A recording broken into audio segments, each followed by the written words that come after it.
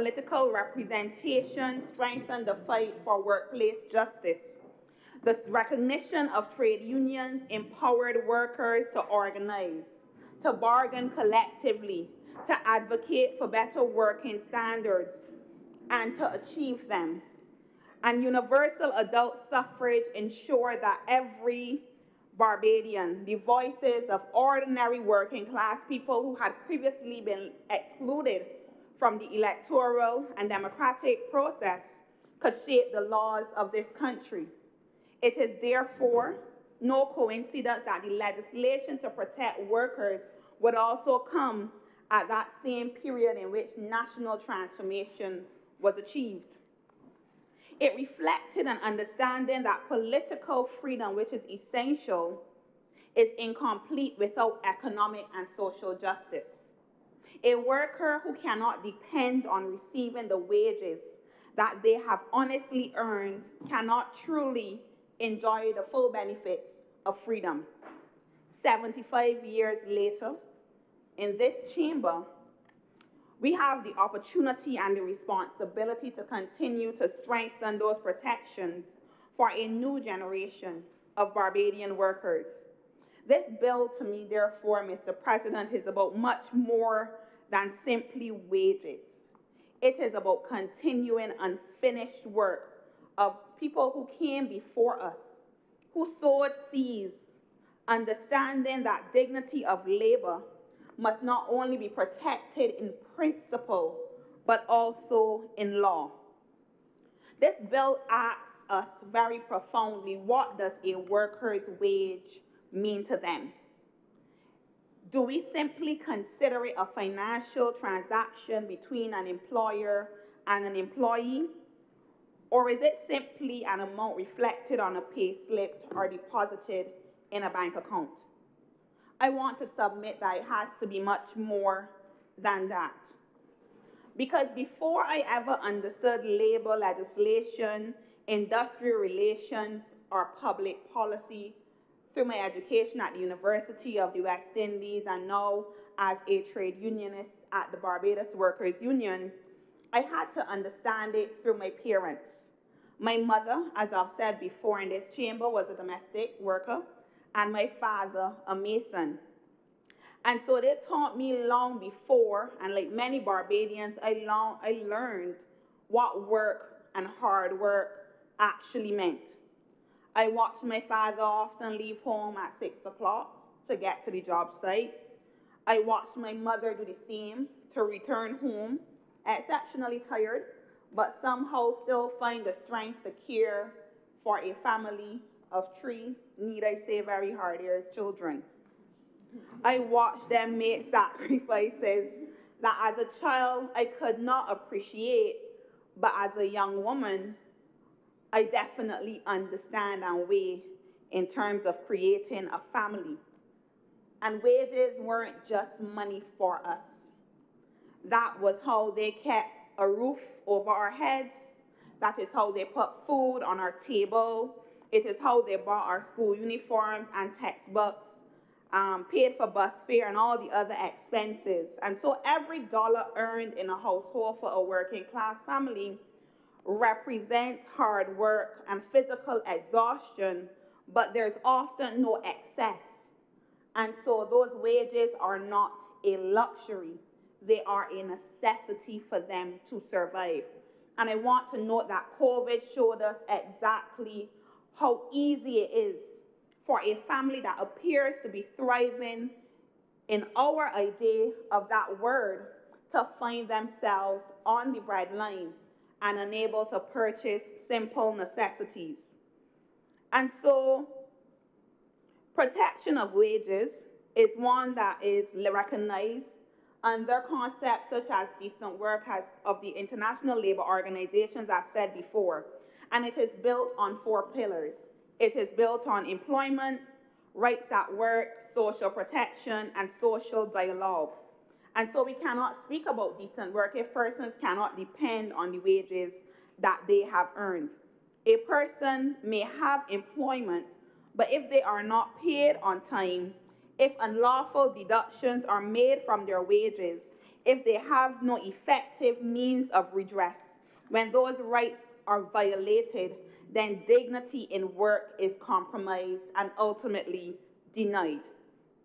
How we protect wages says something about the kind of society that we aspire to be. If we believe, as we say, that labor is the engine of our economy, then we have to believe and indeed ensure that those who provide that labor have certainty and our protection. The timely payment of wages is not an act of generosity by any employer. It is not a favor being done. It is a legal obligation, a moral responsibility, and a fundamental component of industrial justice. Mr. President, Section 3, subsection 4 reflects that principle by providing that a contract of employment shall provide for the entire amount of wages for a pay period to be paid directly to the employee in respect of all work done during that period. Because if you perform your duties honestly and faithfully, you should receive every single dollar that you have earned. However, what concerns me is that too many workers in Barbados are still falling through the cracks because they lack contracts. The Employment Rights Act also contemplates contracts of employment and establishes rights and obligations arising from the employment relationship. Yet, despite our legislative framework, there remain employers who continue to engage workers without providing clear written terms and conditions. And so too many workers begin employment with nothing more than a verbal promise. They are told when to report to work, what they will be paid, and perhaps when they might be paid. But there is nothing that actually follows what is set out, both in this legislation and also in the Employment Rights Act. And so when disputes arise, those workers are immediately placed at a disadvantage. Without the written terms, any disagreement over anything like wages, hours of work, overtime, leave, periods, deductions become very difficult to resolve because it really is a he say, she say conversation.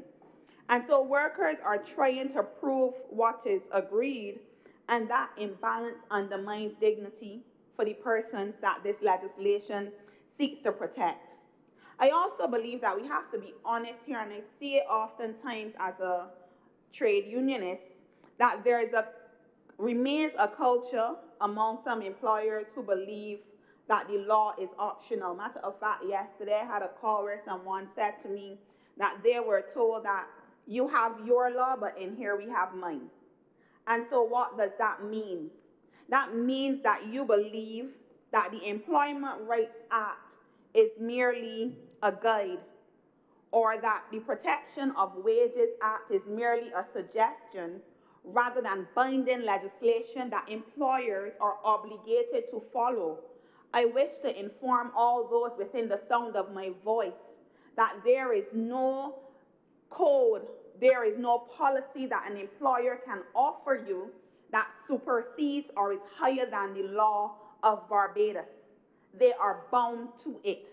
And so employers are not a law unto themselves, in the same way that we as employees must abide by the policies that they provide us with for work that align with the laws of Barbados. And so they establish their own workplace rules, they disregard statutory obligations, and they expect workers to accept whatever conditions they offer to them. Mr. President, that cannot be the Barbados that we aspire to or that we accept.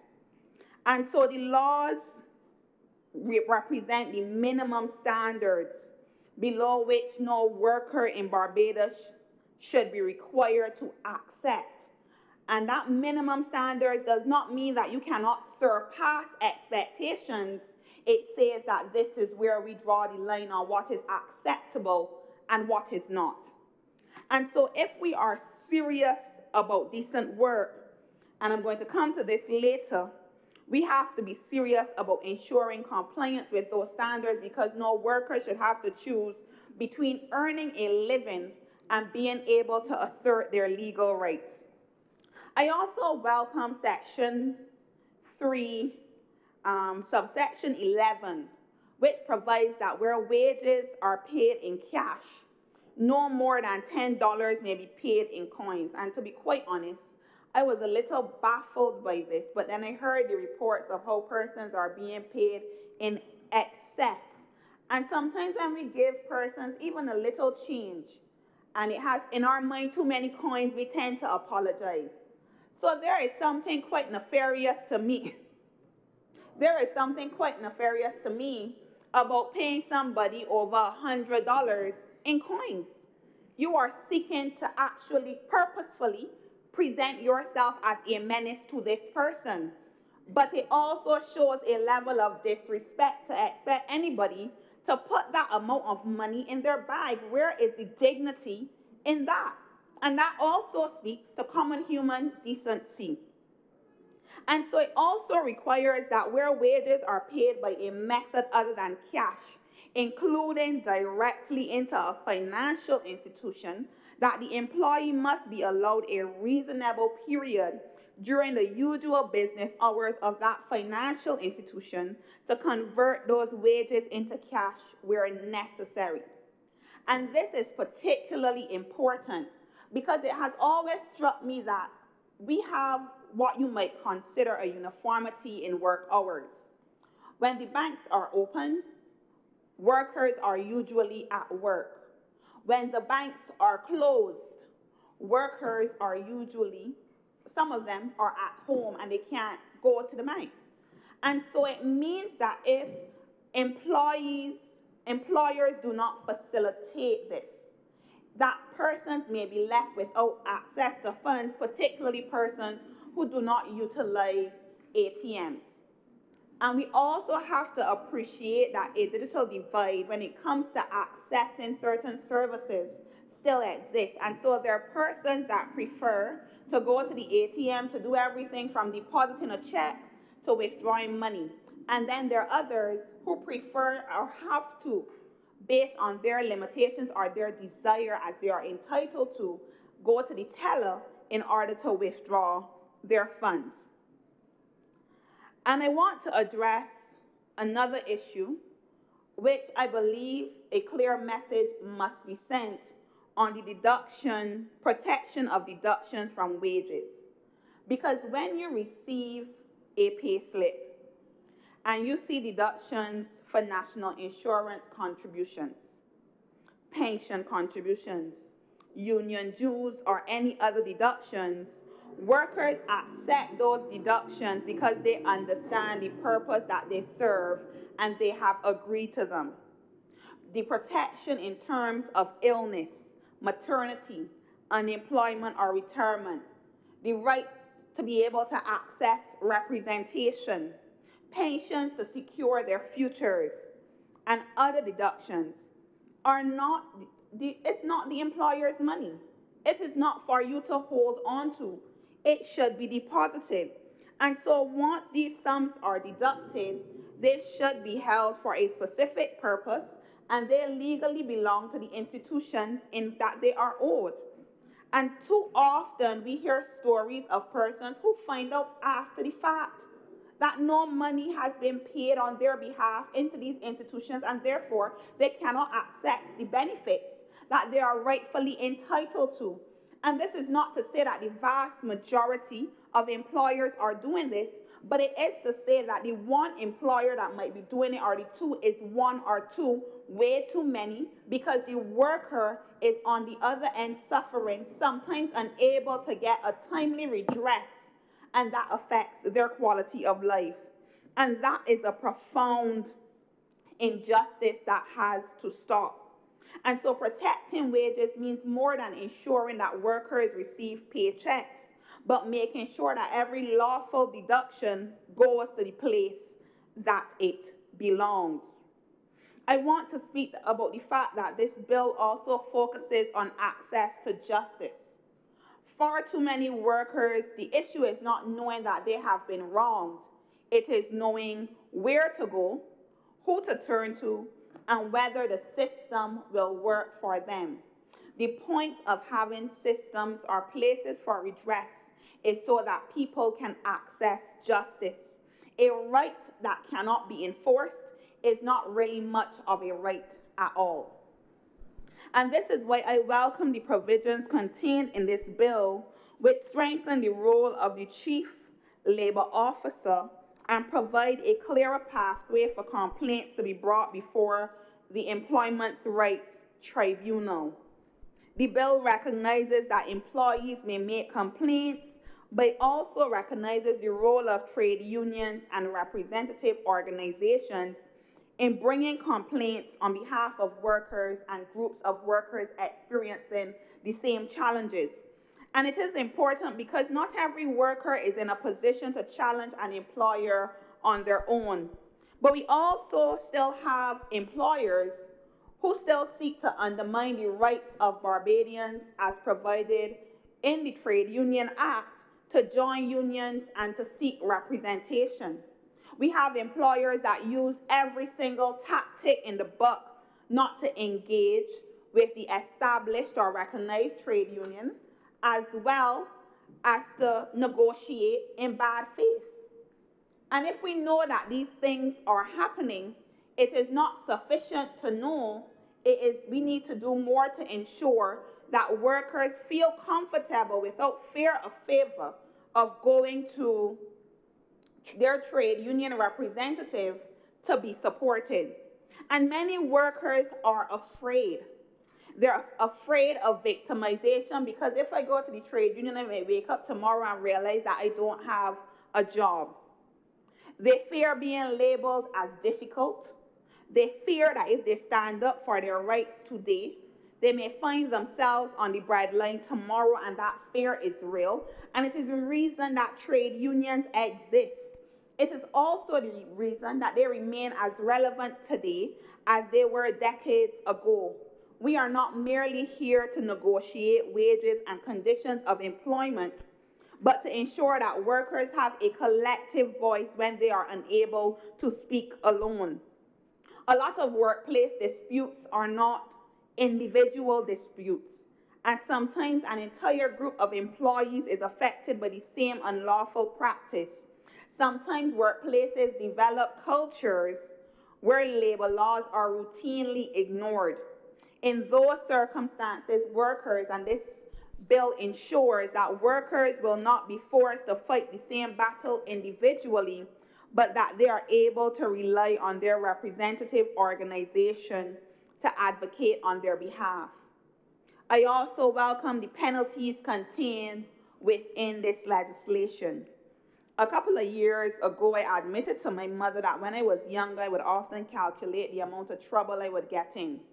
And I would calculate the amount of pleasure that trouble might give me, or the risk. And then I would decide whether or not I would do it, or whether I would leave it alone because I didn't want the licks or I didn't want the punishment. Maybe I had something going on. Cost-benefit analysis. Exactly. Cost-benefit analysis. And I want to say that employers do the same thing.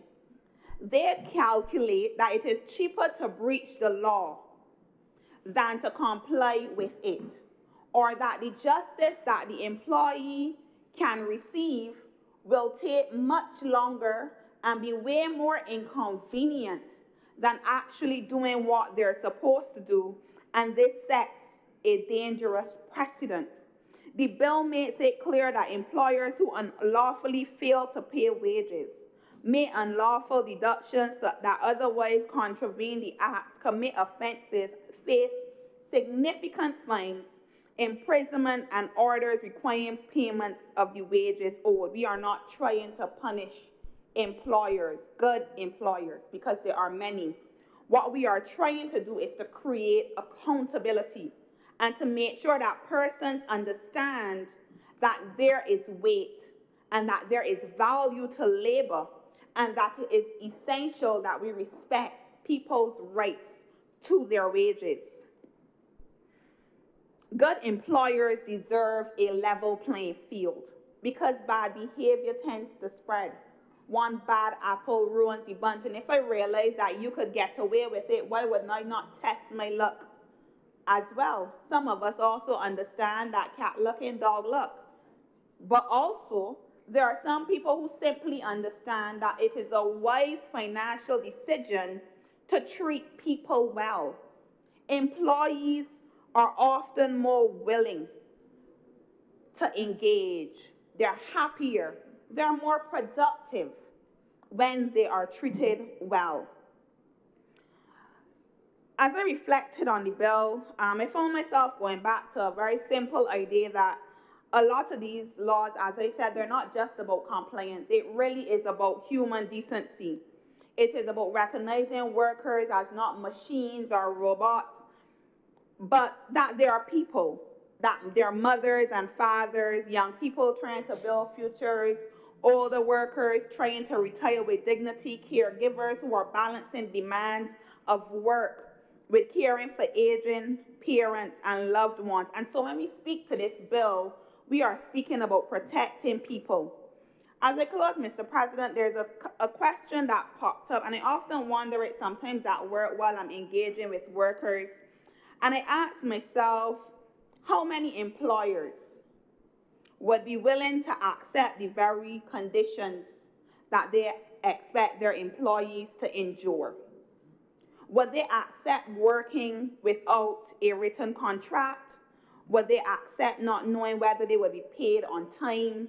Would they accept having deductions taken from their wages only to discover years later, that those contributions have never been paid?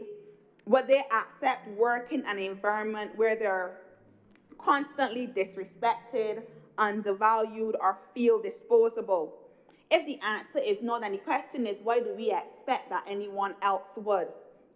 Respect in a workplace should not be a luxury. It is a minimum standard. Too often we have been hearing employers talking about not being able to retain staff and having high turnover. We hear discussions about labor shortages, declining productivity, and the migration of skilled workers. We spend a lot of hours trying to analyze why people are leaving jobs. But how do we actually treat people when they come to our workplaces? Because no amount of recruitment can compensate for a workplace that people are desperate to leave. People don't leave organizations because of the work. Oftentimes they leave because how they are being treated. People who feel respected are more engaged. People who feel valued are much more committed. The protection of wages, Mr. President, is part of a much larger conversation that Barbados must continue to have about the future of work.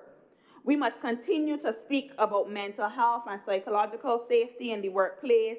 We have to continue to speak about burnout and excessive loads, flexi hours, and remote work. We have to continue to examine toxic workplace cultures that demand more and more from workers while giving less and less in return. Mr. President, we want to be a nation that attracts talent, retains talent, and builds a productive workforce. Then we must build workplaces where people are not simply respected because the law requires it, but because it is genuinely the right thing to do. If that is the culture that we aspire to create, I want to say that this bill advances that vision, but we still have work to do. And with those few words, I'm obliged.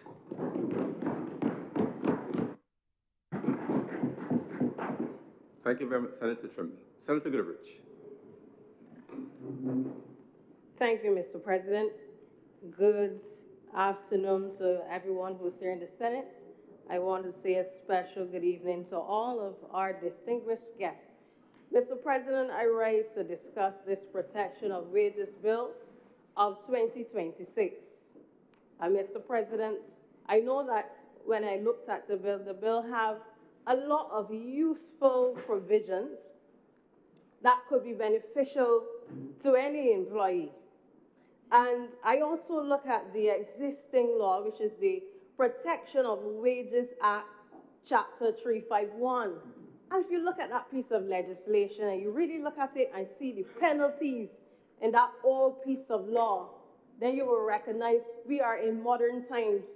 So the existence of that bill to be applied to our personal challenges today, you will have problems.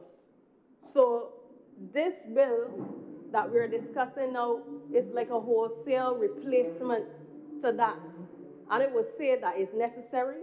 I would say that yes, I am appreciative of certain clauses that are in the bill.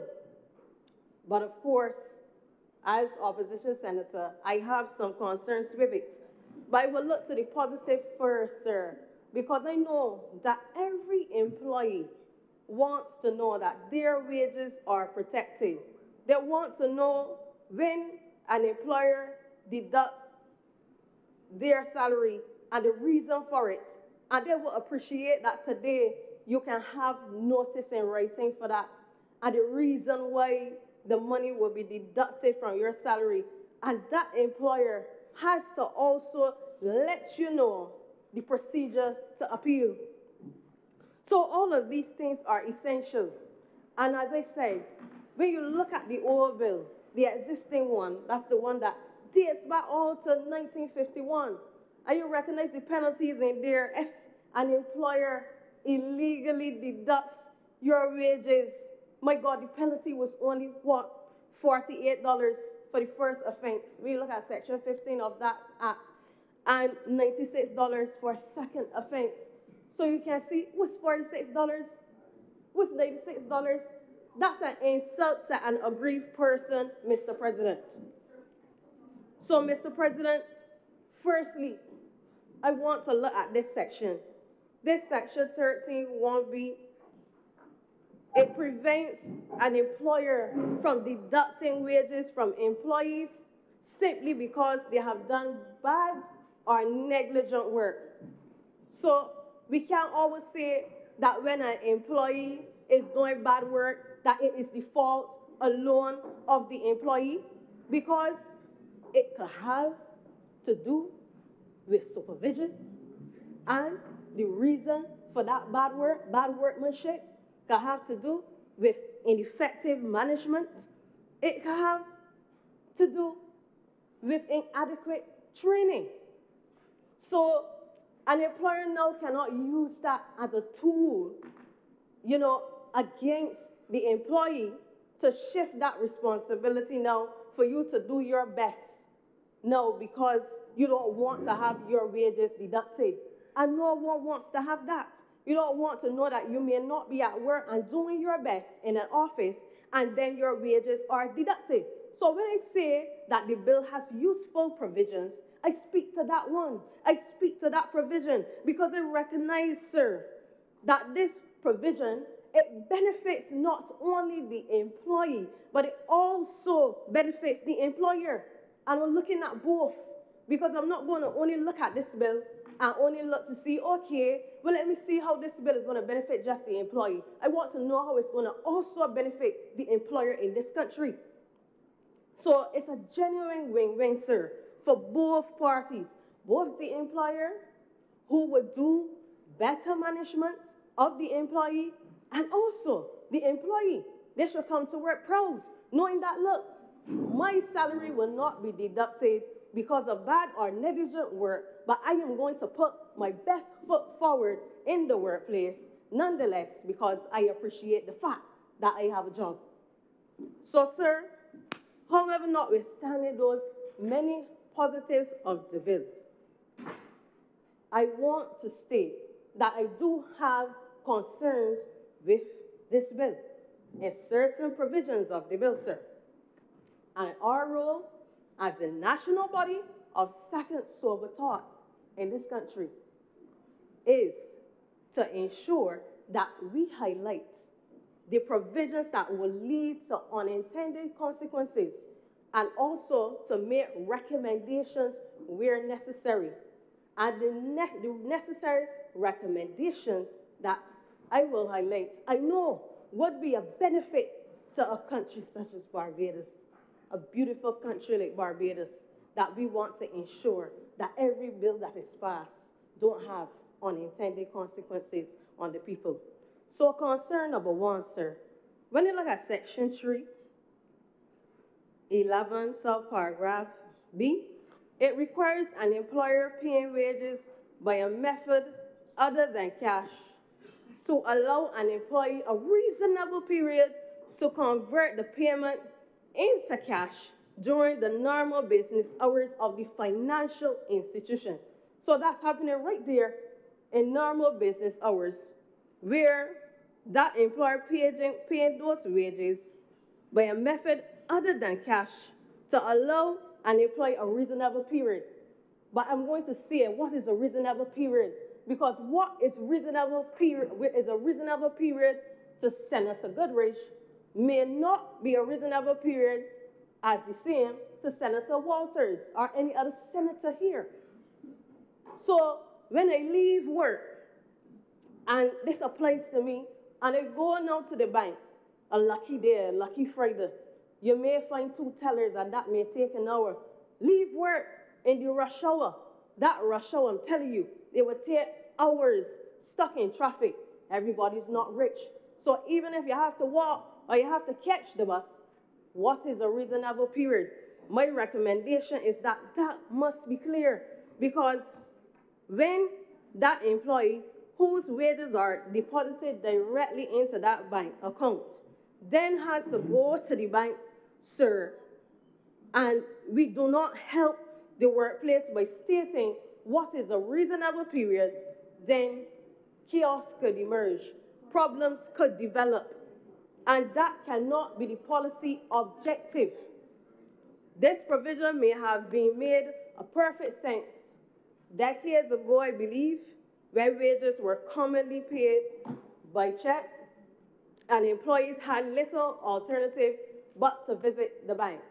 And we know at the old law, sir, it wasn't appreciative of even acknowledging deposit accounts and wire transfers. But yes, the bill does have it here. But today, sir, we live in a time where you have ATMs, bank cards, and you can go there. So I was wondering when they write that, like where were we going with saying, okay, the employee can have that, a reasonable period to go. And I think of myself, as a prudent employee, and wondering if everybody's prudent, because I know not. I know that everyone does not think the same. So when you say reasonable period, please, sir, I do believe that it should be defined. Otherwise, we are creating an undefined entitlement that may unnecessarily reduce workplace productivity. And every employer in this country wants to know that their workforce is a productive one. Businesses are created to make profit, and we cannot in any way encourage anything that will lack profitability for any company in this country, sir. And that was my first concern. My second concern, it relates to Section 14, which governs the recovery of overpaid wages. We know that that happens. Man is not perfect. So basically, you will have a payroll officer who will be dealing with the employees' wages, and that payroll officer, an imperfect man or woman, could make a mistake. So this section swings a bit too far in the opposite direction in my view, and I will tell you why. Because consider a simple payroll error, sir. A payroll officer intends to pay an employee $1,000, but accidentally enters, mistakes basically the cents from the dollars, and then enters 100,000. You know me. If they give me, sir, I'd be happy. But it ain't mine. Of course, if I wake up and I get that 100,000 and I see my account, I know I work for that, but I see it in my account as mistakes happen. And God knows the bill is still silent on the time limit for recovery. It doesn't have it there, the time limit for recovery, so we don't know when they will actually discover that this overpayment actually happened. I'm not certain because the bill is silent on that. So we don't know when on earth that payroll officer might discover it, because God knows, you might not always find an honest employee. Myself, I will come to work and say, I recognize that I got paid $99,000, a bit over, huh? But not everybody will do that, sir. So we have to be careful, because when the employee wake up and find that 99,000 sitting in his account, hallelujah to him. Under Section 14, the employer may recover the overpayment only from future wages, and subsection 3 limits the recovery to 1/3 of each pay period. Now let that sink in for a moment. Because if that employee earns the $1,000 per week, that means the employer may recover only $333.33 per week, okay? All right, but you owe all of that money, $100,000. You was only supposed to actually receive $1,000, but you get all of that money. It would therefore take, sir, approximately 300 weekly deductions, almost 6 years. So imagine the employer.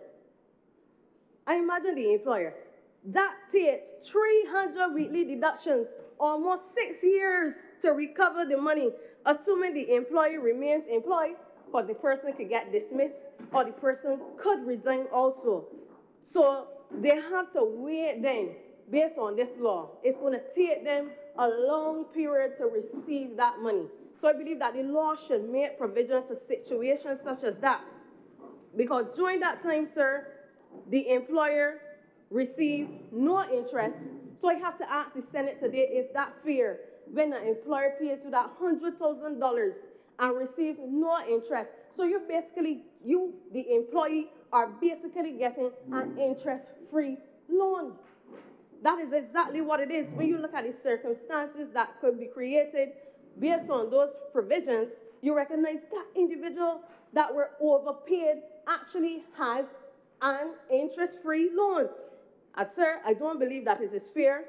The result is that an employee who received money by mistake effectively enjoys an interest-free loan at the expense of the employer. So there the employer now had to be grinding and saying, look, this employee got all of this extra money out of me. All of those create bad employer and employee relationships, sir. So we as Parliament has to ensure that these sort of scenarios are covered by the legislation. A more balanced approach will permit larger recoveries where the employee agrees or allow the tribunal to approve a reasonable repayment arrangement in exceptional circumstances involving substantial overpayments. We should not legislate unfairness in either direction, sir. Sir, another concern that I have, there's a section here that provides that the employer or his agent who makes an unlawful deduction from wages is liable upon summary conviction to a fine of $30,000, imprisonment for 3 years, or both. I assume this section is intended to refer to the illegal deductions, of course, and we, of course, will seek clarification of that in the committee stage. But the bill does not define an agent. So me reading it, of course, doing my due diligence, I'm wondering, but who really is the agent? I'm not sure, because the bill doesn't specify. So suppose a payroll clerk receives an instruction from the top. Say that instruction comes from a human resource manager to deduct money from the employee's wages, and they follow that instruction, because you have to respect the order. And you know what people know what it is to respect the order. You respect the order in the workplace. So if you receive an instruction, it is obvious that you are going to follow that instruction. So you are going to follow the instruction of the person who is above you. So when it says an employer or his agent, it comes to mind, brought that to mind when I'm thinking about the human resource manager giving some instruction or whoever is above the so-called agent because it's not defined. But if the deduction later proves unlawful, sir, should the payroll clerk now face a criminal conviction? That's the question I'm going to ask today, because there's a possibility of imprisonment there. And to me, in my view, it seems unjust. So unless an employee's duty would specifically include interpreting employment legislation and determining whether the manager's instruction really comply with the law, the liability should rest with those making the decision, sir, not just merely those carrying it out. Because then society will look at it and they may agree with me and say, well, it looks a little bit unjust and unfair because you just followed an instruction.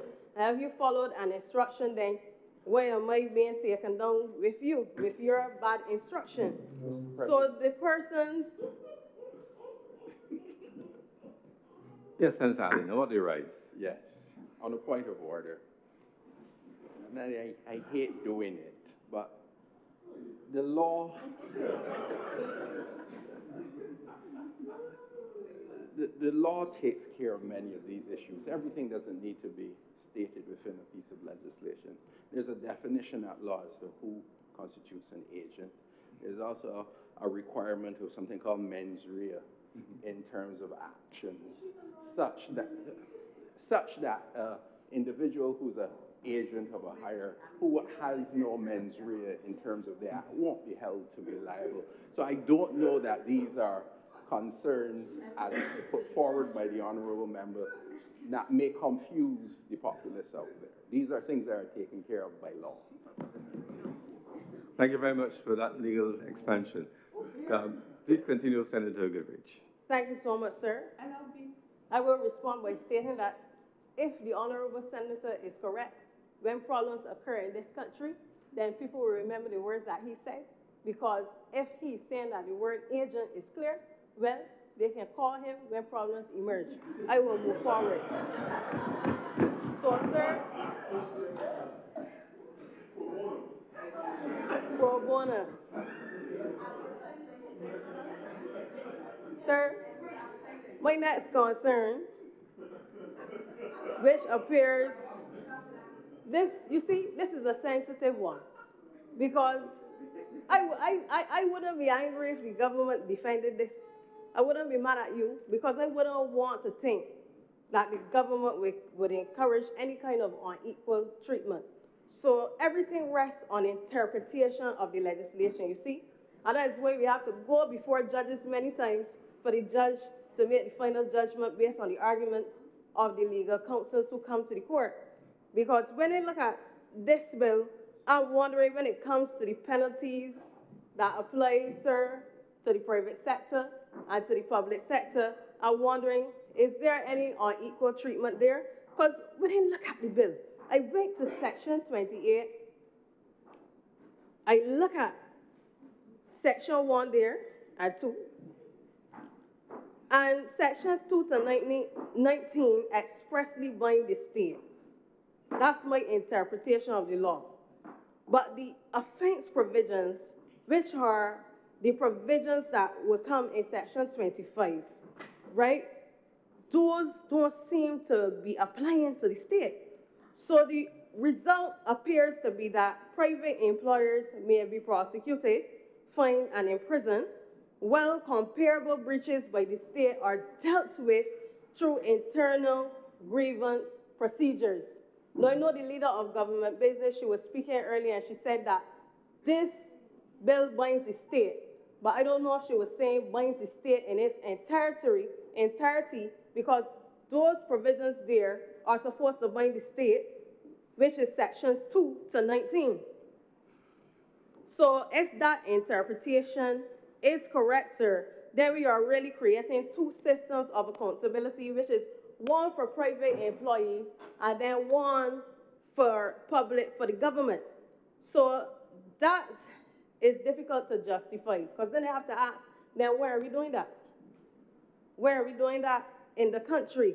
I don't quite understand it, and I seek clarity, because if Parliament believes these offenses are sufficiently serious to justify criminal sanctions for the employers, then those sanctions should apply equally, because sanctions here affect the owners of restaurants, affect the owners of construction companies, affect the owners of any place that employs employees. So think about it. What happens then? Are we saying now that it does not affect the public sector? So if they are not appropriate, sir, then to apply to the ministers or permanent secretaries or public officials acting as employers, then perhaps they are not appropriate for the employees of the private sector. So equal justice under the law demands equal treatment, sir. So either we fine all or we fine none. Either we imprison all or we imprison none. Don't imprison nobody, don't fine nobody. But it cannot be a case where we are only doing it for the private sector. It is not right. Sir, I wish to address the penalties themselves.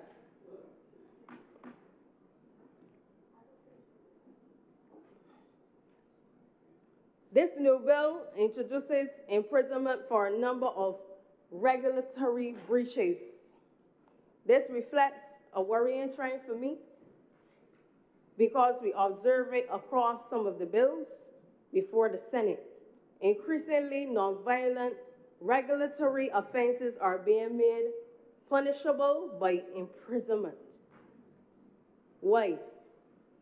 They are not offenses, in my view, involving violence.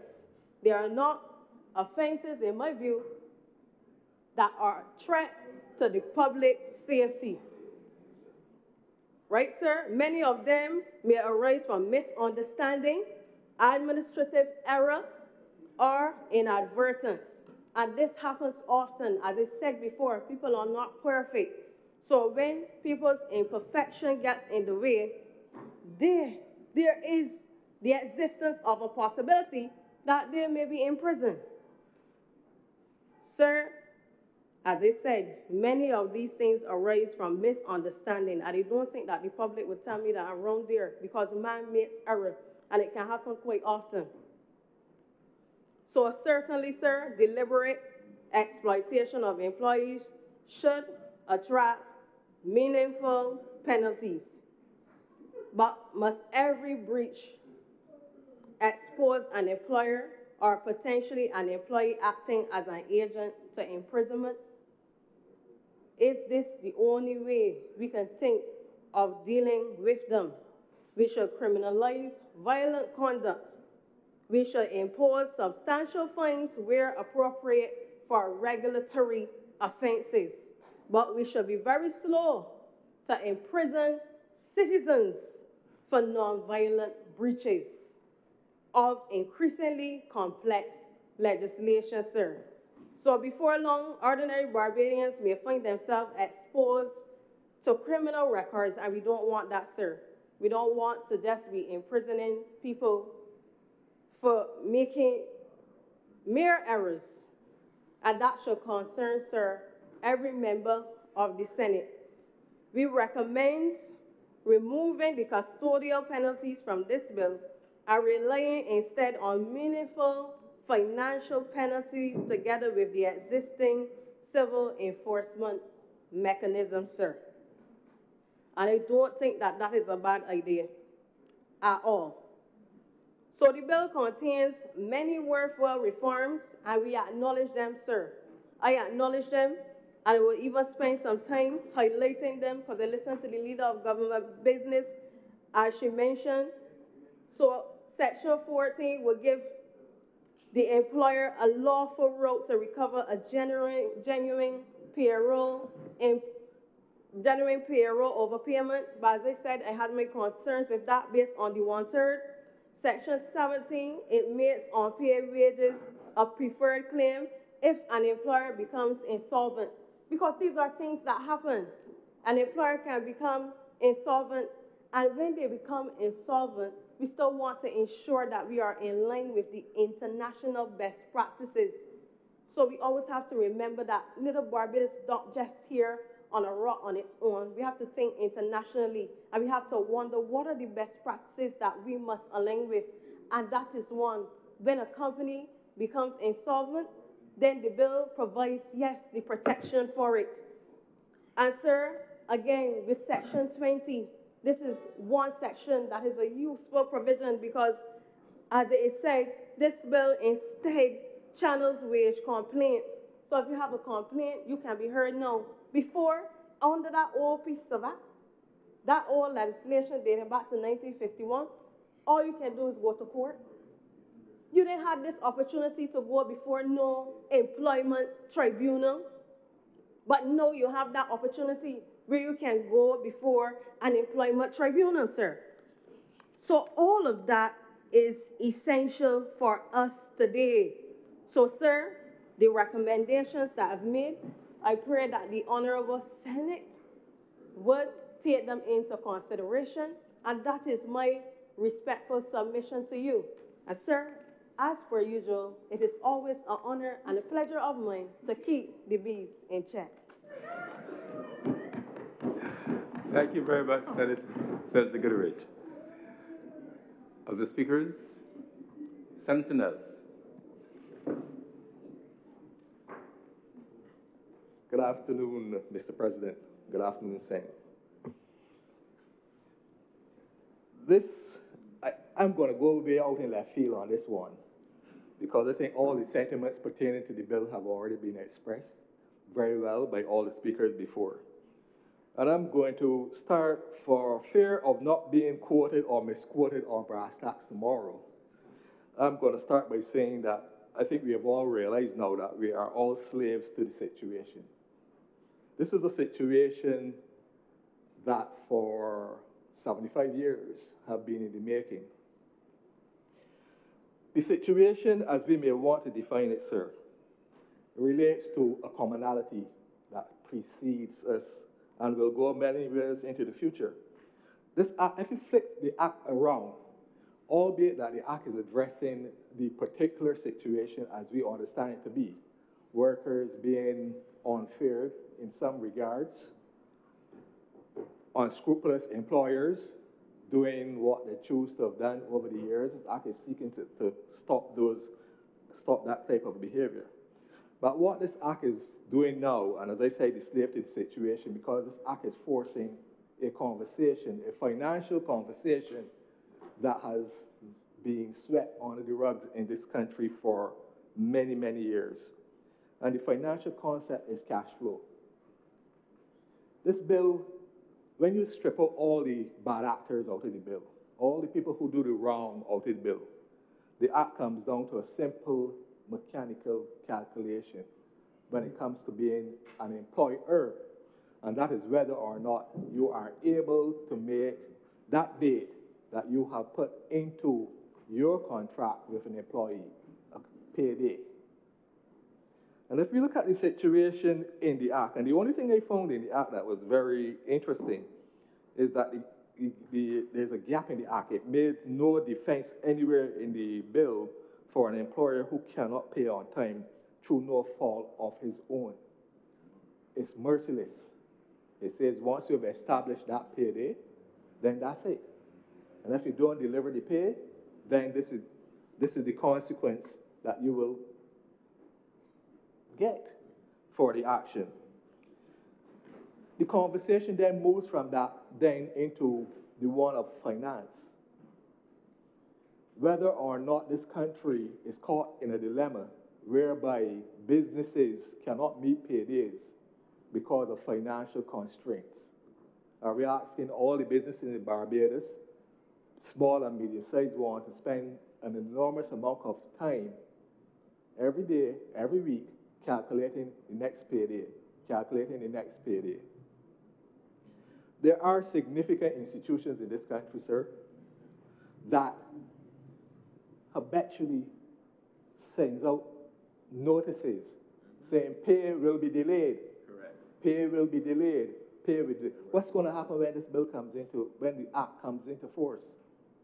I think many of my colleagues here have all spoken very well, but they're not in the private sector to the consequences that we understand the private sector to be. I'm in the private sector, so I can speak to a lot of these situations. There are significant institutions, government or otherwise, that cannot meet their payday. What is going to happen when this bill comes into effect? The person at the end of the day who gets squeezed is always the employee. So as an employer, I'm to guarantee your wages, but the employer at some point is an employee. The employer is an employee of the situation. If you take, for example, you take a contract, you're in construction, you get a contract with government or otherwise to build a property. You may ask for some money, mobilization fees. Those are paid. Then crap or smoke your pipe on every other drawdown. The QS comes in, this body comes in, that the fourth comes into the equation. And you find yourself then living at the mercy of the bank. If you're so fortunate to have overdraft, you're living at the mercy of the bank. The bill does not speak to those situations, and I would love it to have addressed those situations. The dilemma is not always about people being unscrupulous or wanting to do wrong. It's about a situation that this country finds itself in. I'm sure that if you're on the government side, the financial rule says that you should not enter into a contract whereby you willingly know that you have no funds to support that contract.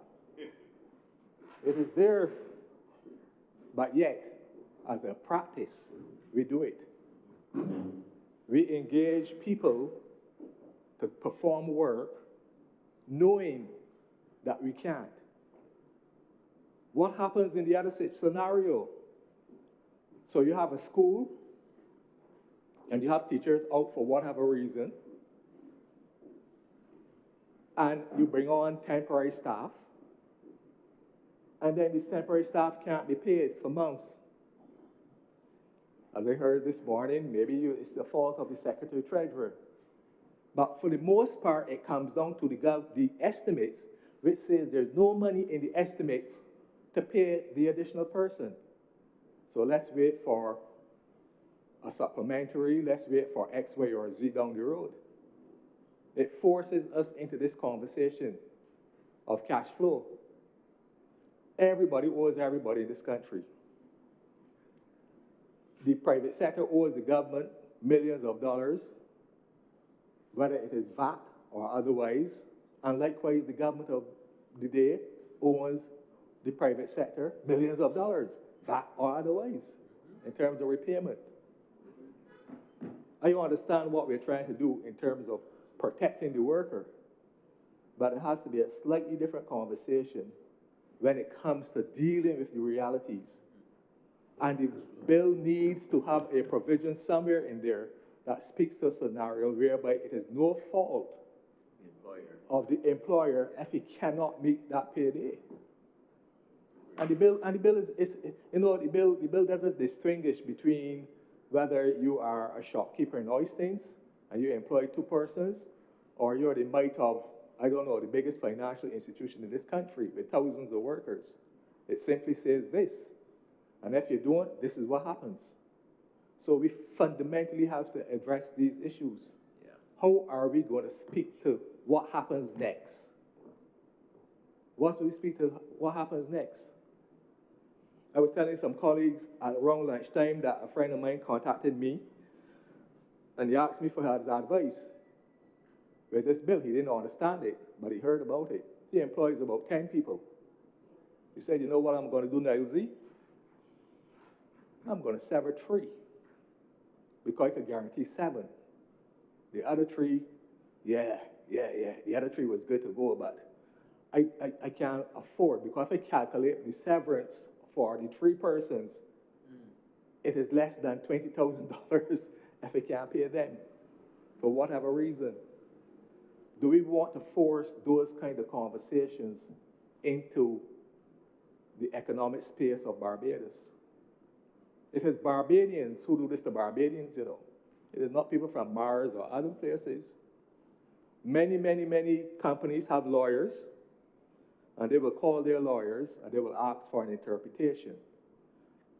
And their lawyers will give them the advice necessary, sir. And it is a lawyer who will say, listen, you could take a chance on this, because it ain't going to happen, or it can't happen.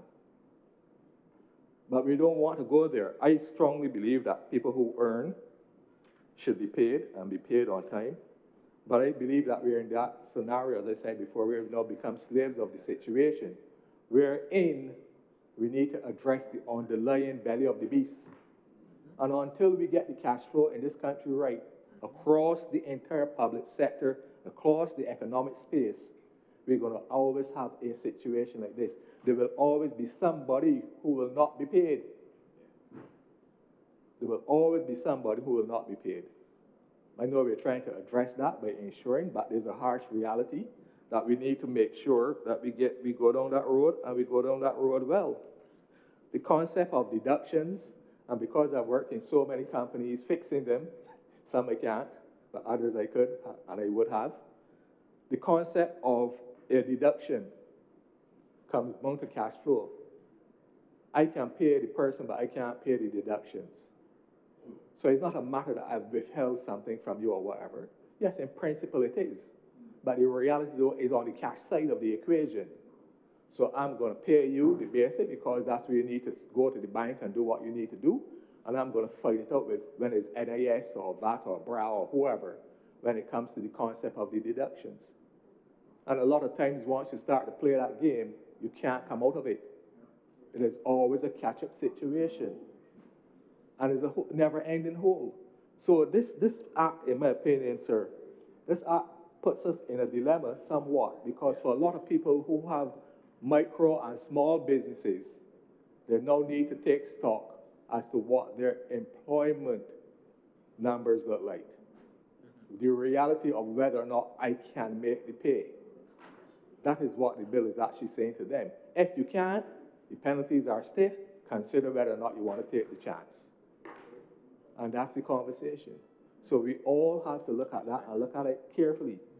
There's significant implications for it, not just on the numbers as it relates to what we would want to talk about and the elements of it. So, there's a lot of studies that have been done as to why employers would have mispaid. There's a whole myriad of reasons why. But for the most part, they all start by talking about people miss payments because of cash flow. And then they go into all the other bad behaviors. So the reality for us is, how do we start that cash flow conversation so that it makes sense to everyone? What's going to happen on the government side? They will need to figure that one out for themselves, but we know how that works. There are statutory corporations in this country that when you check back in the records have not paid people. It is very, very, very simple. And similarly, on the private sector, especially in construction, there are a lot of people who don't get paid on a weekly basis, albeit that the terms, whether verbal or otherwise, would suggest that payment should be on a weekly basis. And as I said before, the reality lies in the whole concept of the cash. If people are not paid on time, then they cannot pay people on time. So somebody's got to break that cycle. Somebody has got to stand up and say, effective whatever day, we are going to start paying people on time. So that people don't have an excuse as to why they have not paid their workers, whether it be the government or the private sector, whether it be large construction companies or otherwise. So this issue comes down to the nitty-gritty of cash flow, in my opinion, sir, and one that we cannot sweep under the rug anymore, because the law has now exposed it, in my opinion, and it is one that needs to happen. Similarly, I would have heard comments before about imported labor. I smile at those comments because when you're on that other side of the equation, you understand that imported labor is about cash flow. When you have a contract at the very top, and you say, I'm going to squeeze that contract to the bare bones, and I'm going to give X or Y this amount, then where does it leave people? Exploitation would then occur, because I'm going to go and get some fellas from somewhere girls, I've seen ladies and men, they will come to Barbados and they will work for $5 a day. Why? Because $5 a day is something that they dreamt about. Never saw a $5 bill. In Barbados, I look at my wallet, no, I might got $50 in my wallet just because it's, second currency of Barbados, so to speak. But this is the behavior that you have. So you start to have large companies going down that road because it comes down to cash flow, it comes down to finance, it comes down to what is the return that I'm going to get when I do put this money out there. And these are the harsh realities for it. So how do we address all of that as a small developing country? Is anybody's guess right now, but I know it lies pretty much in the mathematical calculation of economics and finance. Somebody has to break the cycle of pay. Somebody has to pay. If the government does not pay contractors on time, then contractors will not be able to pay their workers. It is just as simple as that. It's just as simple as that. I know people who make sure that they pay their workers to the expense that they don't take anything out. They live like paupers and they own the business. Should they really be in business? One could ask yourself that question. Should they really be there? But they employ 20 people and they got nothing out of it when the month comes because they're fighting tooth and nails, waiting on somebody to pay them. And that is where we are. So when I heard Senator Slocum today harping or going on about this phenomena about not getting paid. Well, it's a decision for him now. He is a small business person. He needs to determine whether or not he remains in that rat race or not. Because there could be a whole myriad of reasons as to why you get hired.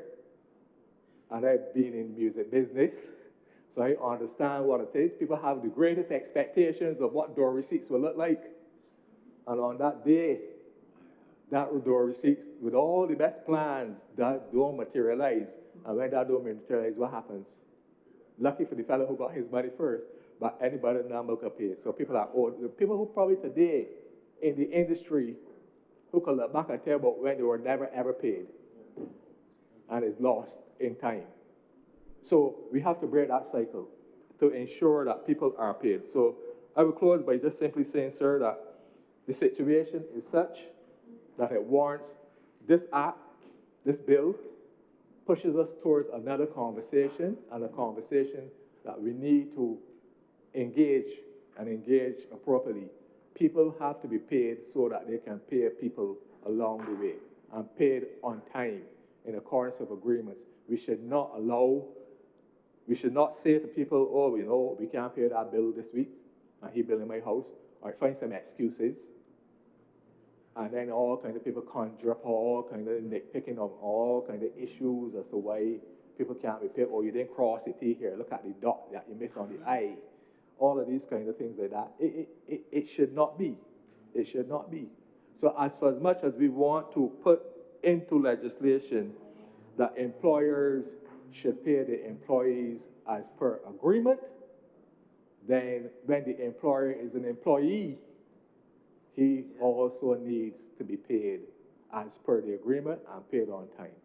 So somewhere along the way, that has to be addressed, and I'm hoping, sir, that that can be addressed, that makes sense to this. Otherwise, I don't know what's going to happen the day that this is proclaimed, because I am sure that there are institutions in this country who will not be able to make that payday.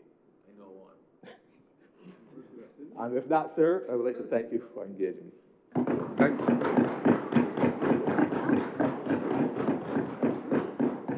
Thank you very much, Senator Nels. Senator Odell. Thank you very much, Mr. President. Good afternoon to you and all of my colleagues here today. Mr. President, like many others before me, I would also like to join in congratulating all of my colleagues in their recent accomplishments. Of course, Senator Archer and his team for successfully concluding and planning the crop over season. I am pretty sure that as a young person and new to job, he probably felt daunting at some point in time, but he proved that he was up to the challenge. So I want to congratulate him for that. I also, of course, have to congratulate Senator Slocum for his excellent performance.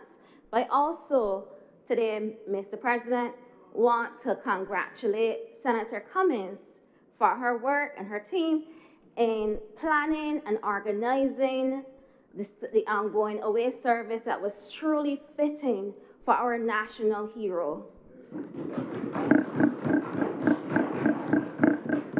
So I want to congratulate all of them. Truly A+ work coming out of our Senate.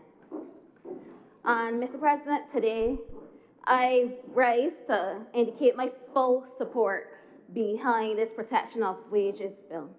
At first glance, Mr. President, it seems to be a straightforward piece of labor legislation. As we've been hearing all day, it deals with how wages are paid, the deductions from wages, compliance and enforcement, and all these important matters.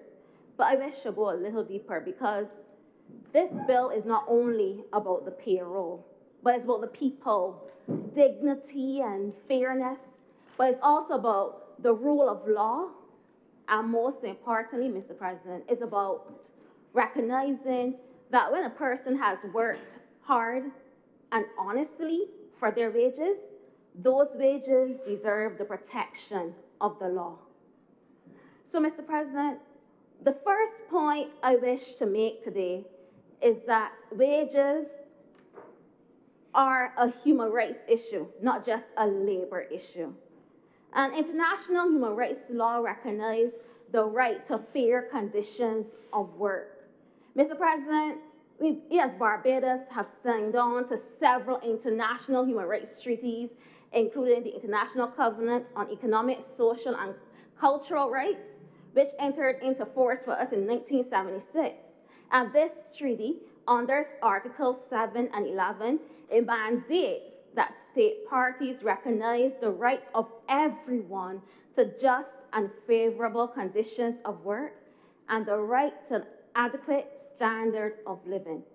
And while we often think of human rights in terms of freedom of expression and equality before the law, economic rights are just as important, because a person's wages are often the means of which they enjoy all of these other rights.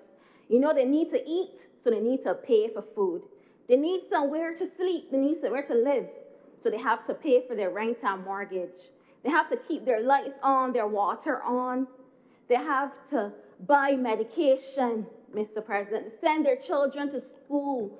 And when wages are withheld or delayed, it's not just a contractual dispute between the employer and employee, but the consequences extend into the home, and entire families feel the impact.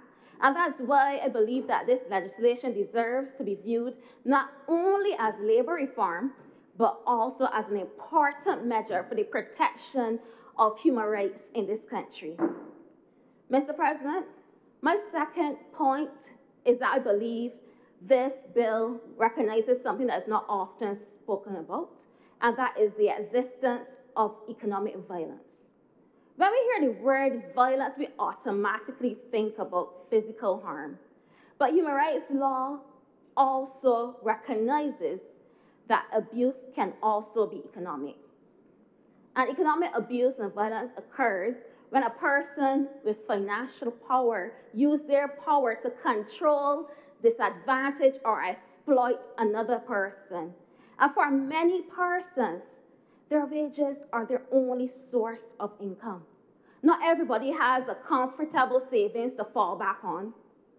And to unlawfully withhold wages, to make arbitrary deductions, to refuse to pay money to a person when that money has already been earned, is to exercise tremendous power over another person's life. Because, Mr. President, it determines whether that person can pay their bills. It determines whether they can eat, whether they can feed their families. It determines even if they can travel to work the next day, because if I get paid, how I could put gas in my car? how it could buy or pay for bus fare to get them to work. And this bill recognizes and reminds us that exploitation is not always loud or dramatic, but sometimes it happens quietly. It can happen through one missed payday or through one deduction at a time. Mr. President, my third point today is that the rule of law must extend into the workplace. One of the cornerstones of every democratic society is that power should be exercised according to law and not according to personal discretion. And that principle should not stop outside of the workplace. Mr. President, an employer should not decide based on his or her convenience whether wages should be paid, when they're paid, and how much should be deducted. So I fully support this bill because it replaces uncertainties with clear legal obligations. It promotes certainty, it promotes transparency and accountability. And in doing so, Mr. President, it strengthens public confidence that employer and employee relationships are governed by the law and not by unequal bargaining power, because we all know that persons in Barbados believe that persons, especially that may be in the lower classes or persons who are vulnerable or who we might call the small fish, has no or little bargaining power. It's like, I ain't nobody, so who can listen to me?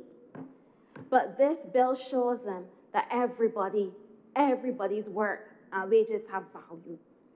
Mr. President, my fourth point is perhaps the most important. Several persons before me today spoke about dignity, and I agree. Dignity deserves legal protection because behind every salary, there's a human story. Every pay slip represents hours that can never be returned. It represents early mornings and late nights, time away from your children, missed family occasions and birthdays, and hard work performed in good faith. And when we pass this bill to protect persons' wages, we're not just protecting their money, we are protecting the dignity of labor itself. We are affirming that the effort that people put into their work has value and deserves respect. Mr. President, as I said, I fully support this bill, but I wish to offer two recommendations that will make this strong bill even stronger. And the first concerns accessibility. I commend the inclusion of Section 19 of the legislative bill, which requires employers to communicate notices to employees with special needs in formats that they can receive and access. And this is a very important step forward. However, accessibility should not begin and end with notices. Of course, I commend the Employment Prevention from Discrimination Act, which prevents any person, from being discriminated against in the entire work cycle.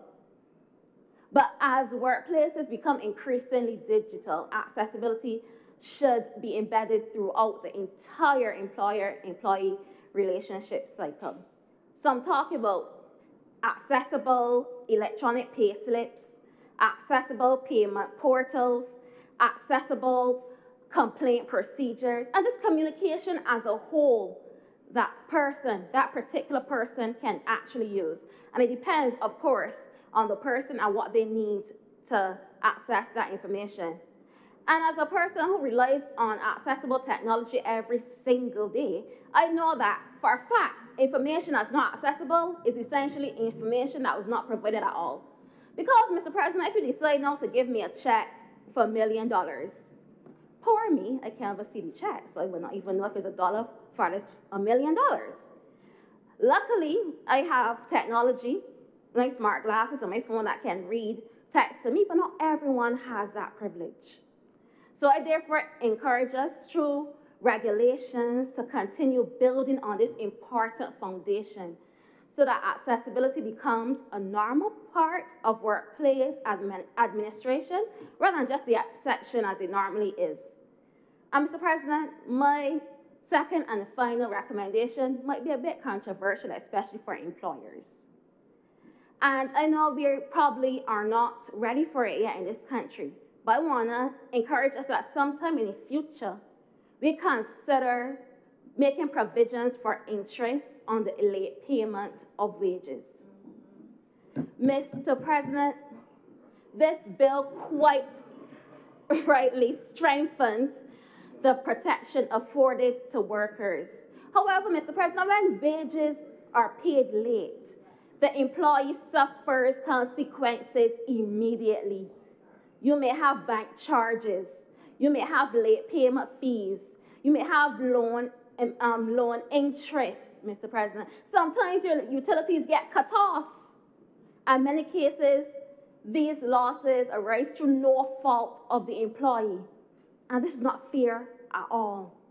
And while this bill requires and allows a magistrate to award interest in certain proceedings, I respectfully suggest that consideration be given sometime in the future to providing that wages that are unlawfully paid late automatically attract interest from the date they become due to the date that they are paid. And Mr. President, this is not a novel or punitive concept. Many countries around the world recognize this, including South Africa, whose legislation, labor legislation, recognize that late payment of wages should automatically attract interest. And similarly, Mr. President, the ILO Administrative Tribunal has held consistently that interest paid on late salary is simply compensation for the time during which an employee was deprived of their money that was lawfully due to them. And as this tribunal has observed, Mr. President, the mere fact of delay is sufficient to justify interest, whether or not the employer was at fault. And this principle reflects fairness rather than punishment. And this provision will not only compensate the workers more fairly through the loss they would have suffered, but it would also reinforce the importance of timely payments and discourage untimely payments, untimely delays, Mr. President. Mr. President, this bill comes before us at a very important time. Workers today face increasing financial pressures.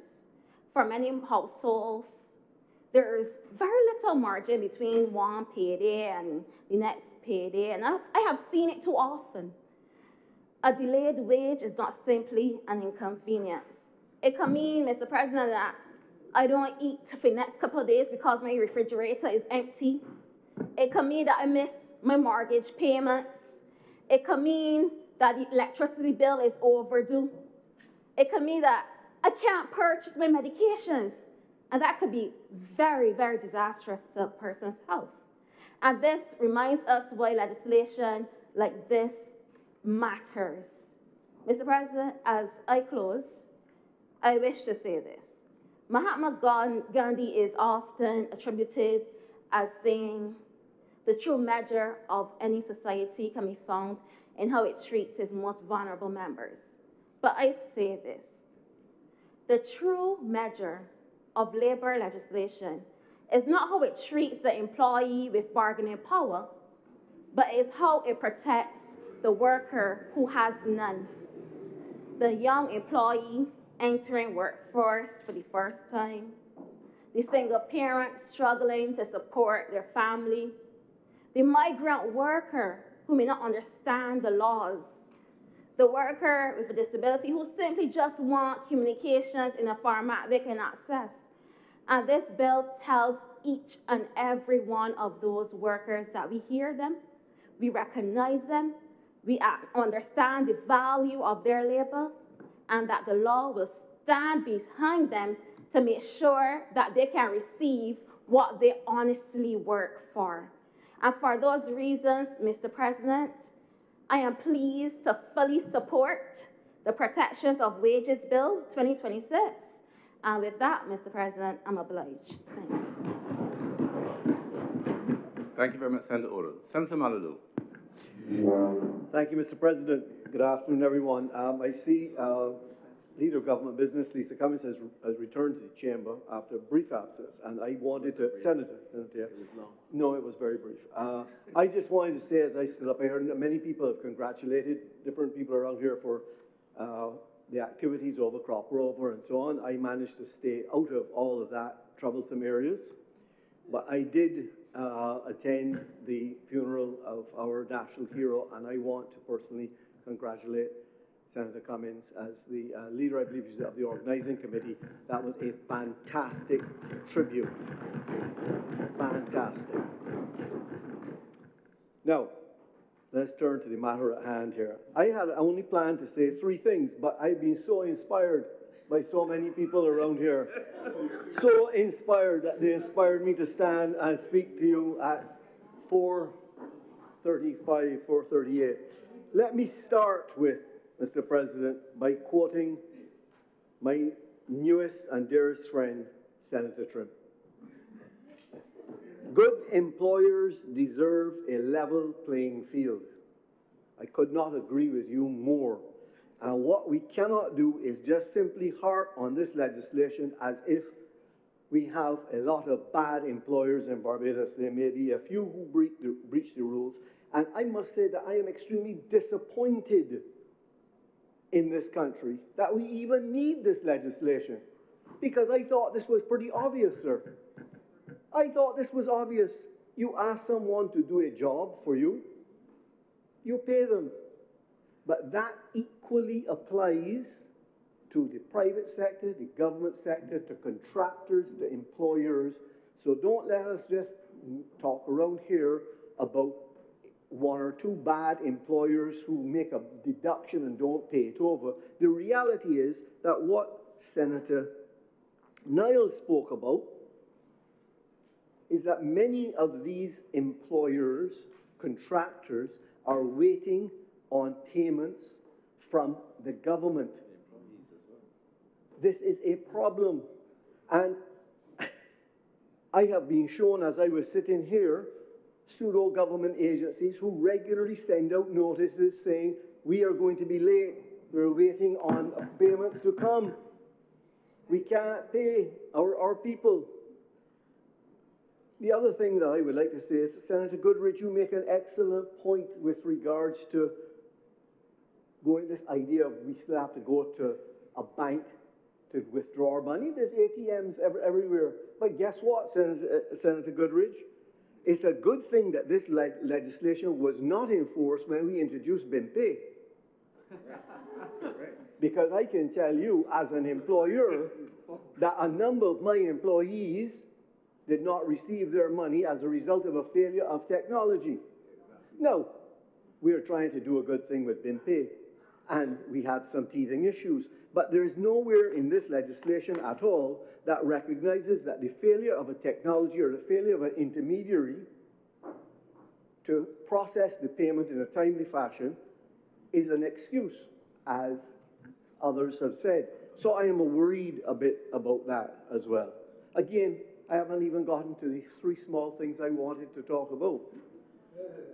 But the truth is, sir, that coming from the private sector, I can tell you that the thing that I believe that the most employers really keeps them up at night is how are they going to pay their employees. They hold this dear to their heart. And the last person generally within the private sector to get paid is the owner of the business.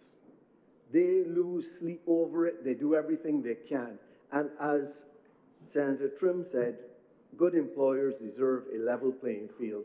And I am concerned that, as I say, I thought this was what is stated in this bill would be general good behavior that we would expect in Barbados. So it's unfortunate that we have to continue to legislate things like this. But I support everything that's in the legislation. 2 things, though, that I would point at. I think that when you have small employers who perhaps have 3 or 4 monthly paid employees and 1 hourly paid employee, mandating that that person must be paid weekly is likely to place a burden on those small employers that's unnecessary.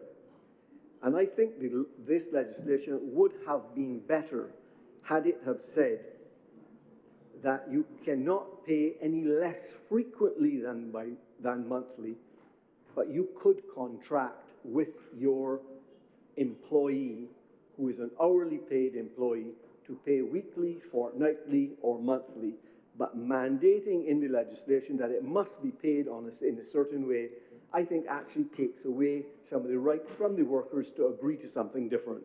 And I think that that was an unnecessary provision, and I hope it will be looked back at, because I wouldn't object to this legislation on the basis of that only, but I think we could have done better. The other thing I would look at, which does worry me greatly, so if you listen to anything else, nothing else I say, perhaps listen to this. I think that this legislation is extremely weak in separating what are legitimate loans that good employers give to their employees from time to time from an advance in wages. What this is going to have an unintended consequence of doing, and let me paint the scenario so that we're not confused by it. As an employer myself, and I have been in the position as being an employee and finding myself in a bind and needing some money from somewhere and going to my employer and saying, look, my children's school fees are due in September. I am short. Could you lend me $2,000 or whatever it was? I will pay it back to you over the next 4 or 5 months. I can almost guarantee you that every good employer in Barbados has had that question asked to them, and they have answered in the affirmative, and they have made an arrangement, maybe on a little letter that says, over the next 6 months, this is what you're gonna pay this back, and I'm gonna take it out of your wages. Yeah. Unfortunately, this legislation puts an end to that, an end to it, because it does not differentiate between an advance in wages and what is a loan. The only ones that can do that is if you're in the business, so you're a bank, you can have a legitimate loan with someone who's an employee of you. Otherwise, if you're not in that business and you simply do what we have all done as good Barbadian employers for many years and help out that employee in need, you are in trouble. You are in trouble because you cannot deduct it in this way. If that employee leaves within that period, that money is gone. You have absolutely no way, as the law is absolutely clear on it, you have no way of ever getting back that money. So what this is going to do, unfortunately, is even a good employer, which I consider myself to be, is I will have to look very carefully when someone asks us now, even in the most, and I had one recently, I hate to say that we had to do it. We had an employee who had a child who was ill and they had to go overseas. We all jump and we help and we donate some, we lend some, we do whatever. But under this legislation, it is going to make us think very carefully about that because we cannot recover it, and it is a flaw in this legislation. If we don't fix it, I'm afraid that the unintended behavior is that employers are going to simply say, no, under this legislation, I have no way of recovering it from you. I can't recover it forcibly through the wages. If you leave here, I have no way of recovering it. So that worries me. Sorry, the last thing I want to say is I must say that when I read this, you can't read the Protection of Wages Act. I think it was one of government senators who pointed out the interaction with the Insolvency Act, or perhaps it was the leader of government business herself that said it. But in my reading, in order to understand this legislation fully, there are at least 9 other pieces of legislation that have to be read in conjunction with this to understand the totality of the situation. Those include the Employment Rights Act, the Minimum Wage Act, the Holidays with Pay Act, the Severance Pay Act, the National Insurance and Social Security legislation, the Bankruptcy and Insolvency Act, the Public Service Act, and indeed the Exchange Control Act. So why did I say that, sir? I say that because I think that having these disjointed pieces of legislation creates some confusion, and there's going to be some difficulty with how they interact with each other. And I'm asking for, in the future, for consideration to be given for us to develop an overall comprehensive labor code that would encompass all of these matters now that are in all of these different pieces of legislation into one area that would make sense for us to look at. So, Mr. President, having made those points, I would just go back to one last thing to say. I heard the last senator who spoke to call on interest to be paid on salaries when they're paid late.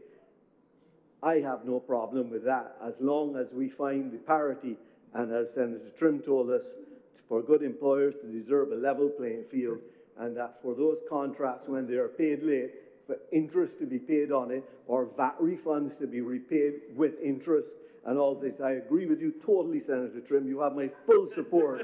And with those few words, sir, I'm obliged to you. Thank you very much, Senator Maladu. Senator Benjamin. Mr. President, good evening, and good evening to our esteemed guests.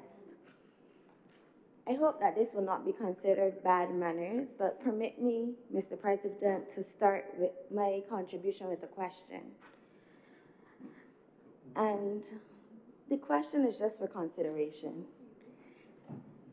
What exactly is a wage?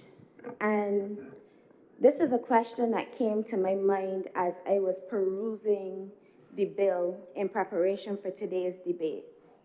And it might sound like an odd question coming from someone who practices in industrial relations, and therefore wages and the talk about wages is a cornerstone in the work that I do.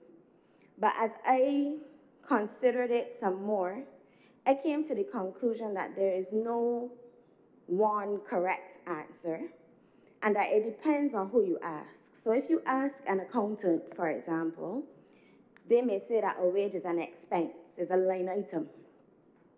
If you ask a business owner, they're likely to tell you, as they often do at the negotiation table, that wages are the biggest carrying cost of a business. If you ask an economist, they will tell you that it is the price of labor. And all of those answers, in my view, are technically correct. Like I said, it depends on the person to whom you're asking the question.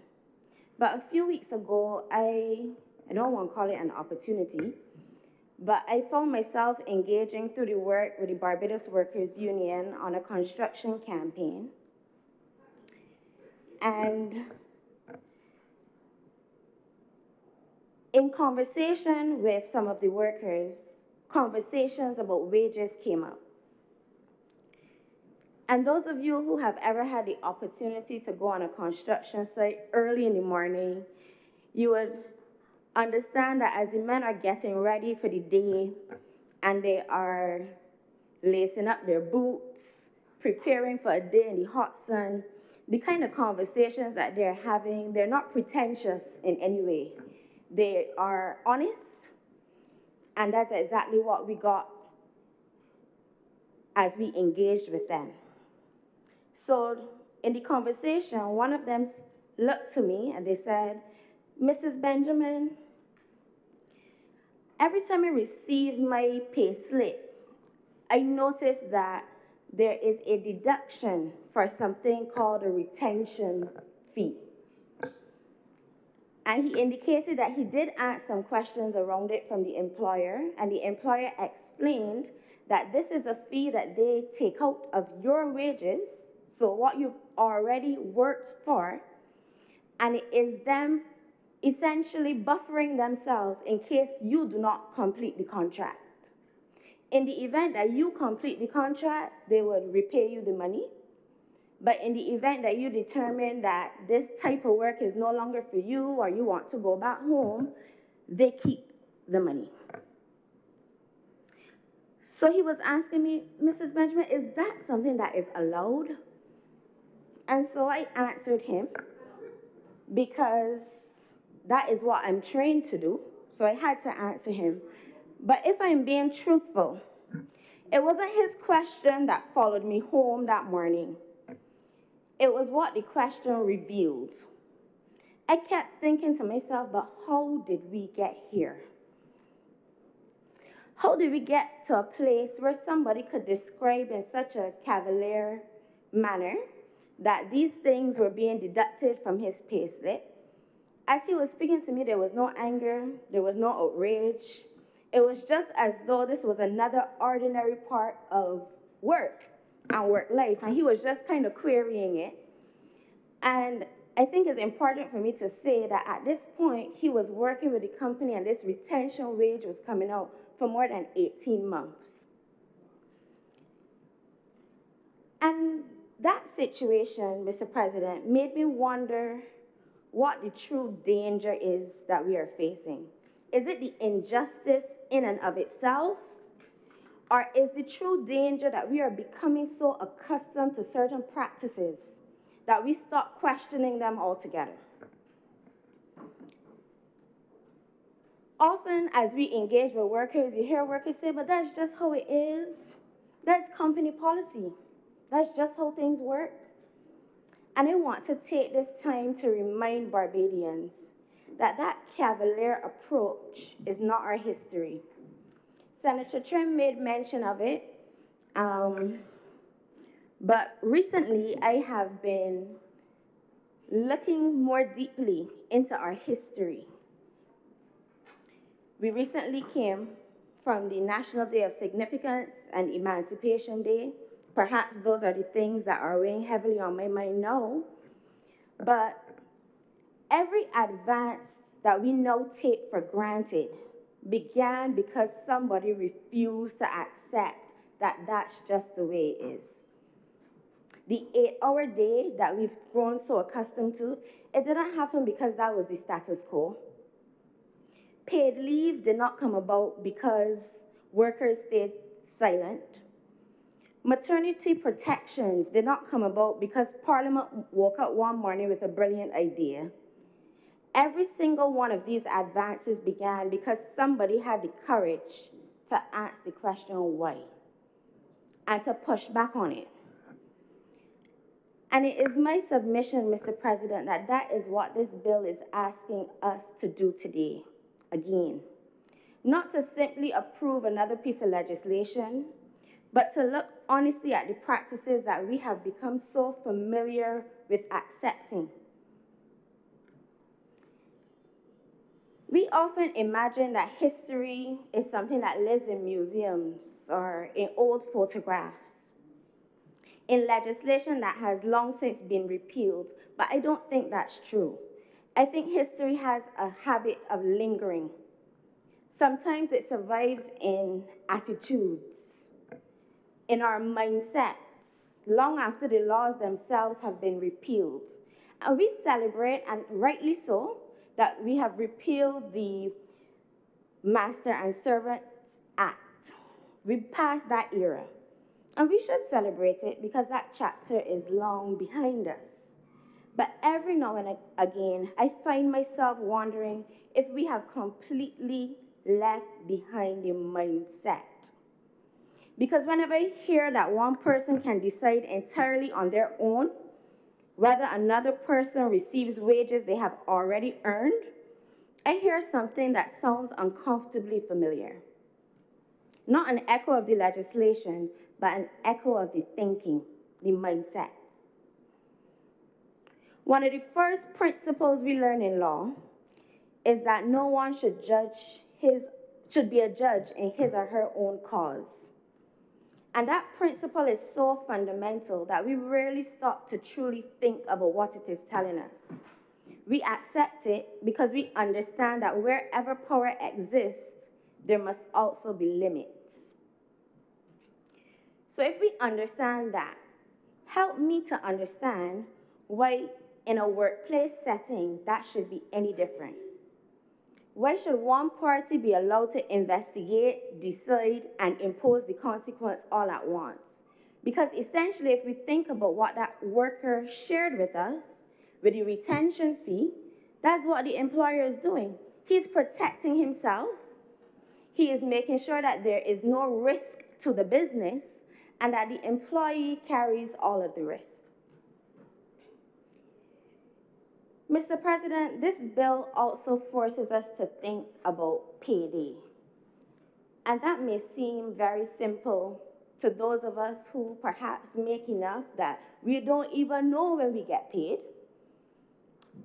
But for too many ordinary Barbadians, that is not the reality. And sometimes we talk about living paycheck to paycheck, and it starts to sound very cliche. So I really want us to recognize, because the reality is many of us around this table may not truly understand what that means. For a lot of Barbadians, it is the day everything else depends on.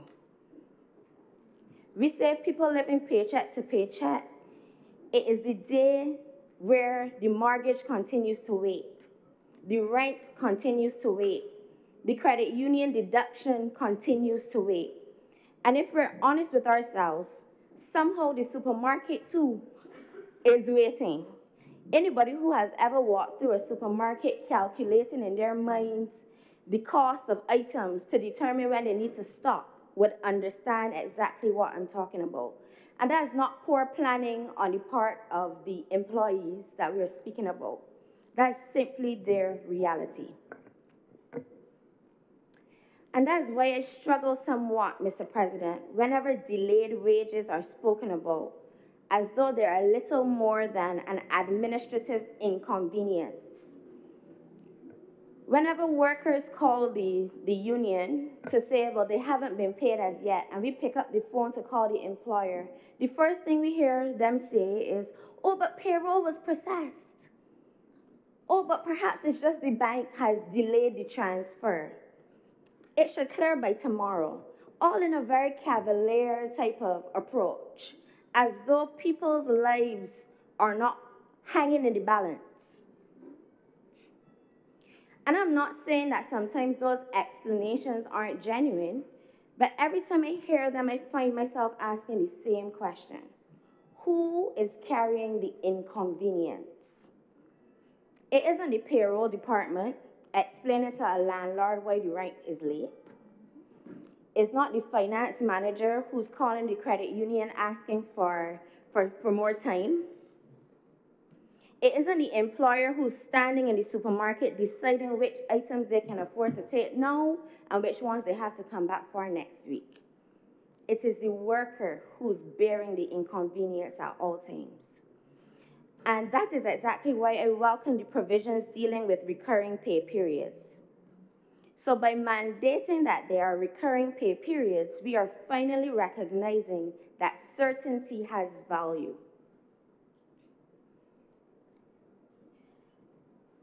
In my line of work, I've come to realize that certainty is one of those things that you don't appreciate until you do not have it.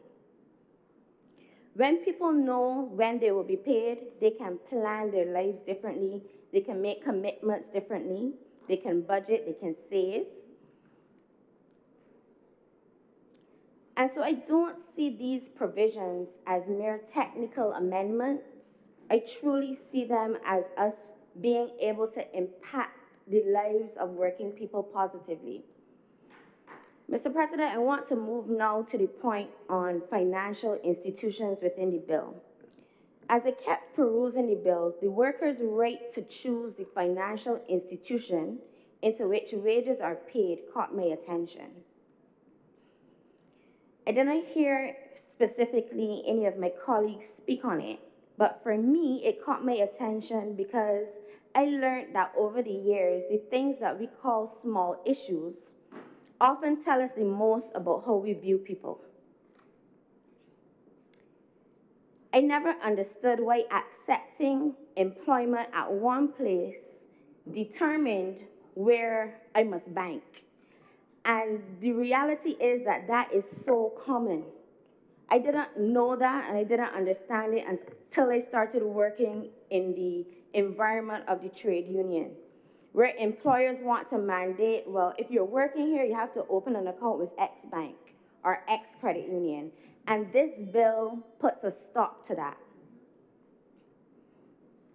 So as I digested the provision a little further, I was reminded of a matter that I dealt with a few years ago, where just before Christmas, a worker was accused of receiving an injury benefit from NAS. That worker worked for a credit union in this island, and the employer's approach was to freeze the account of the employee. Unfortunately, the account was a joint account, and so it impacted the entire family. That Christmas was something that they were not able to enjoy.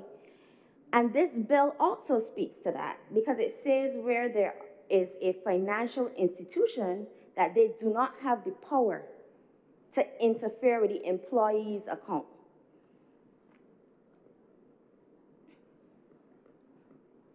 People sometimes assume that because I'm an attorney, I see the law first. And perhaps 6 years ago, that may have been the case. But working in the trade union movement has truly changed me. And somewhere between the conciliation meetings, the negotiations, the construction sites before sunrise, and the countless conversations with ordinary working people, something in me shifted. And now I can say that I truly see people first. I still love the law, and I always will, but I've come to understand that the law only has meaning because of the people whose lives it touches. And I think that's why the next part of the bill that I wish to touch on resonated with me in the way that it did. I want to touch, Mr. President, on the third-party deductions. That doesn't sound like a provision that would normally attract much attention either, but it's the kind of clause that people skim over because it feels administrative. I recently heard one of the consultants for employers recommend to the employers that they just stop doing the deductions altogether. Like, the position that was taken was, this bill is going to cause you too much administrative burden, so just don't do them. And I feel obligated, Mr. President, to speak to that today. When we speak about third-party deductions, we are speaking about the ability for people to thrive. You cannot get a mortgage in this country easily without being able to have that deduction made. You can't even go to court sometimes for hire purchase without them wanting a deduction from the employer. And so if the advice that is being given to employers now is to just don't do the deductions, I think that we're doing Barbadians a disservice, Mr. President. If we make it harder for ordinary people to invest or to access the mortgages, to maintain insurance, to build good credit, then what exactly are we helping them to build? What kind of working life are we encouraging? One where people earn but can never advance in life? One where people receive wages but can never accumulate wealth? I don't think that that's what we want. And the reality is, Mr. President, working class people are not asking for any extreme wealth. They just want the dignity. They want to be able to live a comfortable life. They want to be able to own a piece of the rock. People aren't asking to become rich. Mr. President, the next point in the bill, actually this one was not in the bill. I think this one was first raised by my friend Senator Walters when he spoke about the labor shortage. There's been a lot of national debate around Barbados having a labor shortage. And perhaps in some instances we do. But after spending so much time in the fields, because that's what we do in trade unionism, we go to the people where they're at. what I've recognized is that young Barbadians are asking themselves different questions. Our young people are not asking, can I find work? Mm-mm. They want to know whether or not they can find work that will allow them to build. They want to know if they can find decent work. They want to know if they can find work that will not exploit the labor for minimum wage. And I think that that's an entirely fair question. Employment is supposed to create opportunity. Employment is supposed to make independence possible. It's supposed to allow people to build their families, to own their homes, to educate their children. So entirely, Mr. President, it is a question about dignity.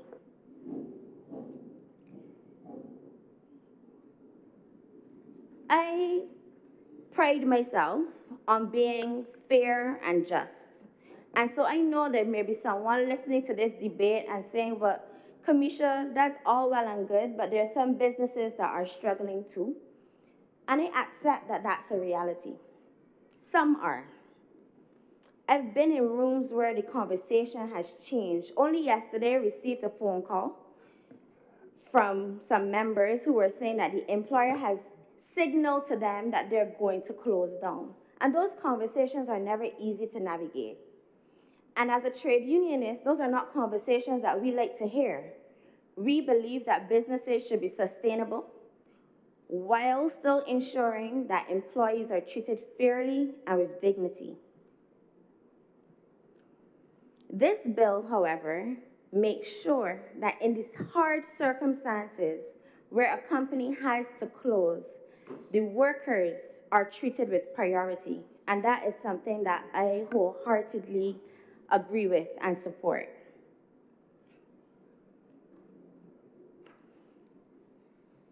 The final point, Mr. President, that I wish to make is that you often hear people speak about foreign investors coming to Barbados. And that is something that we support. I certainly support it. However, it should not come at the expense of our labor standards. Barbados has prided itself on setting standards that are way ahead and advanced of many of our sister nations and brother nations. But the reality is that sometimes foreign investors do come to the country and expect to be able to treat to the workers in ways that they are familiar with. But it is very important that we maintain the standards, and this bill is one that will confirm to foreign investors what the standards are. In respect, Mr. President, of the penalties, I want to make just one quick point. When wages are owed and a matter has been brought before the court, the magistrate has a discretion. The discretion is either to,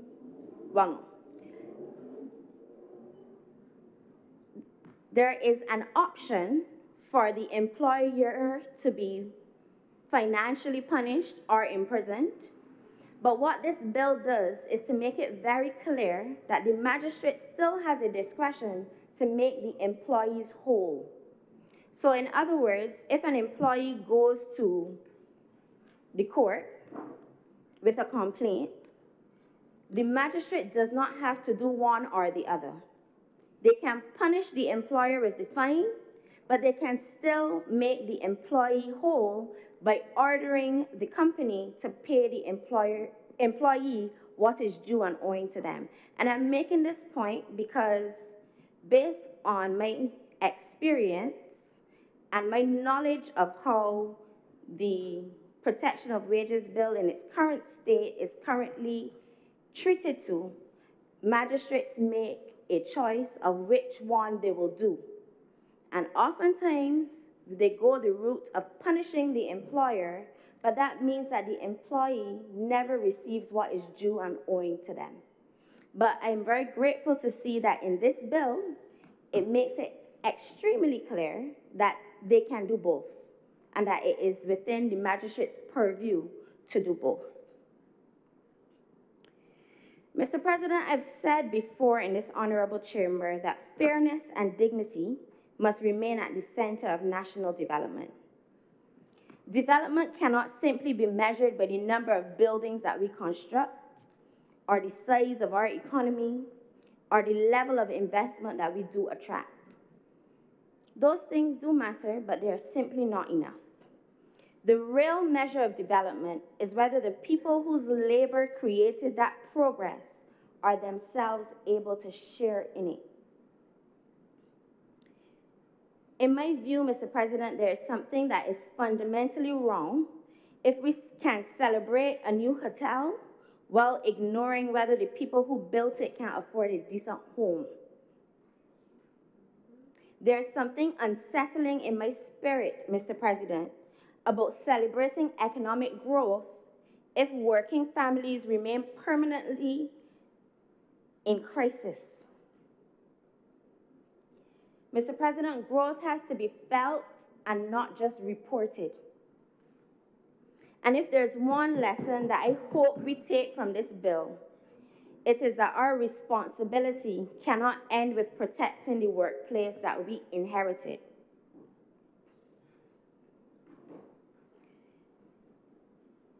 Mr. President, I believe that every piece of legislation that comes before this Parliament should answer one simple question. Does this make life fairer for the people whose work builds this country? Not if it makes it easier for the government, not if it makes it easier for employers, and certainly not if it makes it easier for trade unions. The question is, does it make it fair for the working people in this country? I honestly believe, Mr. President, that Barbados will continue becoming the kind of country previous generations hoped that we could be, and I believe that this bill is a step in the right direction. So with those few words, I commend this bill to this chamber. Thank you very much, Senator Benjamin. Senator Singh. Yeah, Mr. President, I joined this debate not to be very long, even though somebody once said brevity is a function of knowledge. If you don't know much, you can't talk for very long. But I hope that is not my plague today. No, I just wanted to make a couple of points, and I want to thank all the senators who spoke. I think it is a very important piece of legislation. It really sits consistently with the posture of the Barbados Labour Party and the administration in government and out of government for a number of decades, from the time of Grantley Adams, now, of course, Right Excellent, to Grantley Adams, National Hero of Barbados, for the formation of the Barbados Labour Party out of the, really coming through the riots of 1937, all that happened before, the depression of the early 20s, the riots of the 30s, the Moyne Commission, all of those things. I think it has, yes, it has led us to a space where over time, almost in successive decades, we have had legislation coming to this Parliament to empower workers in this country, and certainly to protect them, not just to empower them, but to protect them. And I think that is a record that is worth highlighting and trumpeting. And therefore, I have no difficulties in saying that whatsoever. This piece of legislation now gives additional securitization for workers in terms of their wages. And I think it is something which I doubt we will get any divide here, even though there may be aspects of it that people may want strengthened, may want greater clarity, or even some clauses that people may not necessarily agree with. I think the point is that, in general, it is a excellent piece of legislation, and I think all Barbadians should be proud that the administration that they have given 3 consecutive terms to, with all of the seats, can still be grounded enough to know, plus 2 by elections if you may add in the 2 of those 2. Yeah, but I have to. To give you, I mean, you know, that arrogance has not set in, that people have not abandoned the working class or workers, and that the government will take time, the administration will take time to keep faith with the people who have put them in office. So I support this legislation to its max. There are a couple of things that I thought, though, that maybe would be worth saying. You know, there's a saying that with great power comes great responsibilities. And you can put it, yes, that's true too. Power corrupts and absolute power corrupts. But let me put it a different way. With great securitization in your position comes great responsibilities. And whilst we say to workers that we as an administration are going to be with you, are going to protect you, are going to ensure that your wages, as much as we can, guarantee, will be securitized. Because that ought to happen. Fair day's work, fair wages should be protected. It also throws up responsibilities for workers. Now, we speak about a lot of things, but one of the things in Barbados that we really do have to pay attention to, and this is not just tied to the fact that we are perhaps in the depopulation phase of our development, something that we have to look at, and I heard senators, honorable senators speaking about the lack of skills in different areas, but it's also the issue of productivity. Productivity. And for many Caribbean territories, we have seen, this is not just a Barbados thing, we have seen that productivity levels have not necessarily kept pace with the rest of the world, particularly in some of the developing world in particular. And we know Barbadian workers are very productive. We know that. We know that Barbadian employers would like their workers to be even more productive if they can get so. But I think that we have a responsibility, employers and employees, to ensure that we not just protect and securitize wages and even earnings, as far as those can be done for employers and business people, but that we ensure that these things are deployed in such manner as to allow for us to increase productivity. That is, and the reason why I'm making this point is this. This is the protection of wages. But there's something else that goes with wages. And I think Senator Benjamin was speaking about it in a particular way from her perspective as a trade unionist. There's something called conditions of service. Wages is one thing that we are securitizing today, good thing to do. But I want to suggest that levels of productivity that we aspire to and ought to have as a developing small economy, aspiring to go to a different level of operation, of production, cannot be achieved realistically. If you pay a good wage, reasonable wage, securitize it and ensure that it is paid every time there is a pay period, but the conditions of service are just not good enough. So this is one part of it. There are other parts that we also have to pay attention to. And when I'm speaking about that, not talking about some of the things that we've seen recently and abhorred recently, that's part of the thing, but I'm talking about everyday conditions that workers have to get up to and go to work and experience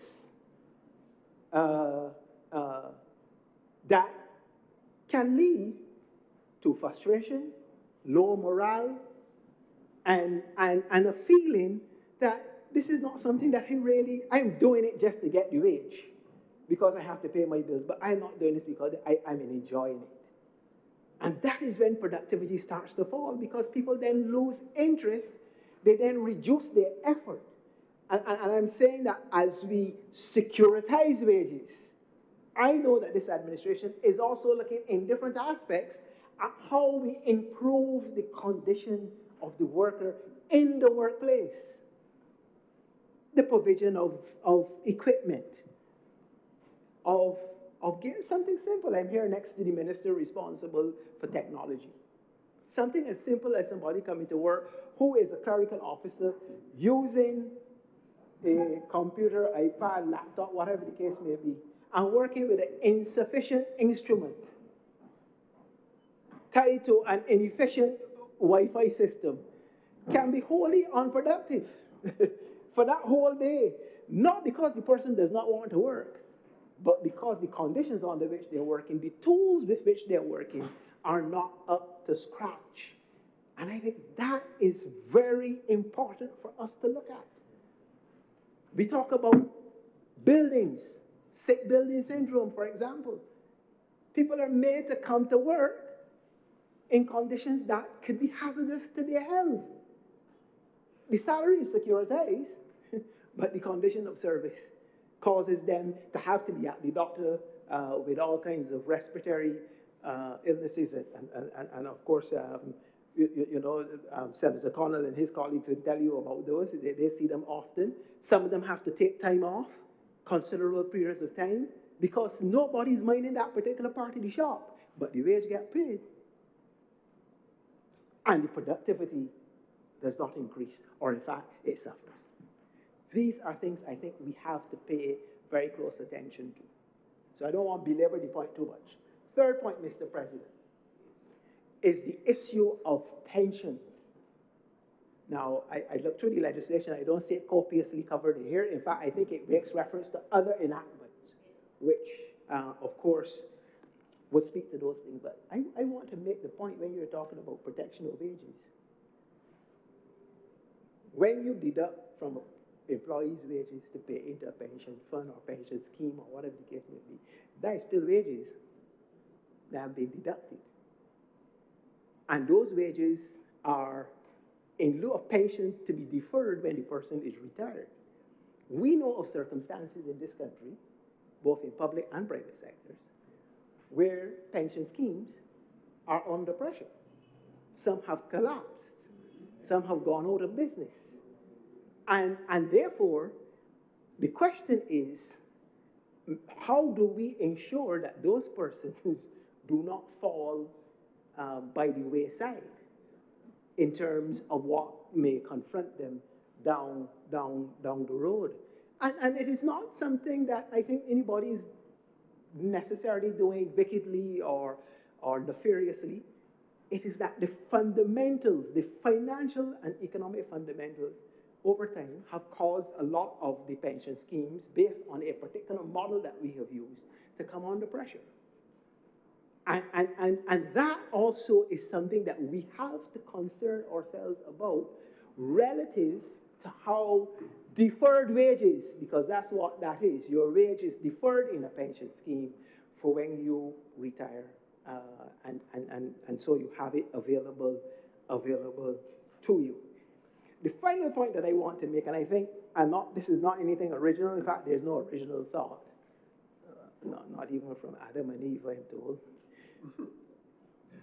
But I heard Professor Winston Moore making this point recently at the credit union function event.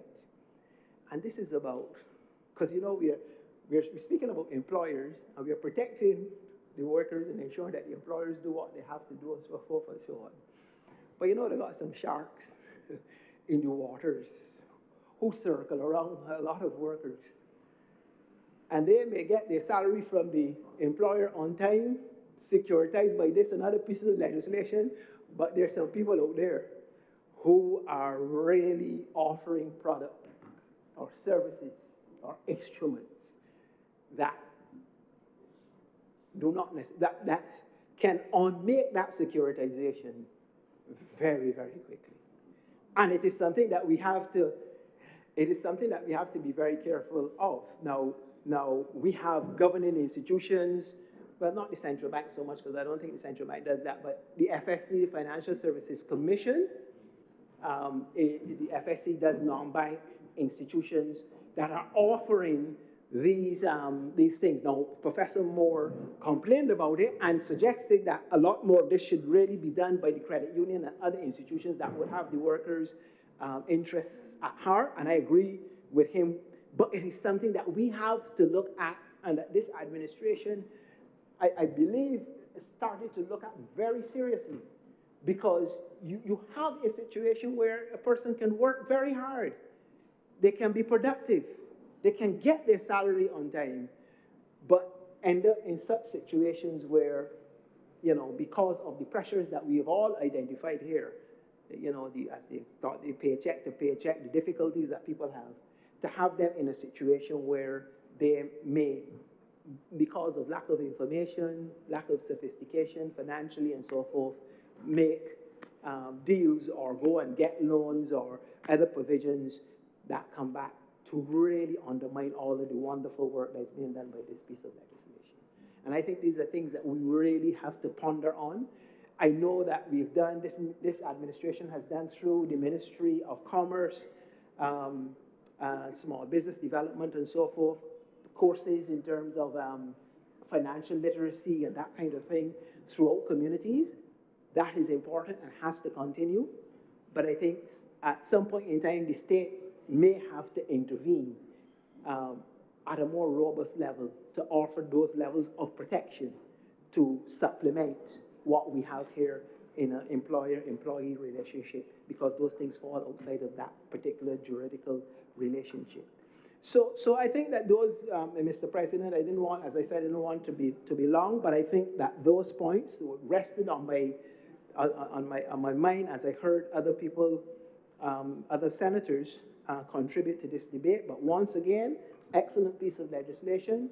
The people who have put it together ought to be congratulated, and the government, of course, itself ought to be congratulated for bringing this forth at this time, because it is much needed, and I believe it will be very well received by the wider community of workers and unions in Barbados. I am obliged to you, Mr. President. Thank you very much, Senator Sinclair. If there are no more speakers, I'll ask Senator Cummins to wind up.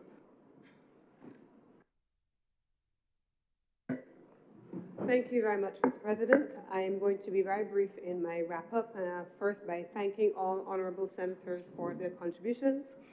I also want to acknowledge the various points that have been made by those who spoke on behalf of Labour. There is entirely a different perspective that you see once you are on the inside of the industrial relations environment, which we would not see on the outside. But equally, there are those perspectives that you would see when you are the employer or when you are the small business owner, when you are not just the employer, but that business is your livelihood. That's your life's work that you've built. It means something to you. In the same way that we accept that this is about the dignity and the protection of workers' rights. And so there is no tension, and I was very clear when I said that in my opening. There is no tension, neither is there no linear approach that can be taken to protecting parties on all the sides of this debate. But it is important that in the pieces of legislation that feed into this, all of the pieces of legislation, whether they fall under the BRA, the NIS, under labor, industrial relations, that these are all important pieces of legislation. And I thank all honourable members for their contributions. With these few words, I beg to move that this bill is read a second time.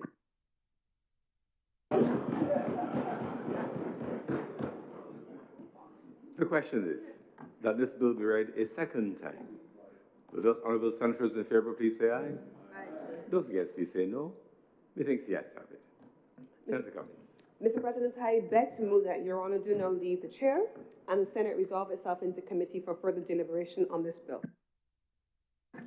The question is that they do not leave the chair and the Honourable the Senate resolve itself into committee for further consideration of this bill. Will those honourable senators in favour please say aye? Aye. Those against please say no. Methinks the ayes have it.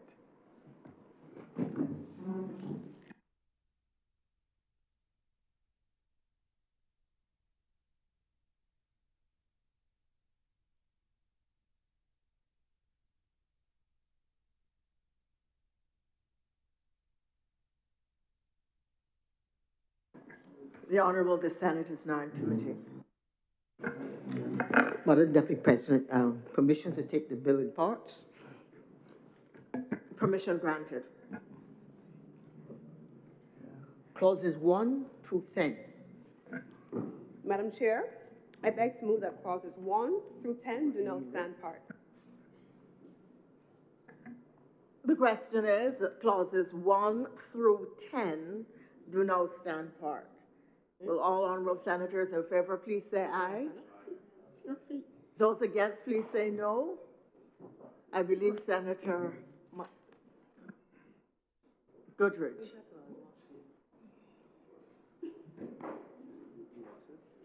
Yes, ma'am. So, ma'am, I just wanted that when we go to clause 3, 11B, 311B, where it states that a method other than cash, including through a deposit account held at a financial institution, the employer shall allow the employee a reasonable period to convert the payment to cash at a financial institution during the usual hours of business of the financial institution. My recommendation would be that the Act should define a reasonable period, and if the intention of the statute is to only refer to checks, then it shall explicitly state that.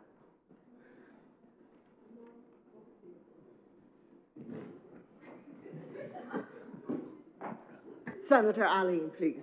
Yes, ma'am. I've heard the goodly senator. The reference to reasonable time, which I understand to be her complaint. I don't wish to misquote her, but the reference to reasonable time within the legislation is in keeping with legislative practice for these types of circumstances. One, you are not going to have a situation where you will dictate for any judicial party who has oversight of the legislation what circumstances may arise.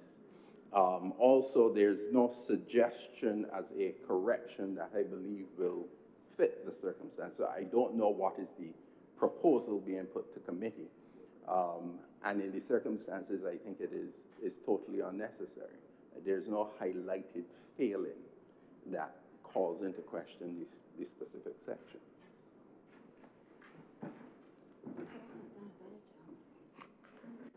Other honourable senators? Senator Goodrich, please. Ma'am, time limits is not foreign to statutes. So even if we say that there's a period, say, no longer than 3 hours or something like that, I believe that we could use our, intellectual minds to come up with something. It is not a bad recommendation.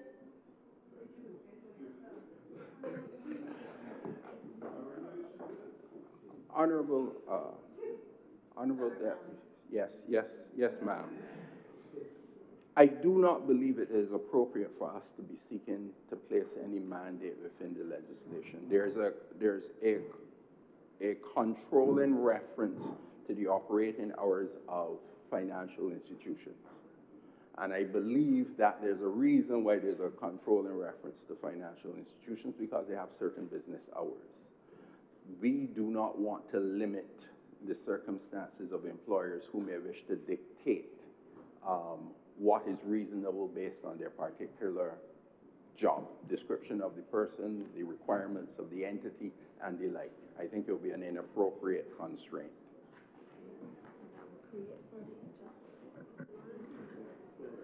The question, therefore, is that clauses 1 to 10 do now stand part. All honourable senators in favour, please say aye. Aye. Those against, please say no. The ayes have it. clauses 11 to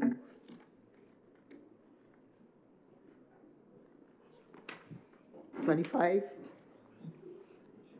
Madam Chair, I beg to move that clauses 11 through 25 do now stand apart.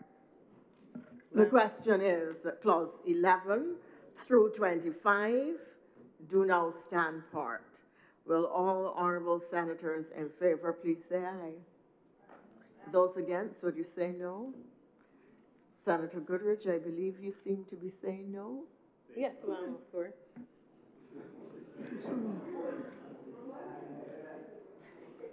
So, ma'am, I recognize that in section 14, that, yes, ma'am, 1-4. One of the things I recognize is that the bill has been silent on the time limits on recovering overpayments. So section 14 allows an employer to recover an overpayment or duplicated benefit from future wages, while it sets no outer time limit on how far back that recovery can reach. A reasonable limitation, such as 6 months from when the overpayment is discovered or reasonably to have been discovered, needs to be added so that an old payroll error cannot resurface to the hardship of a worker who has long since relied on that money in good faith.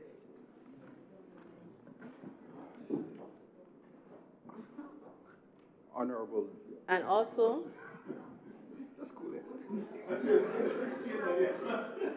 Senator Goodrich, you have the chamber's full attention. same clause, section 14, I believe that a more balanced approach would permit larger recoveries. As in my speech today, I had mentioned the example by stating what happens if a worker is overpaid by a very large amount, 100,000. You know, and then the legislation is basically only allowing that employer to recover 1/3. So I had a note here which states a more balanced approach would permit larger recoveries where the employee agrees or allow the tribunal to approve a reasonable repayment arrangement in exceptional circumstances involving substantial overpayments. So I believe that the legislation could be, amended to reflect such exceptional circumstances. Thank you, ma'am. Senator Aline? Yes, ma'am. I believe my friend may be making reference to an earlier form of the subject legislation. There is a section 4B which limits the recovery to within 1 year of the date of the overpayment. So I do not believe that her reference is correct. The latest form of the bill has that section. In relation to the second point made by the senator, I think there must be some cognizance of the nature of this legislation, what it's seeking to protect, and the most likely scenarios that will occur in real life. The idea where an employer can either coerce, convince an employee to sign away the ability for them to take out more than 1/3 of their wage is not something that that should be appropriate in this type of legislation. This is about the protection of employees. The 1951 legislation would have limited the amount that you can take out of any one paycheck, and it makes sense in the context of the existence. And many of the members here would have referenced the impact of wage deductions not being paid timely. You cannot have a situation where a person is going home, as we hear on occasion, with nothing or $100 out of a paycheck with a family to feed and the like. There's a reason why the legislation is in the form that it's presently presented. And I do not think that the scenario which the goodly senator has put forward is something that needs to be addressed in legislation. In this modern world, an incorrect transfer, bank transfer, there are many ways to deal with it, such that there's no issue of an employee being able, unless they move very quickly, as Senator Cummins said, and then we'll be putting it into a different realm where there are criminal elements to take care of those circumstances. So I do not consider that a necessary amendment to the legislation. Ma'am? Senator Goodrich. I disagree with my goodly friend because the legislation is not there to create any level of unfairness, ma'am. So where we, as goodly senators, could make amendments to suit foreseen circumstances, we should do so. Because we can't say that it won't happen, because I already told you, it does happen. Overpayment is something that can happen. Cents can be mixed up with dollars, and that is something that can happen. People are not perfect. Payroll officers can make mistakes. And you know what? If we don't make the amendment or something like that happens, I hope that Barbados will remember it was I that said to make the amendment.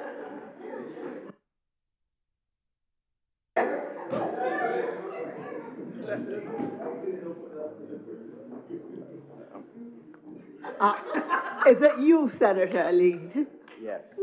Ma'am, my friend should be assured that Barbados will remember it is I, because she has made any number of contributions that are very unforgettable. Now, the reason why they may be is questionable, but they are certainly unforgettable. I believe that Senator Goodrich did not necessarily understand the point I was making, which is not that this is a foreseen circumstance which we are leaving uncovered.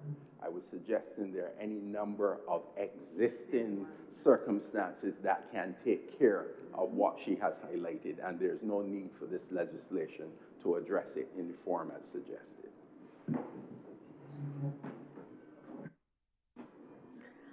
Thank you very much, honorable senators.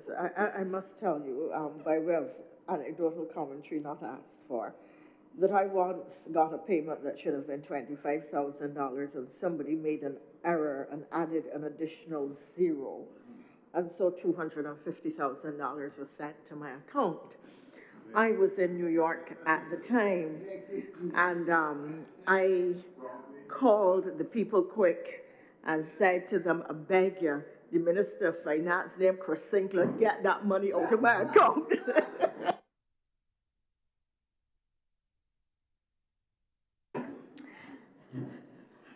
The question is that clauses 11 through 25 do now stand part. Will all honorable senators in favor please say aye? Aye. Those against, would you please say no? The ayes have it.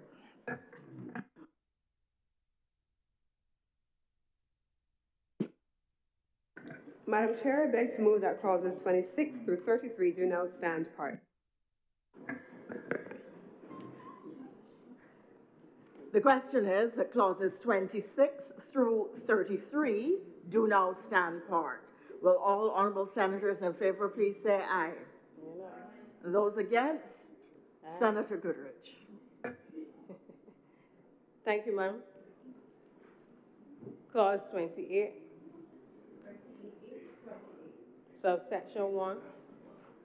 It does state that sections 2 to 19 bind the state, and for the purpose of those sections, the employer includes the state and any public officer or employee acting on behalf of the state in its capacity as an employer.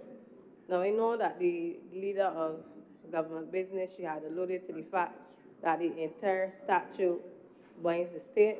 So, for the purpose of every citizen of this country, I just need to know if that there needs amending to really state that the entire statute shall bind the state. That will be inclusive of the offenses in section 25. Thank you.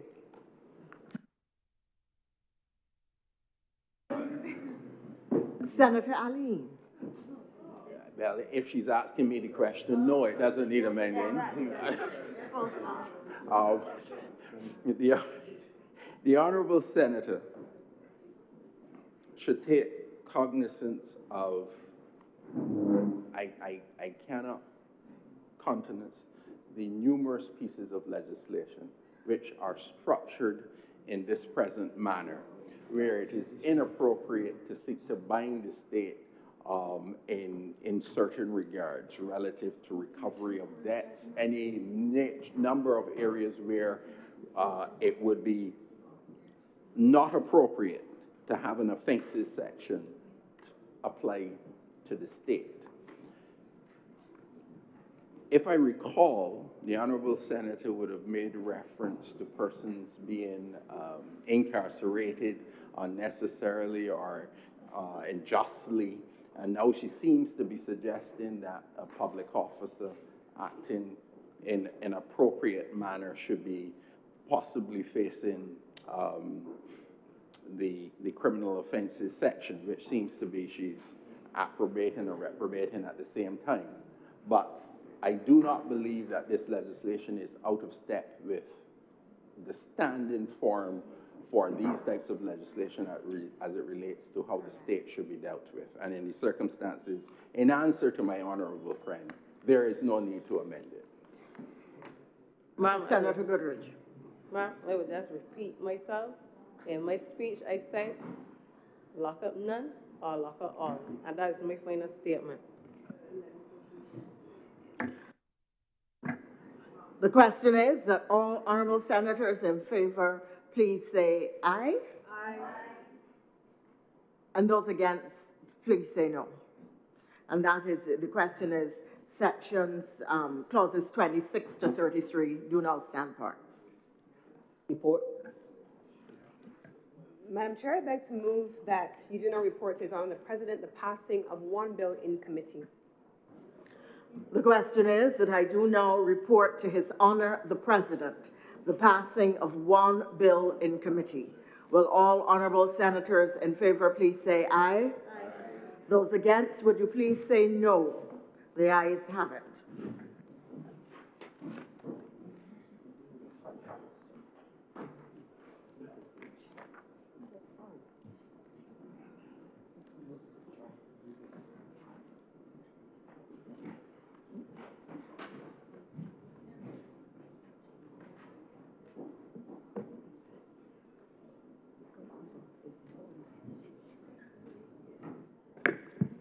The Deputy President has reported to me the passing of one bill in committee.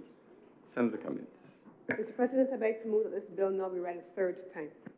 The question is that this bill be read a third time. Will those honourable senators in favour please say aye? Aye. Those against please say no. Thanks, the ayes have it. Mr. President, I beg to move that this bill do now pass and be cited as the Protection of Wages Act 2026. The question is that this bill do now pass and be cited as the Protection of Wages Act 2026. Will those honourable senators in favour please say aye? Aye. Those against please say no. Methinks the ayes have it. This bill is now passed and so cited.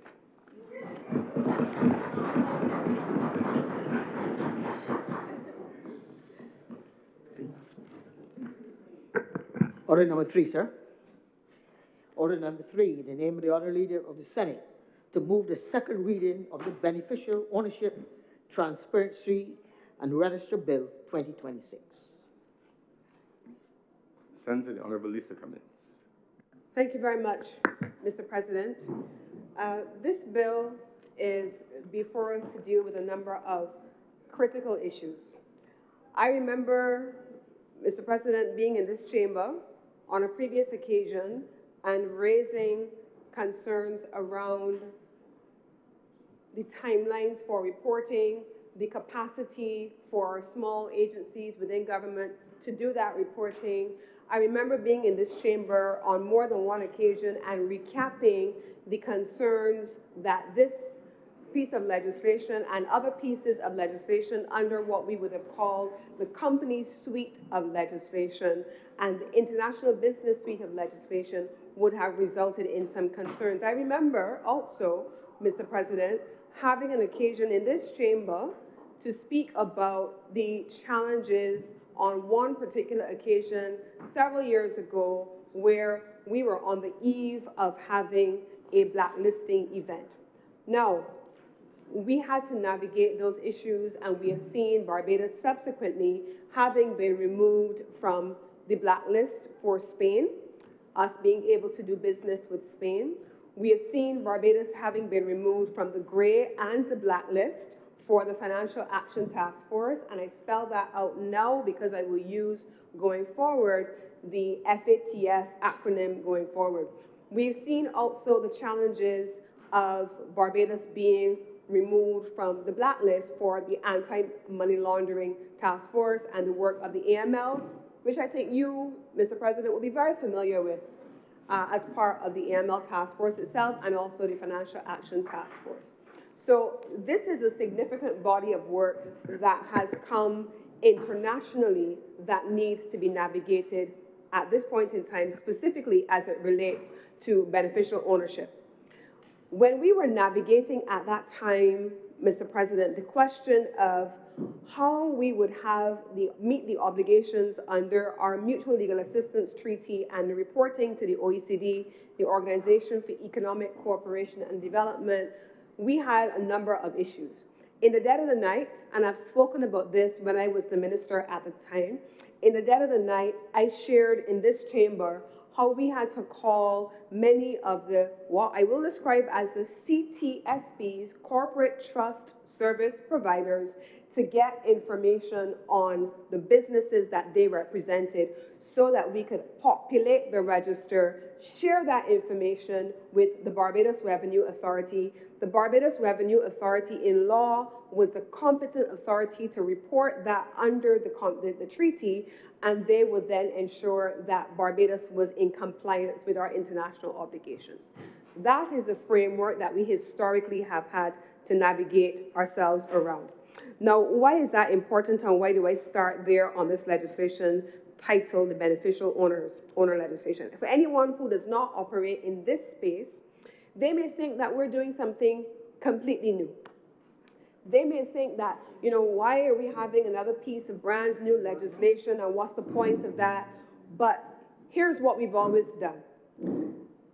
There has been an ongoing process from time immemorial for us to collect beneficial ownership information. This is nothing new.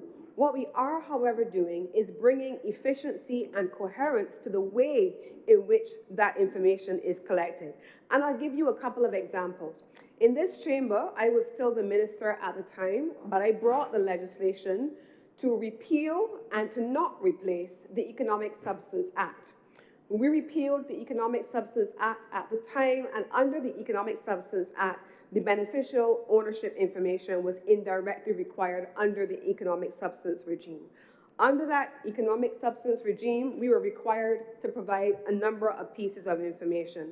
Where an entity failed an economic substance test, and what is an economic substance test? Economic substance test, it says that it differentiates Barbados as a jurisdiction from other jurisdictions where shell companies, front companies, set up operations, but do not necessarily have any operations happening in the jurisdiction. That's not Barbados. There has to be economic substance, and that sounds exactly how it is in practice. Where an entity was classified as a high-risk intellectual property entity, or where they claimed tax residents outside of Barbados. In those circumstances, we needed to be able to have information exchange between the competent authority of the jurisdiction of the holding company, the jurisdiction of the ultimate parent, or the jurisdiction of the ultimate holding company. And really, it is a complex series of structures that we were digging into the weeds with as we described what was described as economic substance. You also saw me as the minister at the time bringing amendments to the foreign currency permits regime. That legislation we also amended. That legislation, when amended, looked at the inclusion of two additional elements, shipping and insurance, as they were at the time. And under the existing foreign currency permit regime, beneficial ownership information is already collected. It's already there as part of the application process, and the applicants are required to provide a number of pieces of information. Details of, you hear this, ultimate beneficial owners, ownership structures, supporting identification and verification documentation, and it also helps to identify a couple of important things. Sanctioned individuals, persons associated with criminal activity, politically exposed persons presenting elevated risk, and persons subject to regulatory concerns. So this is already being collected under the existing foreign currency permits regime. The third piece of existing legislation, which is already collecting this type of information, but in a separate format, is under the prudential regulation and licensing requirements. This information is already collected, particularly by prudential and financial sector regulators as part of their operations for licensing, authorization, approval, and their overall supervisory functions.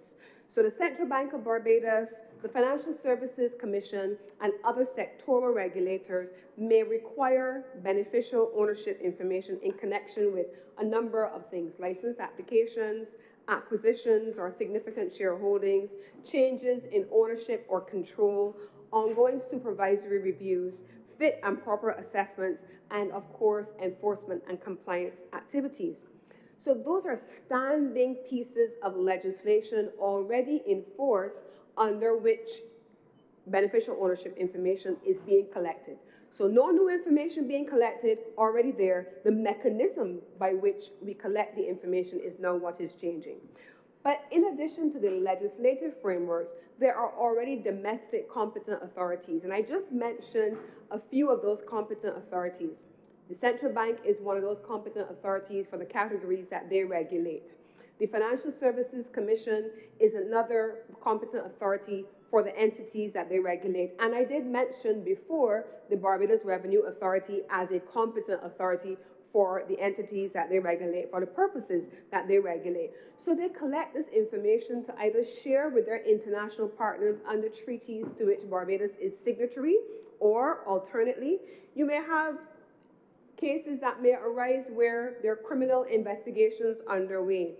Money laundering investigations may be underway.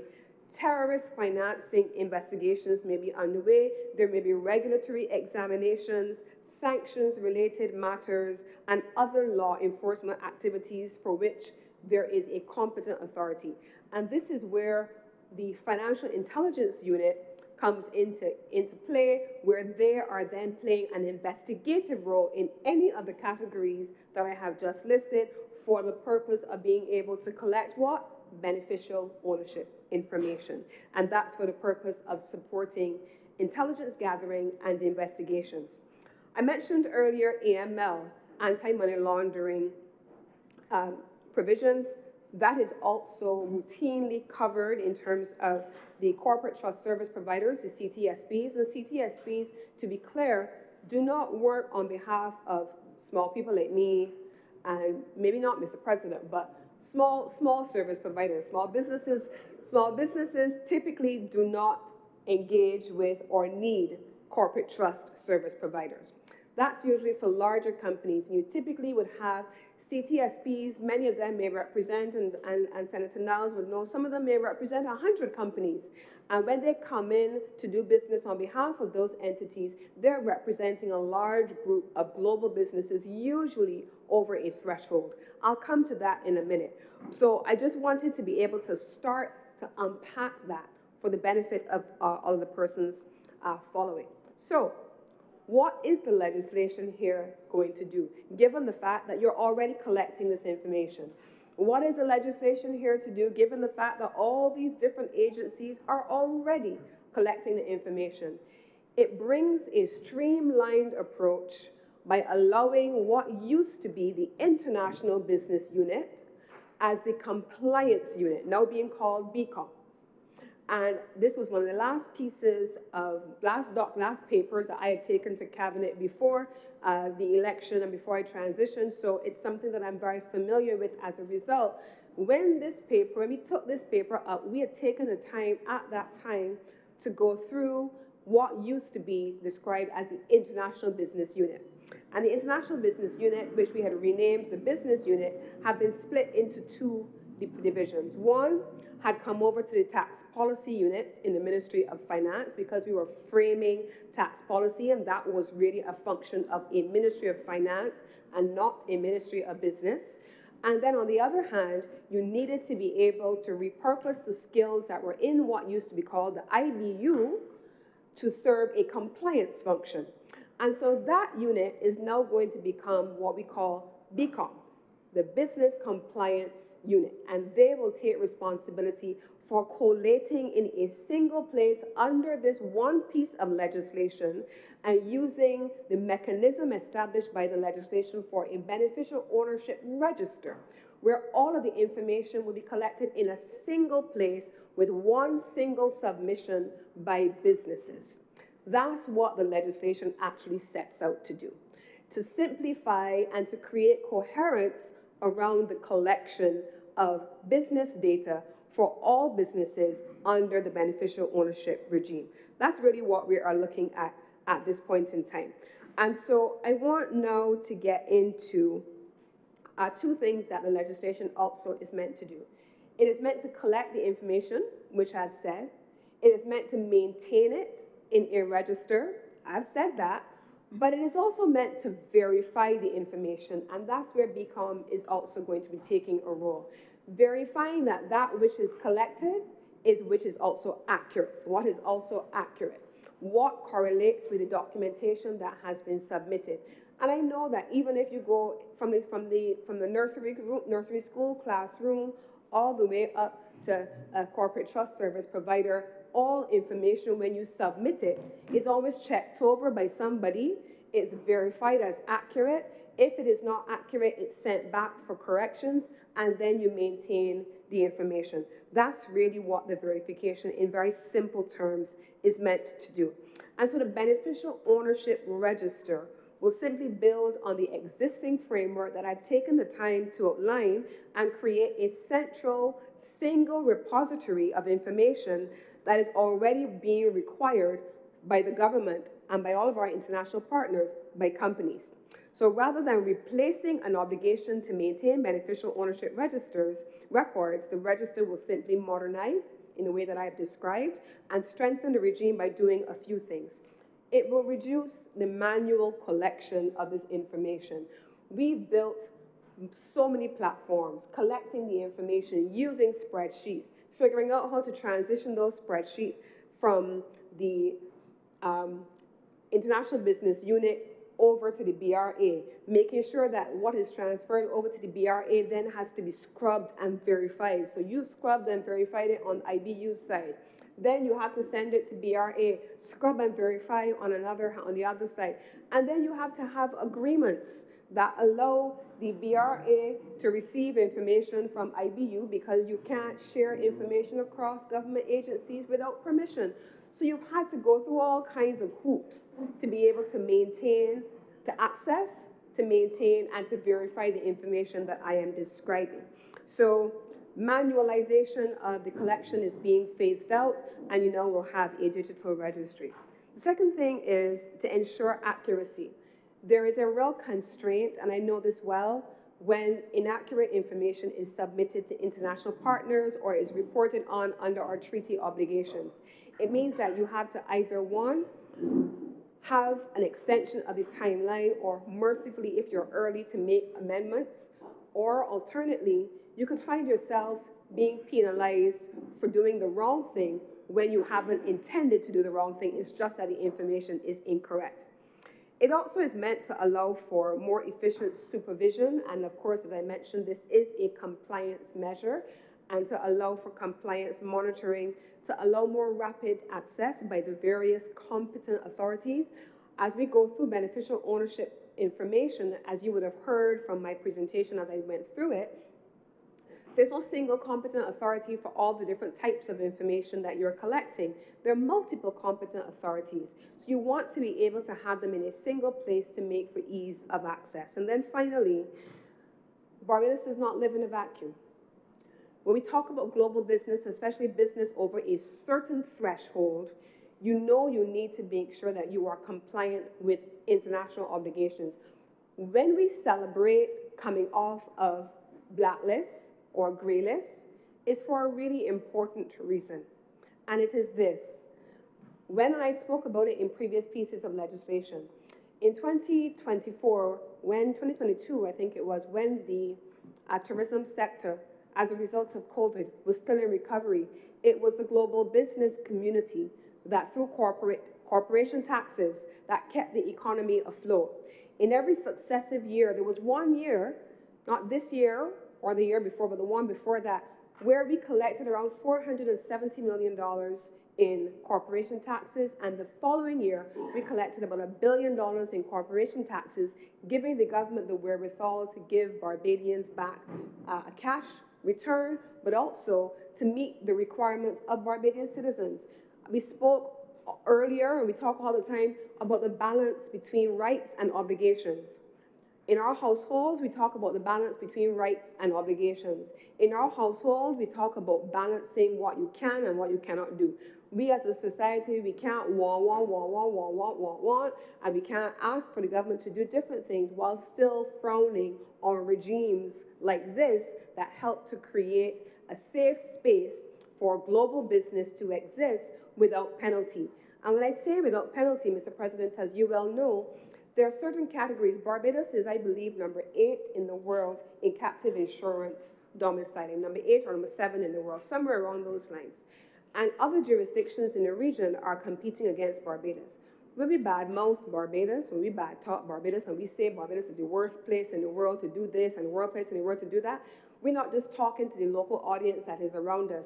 We say that in the full audio of everybody else who will be in the sight of the next newspaper that is printed, or will be listening to the next news story that is reported internationally, and that sends a message about your country. That sends a message about your country as a viable place to do business. And so when we talk about AML, when we talk about Financial Action Task Force, and when we talk about the captive insurance industry, one of the reasons why we have always been concerned about gray and blacklist for Barbados is that unless Barbados is removed from those gray or black lists, those companies have to pick up and move domicile. Those companies have to pick up and go elsewhere. And you know what? Sometimes they do. For all kinds of reasons, sometimes companies will shift and go to a different jurisdiction.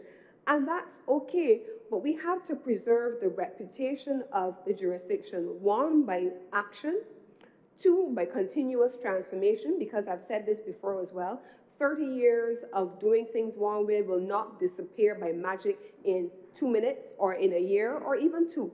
It doesn't happen that way in the private sector. It ain't gonna happen that way in the public sector.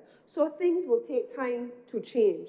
And so equally, they will also be impacted by our words about our country. And when we think that we're scoring cheap political points or scoring one-upmanship, but in actual fact, you are bad-mouthing your country to the very people and to the very international community that you have to depend on to pay corporation taxes that help to fix roads, that help to put goods in our stores, that help to be able to put medicines in our hospitals. Those are practical considerations that I'm telling you that unless you are the government with an obligation to deliver on them, it may seem like a joke. And you can talk about them as though it's a dream thing, and you can talk about them in abstract because you don't have an obligation to actually deliver on them, but we do. We have an obligation to deliver on them, so we have to always be responsible about what we say about our country. We do that with the full knowledge that everything is not perfect, but vomiting all over your country adds no value to you. I promise you. However, here we are with this legislation that does attempt to tell the story of a jurisdiction that is taking seriously not just what is required of us domestically, but it is taking into account all of the various nuances. And this is where I want us to get into a little bit of the weeds here for a minute. So I did, as I was preparing for the presentation, I want to go through the legislation in its sections, but I also want to address, as I do so, some of the things, or at least one of the things that I heard in the media, which is grossly erroneous, and I want to correct it for the record here today. In part 1 of the legislation, it speaks about the preliminary interpretation provisions, and so we see that there, sections 1 through 5, clauses 1 through 5. Then in part 2, you actually have the provisions for what I've described as the beneficial ownership register. So you have the beneficial ownership unit, you have the business compliance team, which I have just outlined already. You have confidentiality, because confidentiality is important. And when I say confidentiality, I want to make this point here. There is a conversation around whether this is going to be available for public viewing. I don't know what information would be of value to me to know Senator Walters' business information. No, I don't know. There's no value besides me being malicious. I want him to be in his business. No, gypsy. So there is a provision in this legislation in part 2 under the beneficial ownership register, where it is a private register. It is a private register. It is not for John Public to come and say, I want to see what he got, or I want to see who owned that day. That's not what this is for. There must be, for the purposes of global business, a certain level of confidentiality to business generally. That's what is expected, and that is what is the standard globally. However, I used the term before, competent authority, on purpose. There are any number of competent authorities who legitimately and within the provisions of the law can request access or can access the register. That's what they're there for. They're there whether you are the BRA, if you are the Financial Services Unit, if you are the Financial Services Commission, if you are the Financial Intelligence Unit, if you are the Central Bank. Any of those entities are legitimate entities that have an investigative and a compliance role. Ms. Braffett on the Pike Corner bus is not a compliance officer. However, those agencies are, and they have the ability to see the register by law. That is provided for in the legislation here. At part 3, I spoke earlier about, I did speak about access by competent authority. I did speak about that. In clause 10, cooperation with a foreign competent authority. I already went through that as well at clause 11. And then electronic filing, by definition, here is the submission. Now I want for a moment to just point out the electronic filing. One of the things that's so important about this legislation that I'm happiest about is that it removes the need, and I will spend a moment on smaller businesses later, but it removes the need, it takes away the need for us to file those problematic and troublesome annual returns that I know a lot of smaller businesses struggled with. So once you have brought up to speed your obligations under the beneficial ownership register, you have filed your beneficial ownership information, your obligation on an annual basis is to simply verify that nothing has changed. You've not had a change of directors, none of those things, but it removes the need to submit annual returns. That is a major transformation under this legislation, because I know a lot of small businesses really had a difficult time with this. So, and why did they have a difficult time with this? You know, when you think about making things easier for people, you have to consider what it means, right? So when you go through the process of registering a company, a lot of people register companies for different reasons. And you go and you register a company. Once upon a time, you used to have a lawyer to guide you through. That's not necessary. That hasn't been necessary for a long time. So it meant that people went and set up companies. Some people registered 3 or 4 different companies under 4 and 5 different company names, but no one told them at the time that they needed to file annual returns for each of those companies.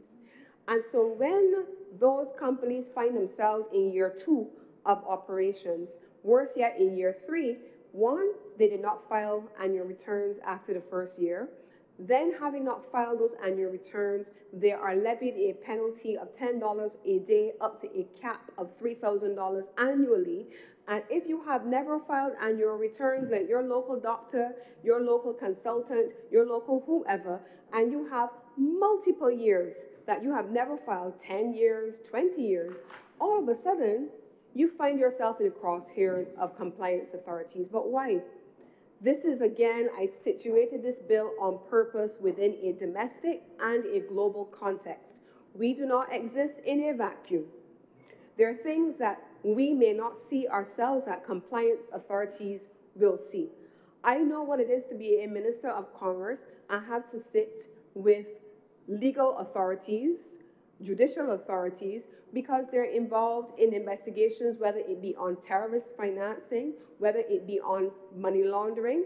I know what it looks like. I would not have known that if I didn't sit in those chairs, right? So when there is a requirement, especially under certain agencies, for the levying of penalties as a result of non-compliance, those are the things that are monitored by international organizations to whom we are reporting under multilateral conventions to which we have signed, and so enforcement of those things is important. And so under this legislation, once you have now signed up for your beneficial ownership information and it's electronic, no longer manual, it removes that burdensome annual returns process. Now, in Part 3, clauses 13 through 18, it talks about reasonable steps I talked earlier about this verification process, the reasonable steps to identify the beneficial owners. Now, when we talk about beneficial owners, it doesn't mean that Senator Walters is registered in Barbados as the owner of ICE Productions. It doesn't mean that. It may simply mean that Senator Walters, in this instance, is a front man for Senator King, who actually is the real owner of the company. And we ain't get to Senator Archer yet. And then Senator Archer is the ultimate beneficial owner. But the person who's the front for that company is Senator Walters. But between Senator Walters and Senator King, and then ultimately Senator Archer, you have to be able to figure out who is the ultimate beneficial owner. And that's what happens in a lot of companies. You have some companies that may register under one name, one person, one director, but then they really have a parent company or a holding company. This legislation delves into the weeds to figure out who really is the beneficial owner. It establishes a regime also where there are nominees, and you will find that in actually in Part 2, under the beneficial ownership in register, as well as in Part 3, where if you are what is described as a nominee, meaning that you are acting on behalf of someone else as a director, then you definitely have to provide that beneficial ownership information. So you have to undertake the steps to identify who those beneficial owners are. You have to create the difference between Senator Walters and Senator Archer, with Senator King in between. And here's why. Globally, and yes, locally, you have Barbadians who all the time tell us about all different kinds of things. Let me talk about it in real terms in this Senate chamber tonight. You have Barbadians who will say to you, but the small boy on the street ain't really the person who could ever be behind so and so and so activity. There gotta be some big boys that you gotta find. How do you get to them? That's where the work of the Financial Intelligence Unit comes in. That's where the identification of who is the real owner of companies who are being used as masks to front for illegal activity can be identified. This is one of the pieces of legislation in the arsenal of going after not just the small boy, but the big boys who are behind the real money of terrorist financing or illicit activity. This captures that as well. And so I know that sometimes when we talk about crime, when we talk about criminal activity, people always don't necessarily make the connection between very technical pieces of legislation like this and how it actually affects the things that the public has been calling for, but we are obligated to do internationally. This is also about finding the sources of terrorist financing and illicit proceeds of financing. Under Part 4, where you have verification, I believe I've spoken about that already, but what I draw attention to at this point is Clause 22, where it talks about incomplete, inconsistent, or suspicious filings. If it looks funny, if it looks suspicious, then there is a need to do further investigations, and that's the role of BCOM. Under Part 5, enforcement measures, administrative penalties, striking off, and deregistration. Now, deregistration and striking off is a result of the inability to verify under the various pieces of legislation that the company is who they say they are. When it was economic substance, you could be struck off. When it was for annual returns under the Companies Act, you could be struck off. And now for beneficial ownership legislation, and it is not verified, you can also be struck off. And that becomes complicated because if you are struck off the company's register, things like simple things like doing banking and being able to make financial transactions are impaired because then you are struck off of the register. You do know how many people, Mr. President, would have called me when I was Minister of Commerce to say, I can't believe that I get struck off the register and all of a sudden I don't know what happened. But the reality of it is that in practice, you would have had to have received multiple notices and ignored them for an extended period of time to have found yourself in a position of being struck off of the register. This legislation, for the purposes of identification and verification of beneficial ownership, allows also for striking off. Under Part 6, it talks about representation, rectification, and appeals, the principles of natural justice that we speak about in every piece of legislation, the right to be heard, the right to appeal, and the right to an audience. Those things are covered in the legislation here. Part 7 goes on to speak about offenses, guidance, and various regulations, and it makes a distinction between a legal person and a juridical person for obvious reasons. And this is a big part of the role that is being played here. And then finally, we have clauses 34 all the way through. I did speak about that. Legal versus juridical persons being captured. I'm trying to find my notes here, right, because I want to spend my remaining time, Mr. President, speaking about the erroneous information that is being shared in the public domain about the implications of this legislation for small businesses. One of the key things that this legislation set out to do when it was first being developed, and the beauty of government is that it is a continuum. And so while it may have started with me, it has continued ably under Senior Minister, the Honourable Kerry Simmons, and he would have presented in the other place on the legislation. But it covers small businesses on purpose. And I want to get into the beneficial ownership regime as it relates to small businesses. Now, this piece of legislation was deliberately designed so that small businesses are not overburdened. There are 3 ways in which this was done to ensure that this did not become a burden on small businesses. And I know that there are some persons in here who are particularly interested in the small business regime. First, there is a simpler filing route for small businesses. Domestic companies and societies earning less than $1 million a year will file their information through BCOM. I've shared with you what BCOM is. They will review it with you, help to ensure that it is correct before it goes on the register. One of the things that we found a lot of times is that people are not out of compliance because of maliciousness.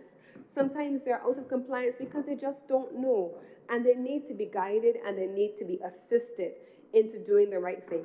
That's what is being set up here, and there is no requirement under the legislation for large corporate trust service providers that I mentioned before to be used in the instance of the small business community. That is going to be done by BCOM. Secondly, there is a tiered fee structure for businesses of different sizes. I've just mentioned that if you are under $1 million a year, then you have a simpler filing system. There's no reason why a small business should have the same filing process as a company that is earning $500 million in a year, because you have more resources. You have more, when I say resources, I mean that you may have a whole accounts department.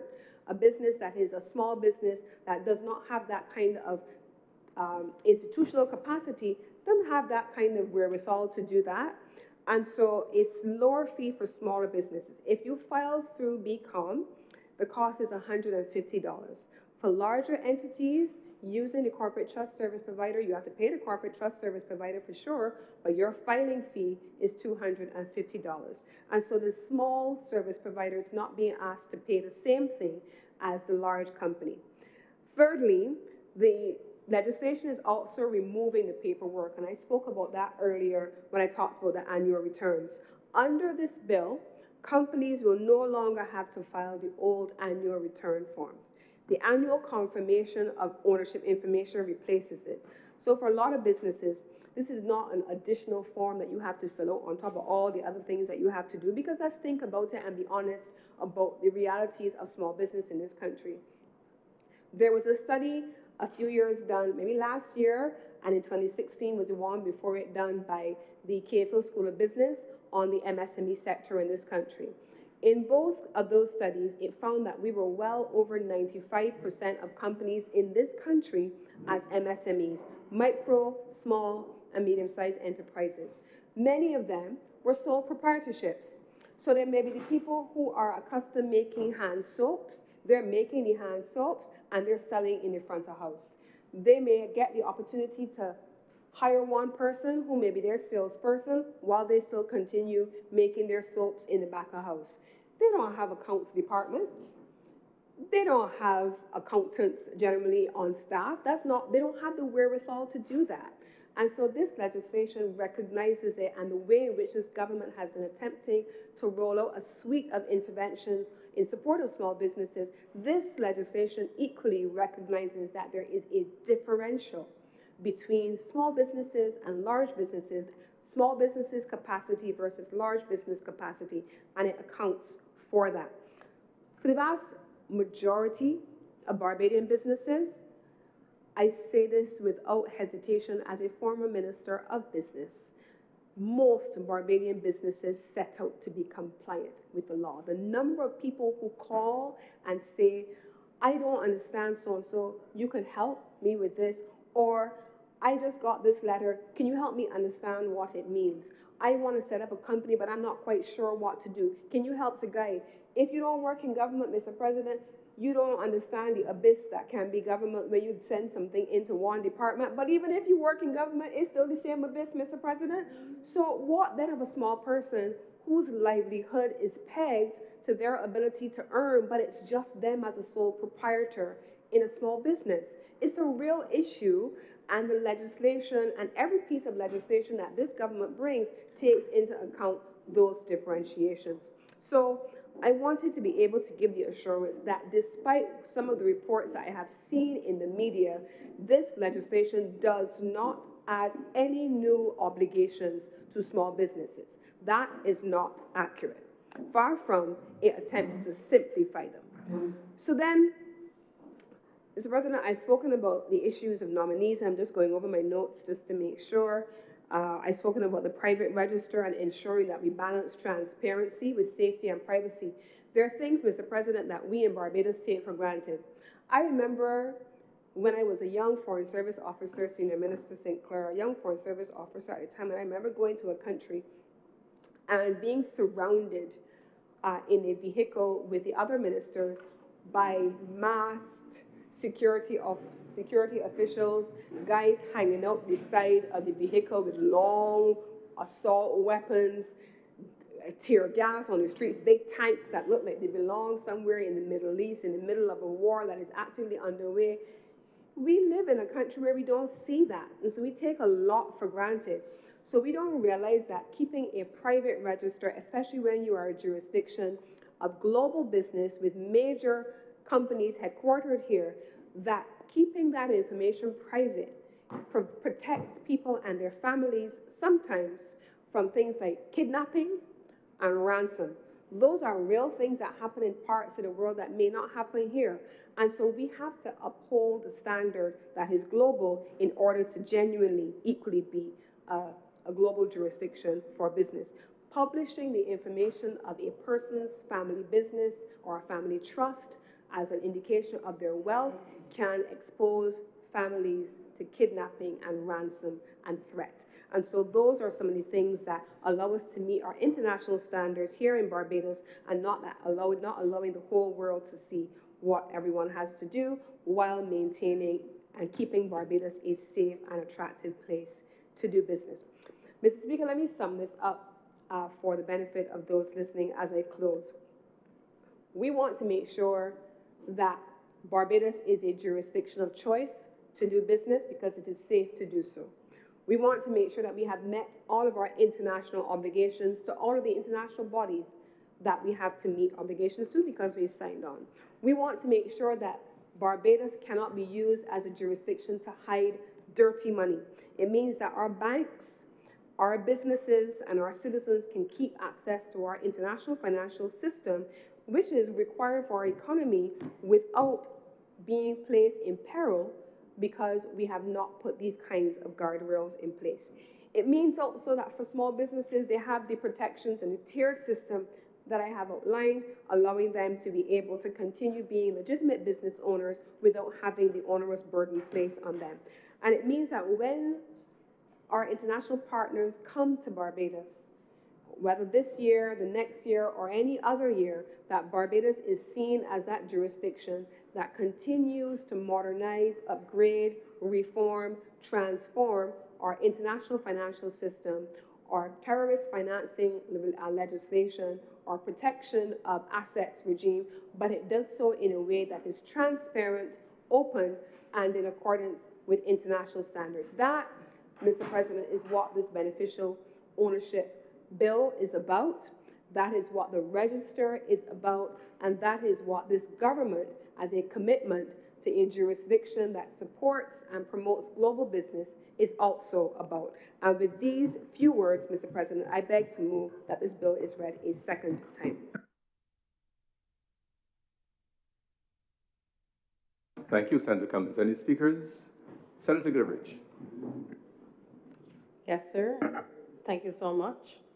I rise to discuss the beneficial ownership, transparency, and register bill 2026 this evening. I won't be too long at all because I know it's late in the evening and I'm trying to conserve my energy too. I recognize that the leader of government business, Minister Cummins, she made some very critical points there as she said that, there would be a private register. That is a key point. And we are not a country that will want to see money laundering happening so prevalent. We know that it exists and where we could use the legislation to place barriers. It is important and essential to do so. And of course, as you mentioned, the circumstances that could occur with kidnapping and so on, we say no to that.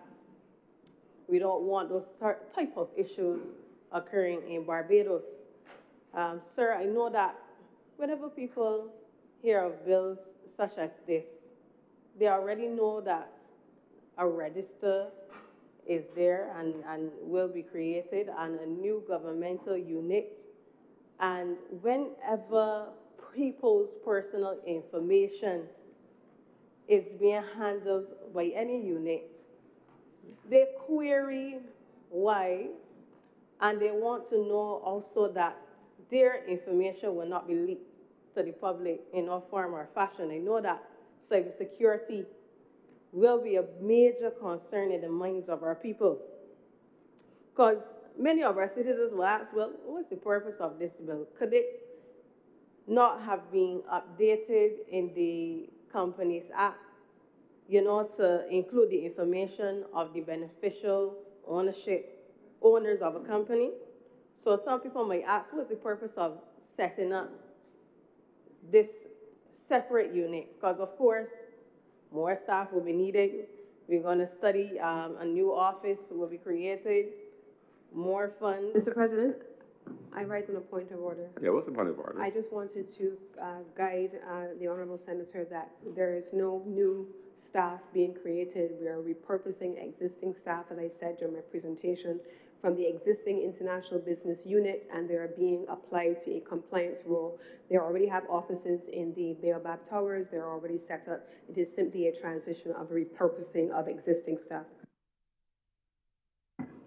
Please continue, Senator. Okay, thank you for that update. I do hope that no one would think then that we are duplicating offices.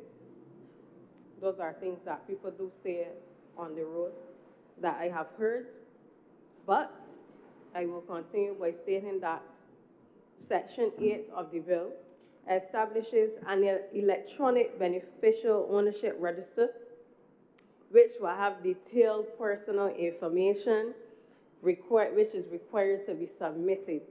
And we have already experienced data breaches in this country, unfortunately, in the governmental department, sir. So people will want to know why not secure the existing government databases first before putting even more personal information out there. Because as I told you, sir, people just want to know that their information is secured. And this is one that will be electronic, it is digital, and when this information goes online, people don't want to know that there's another data breach faced by government. So government has to ensure that it has all Mr. the President, I necessary... rise again on a point of order. Yes, Senator, come in. I'm deliberately trying to make sure that I do not allow my honourable colleague to run too far down the wicket with inaccurate information. This is information, as I said before, already collected by the government under multiple pieces of legislation. It is already collected electronically.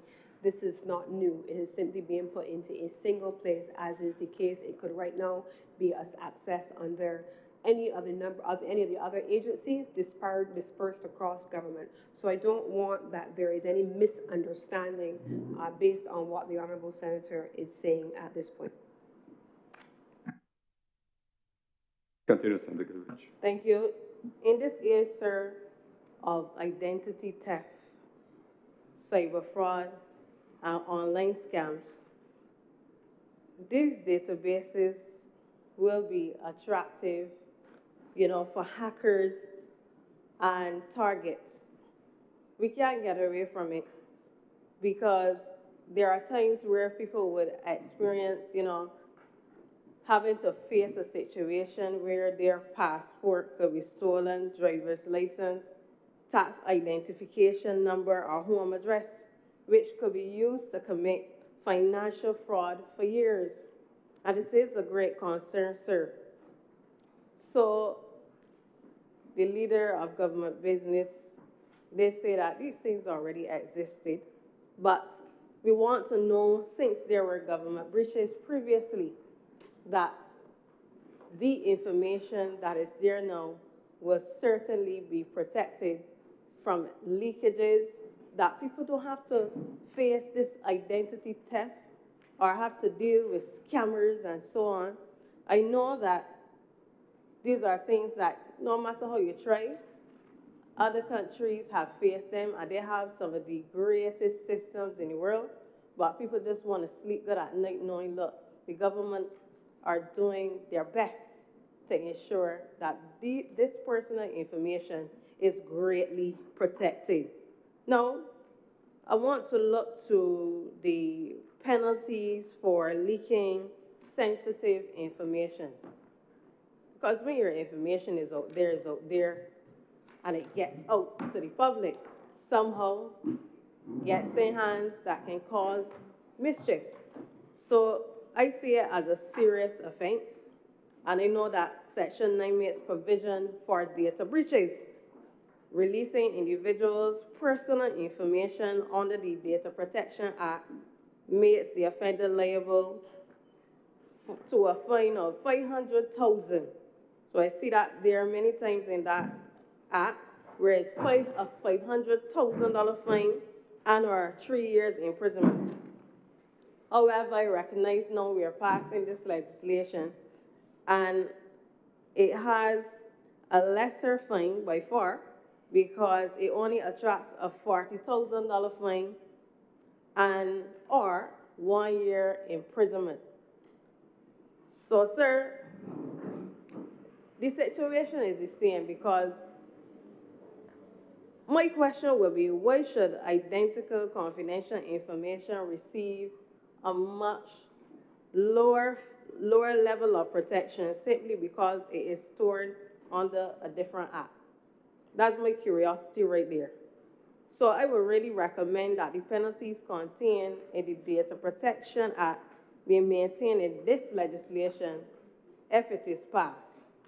Because all two are dealing with confidential information being leaked. And it's the same thing, it's a serious matter. So why have a lesser fine? Why 40,000? So people can be rest assured that, look, if we look at this fine, or 1 year imprisonment, sir, that is only one Christmas miss. That is not really a deterrent. One Christmas miss in jail. So some people might look at it and say, well, one Christmas, I don't miss that. People think funny out there, you know, sir. So basically, those fines need to be strengthened. And I could go on to say that $40,000 is not hard to save up, but in comparison, $500,000 as a fine, let me tell you, many people will not be able to get $500,000, so they will keep out of trouble and do the right thing. So, sir, I want to go forward and state now. I noticed in the bill, in section 11.2, it refers to treaties and international cooperation frameworks that will require Barbados to share the personal data of companies operating here. So it would be useful if we know about those treaties in advance and those cooperation frameworks. I would love them to be made available for review so that we know exactly what commitments Barbados has made and with whom this information may ultimately be shared. So I was curious when I saw that section. I was like, what treaties or cooperation frameworks are they talking about? I would love to review that. That would be a pleasure of mine. So just, you know, when we're dealing with that international data sharing, we want to know. Mr. President, I rise on a point of elucidation. You haven't spoken. You cannot elucidate on anything you haven't spoken. You can only elucidate on what you've spoken about. You haven't spoken in this debate as yet. You haven't spoken in this debate as yet, so that you can't make a point of elucidation. Sir, can I rise on a point of order? You can raise on what you want. It's a question of whether it's valid. What is the point of order? Sir, I think that the honourable senator is misleading the House, and I just want to state that it is not custom, it's not practice to legislate treaties. It is well known that those arrangements change from time to time, and therefore, it will be considerably risky to try to do such when at any point of time those situations can change. So I just wanted to make that point. Thank you for that point of order. Please continue, Senator Givich. Sir, I just want to thank Senator Slocum, and I don't mind if he raises a point of order of hallucination, because he hallucinated that he was going to win, and he didn't win. So it's okay if he hallucinates. Talk about that. Talk about that. Raise on a point of order, don't hallucinate. Yes, Senator Slocum. Mr. President. Yes. Mr. President. Order, please, order. I want to hear Senator Slocum. Mr. President, I rise on a point of order. The honourable senator is now misquoting me. I am very well au fait with the English language, and I am not hallucinating. And I use the word hallucinate. I am so bewildered at this point. So I don't know if she's hallucinated, sir, the honourable senator, but I'm not hallucinating at all. And I heard you very clearly, Senator Slocum. You did say in your very clear voice that you rose on the point of elucidation. It's just that from a rules point of view, corrected you, and you went on a point of order, but it was hallucination. There's no hallucination allowed in this house. Yes, indeed. Senator Goodrich, please continue.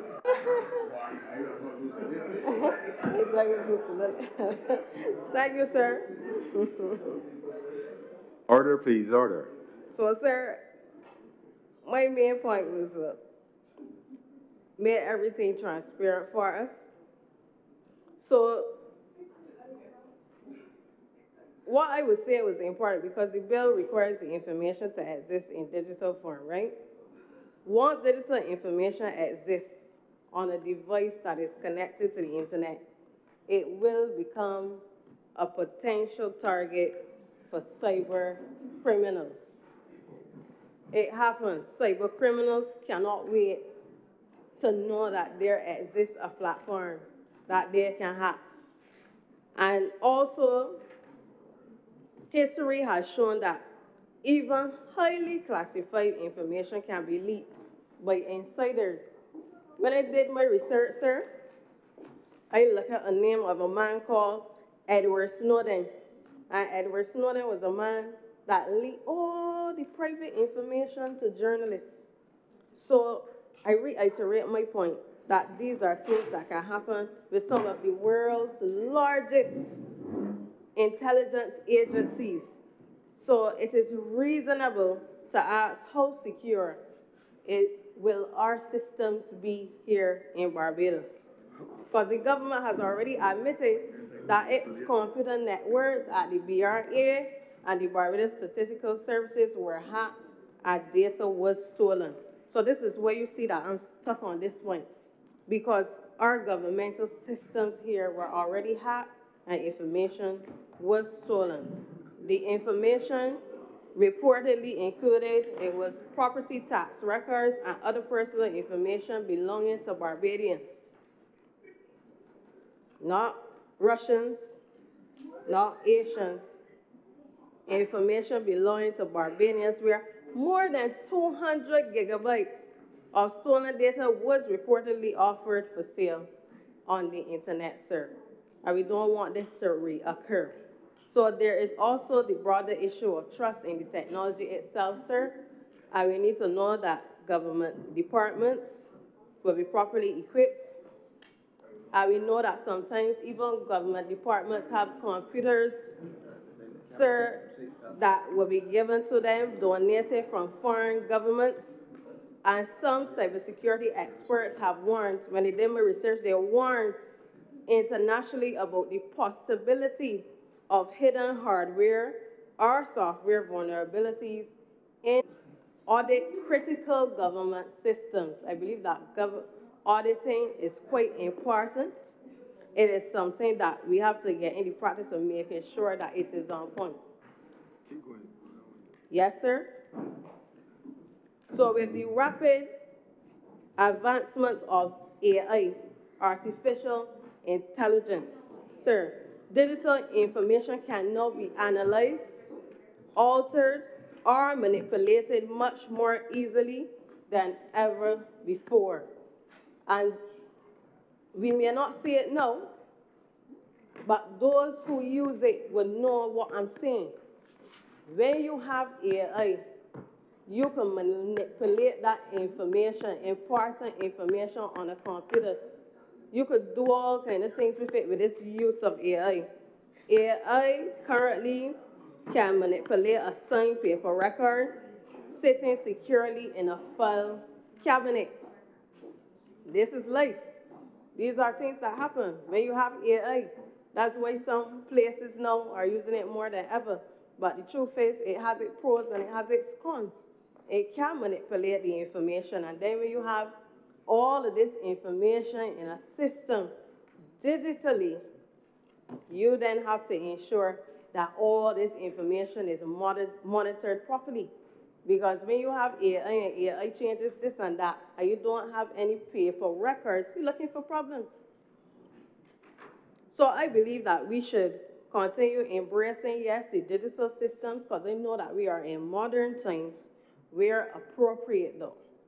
But however, where records carry significant legal or financial consequences, sir, there is value in maintaining, as I said, certified paper records as an audit trail against which the digital records can periodically be verified.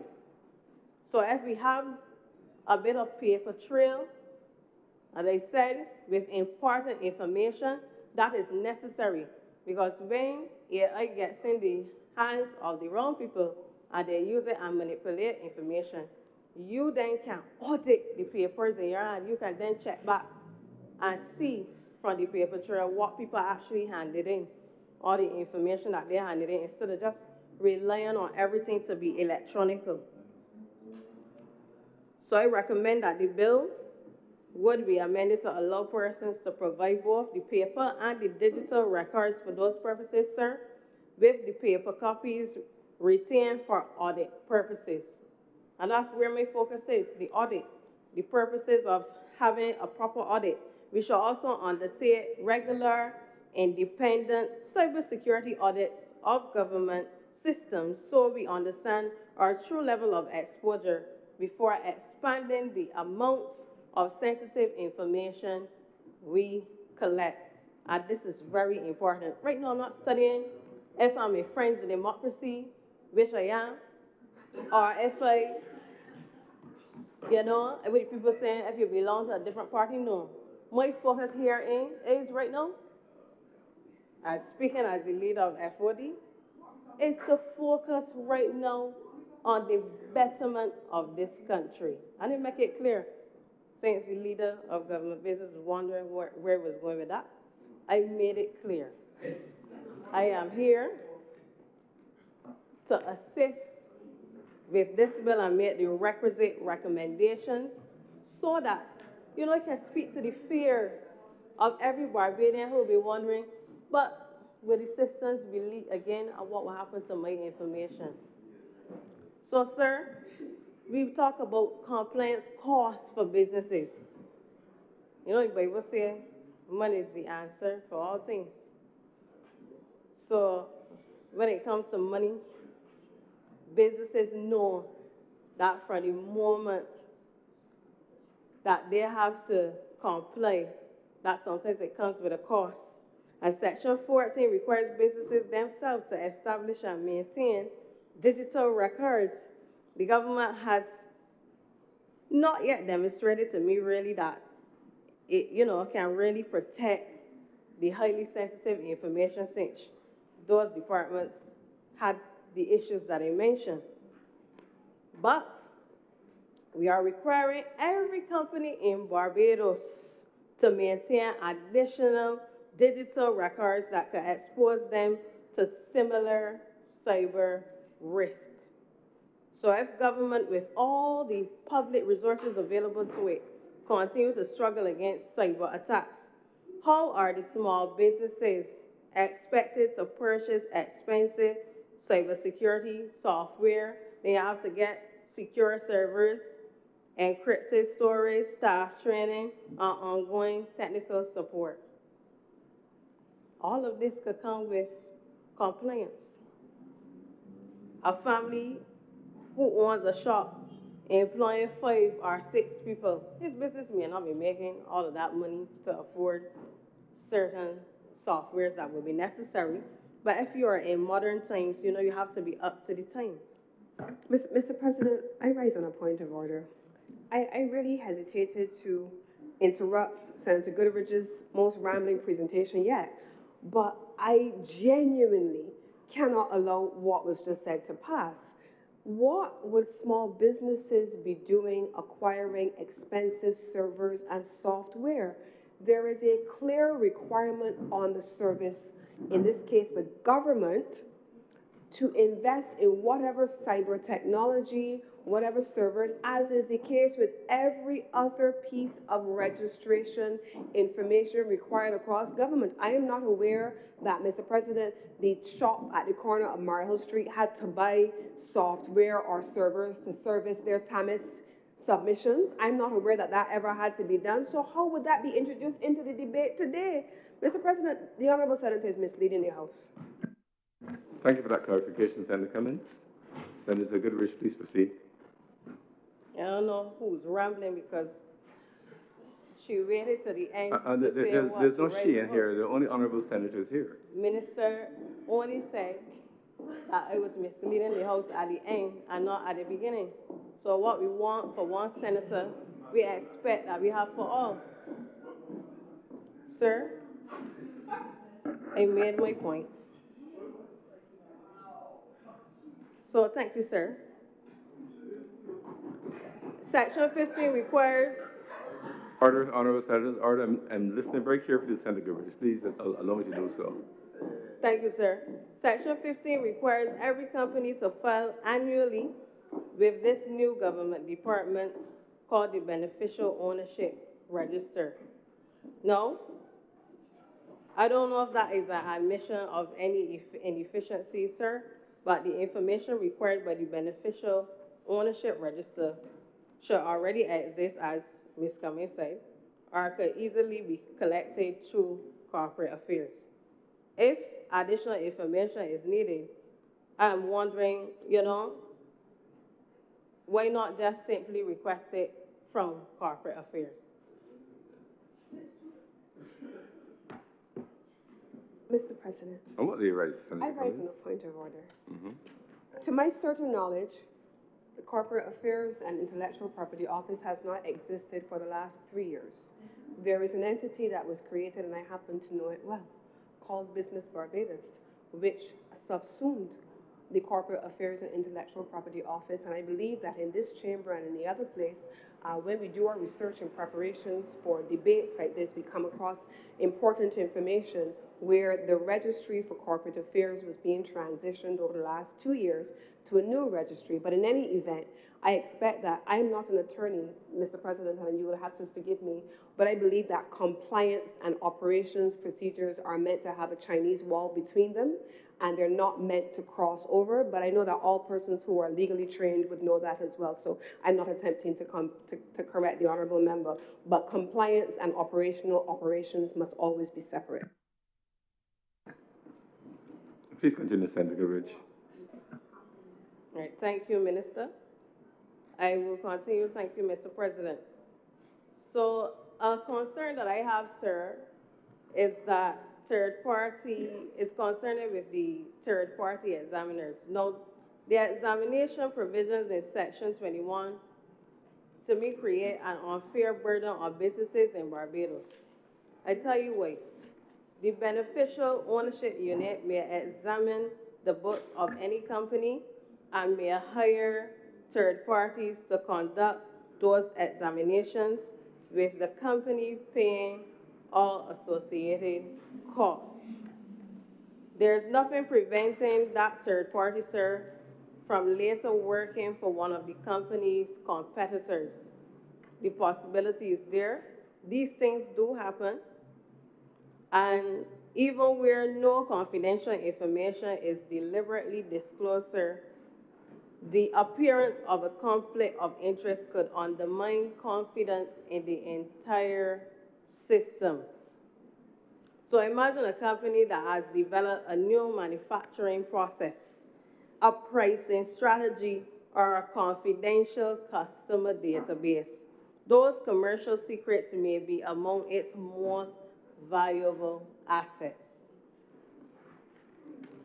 Stronger safeguards, sir, should therefore be included to prevent conflicts of interest and protect commercially sensitive information.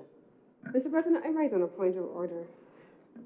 Yes, Senator Cummins. Mr. President, I went through this legislation in Part 8, and the information that is captured and identified under Part 8, clauses 1, 2, 3, all the way through, Mr. President, to 9, do not provide for any provision of commercially sensitive data, any sales strategies, or anything proprietary to the business. This is limited to identification. So I would And not third wish party. the Honourable Senator at all to go down the line of speaking about trading in trade secrets or commercially sensitive information, because there's nothing in the legally structured information required to be provided under the BO register that would call for that information to be submitted to anyone.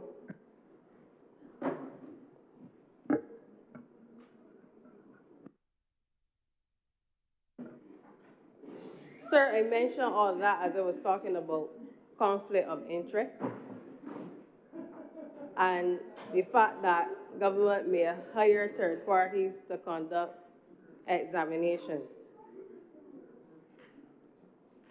So just for clarity, And it's okay, you know, sir. I'm just trying to understand. You're talking about third-party inspections. In what section is that? Are you referencing there, please?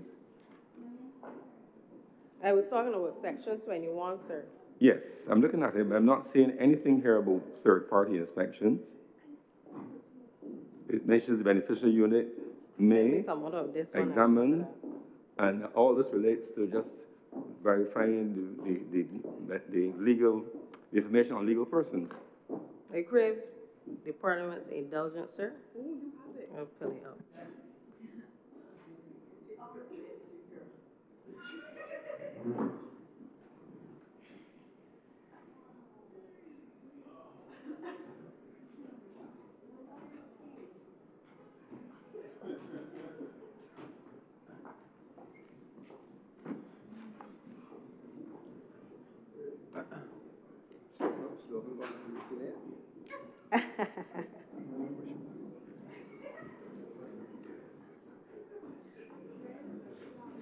Trying to find my section 21, sir.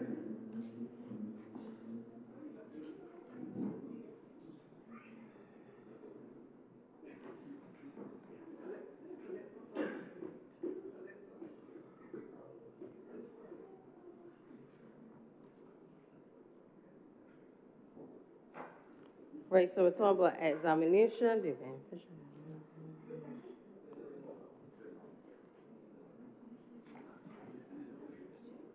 Sir, I saw that when I was reading this.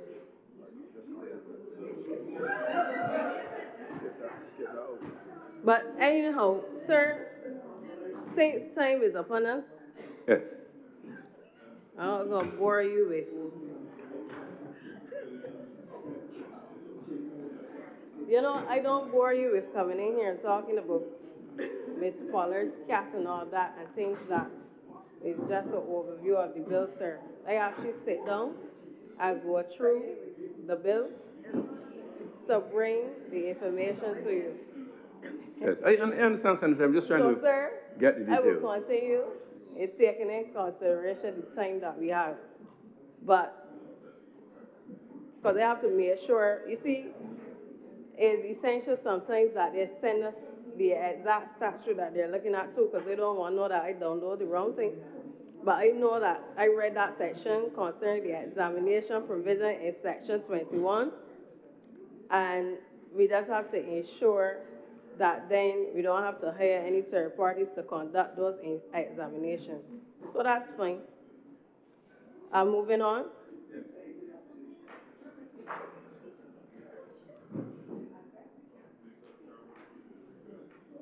Now, I want to look here now at the excessive penalties and the criminalization, because that is another concern of mine. Another concern is that if any company employee conceals information required by this bill, they become liable to a $100,000 fine and 5 years imprisonment. If a company owner, director, or senior official commits the offense or the offense is repeated, the penalty increases to a $200,000 fine and 7 years imprisonment.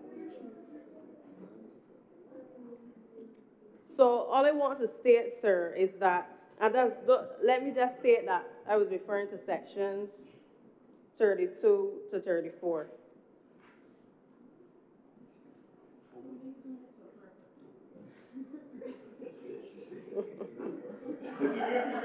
Sir, These are extremely severe consequences. There's an important difference between deliberately concealing ownership to facilitate money laundering and a small business making an administrative mistake, sir.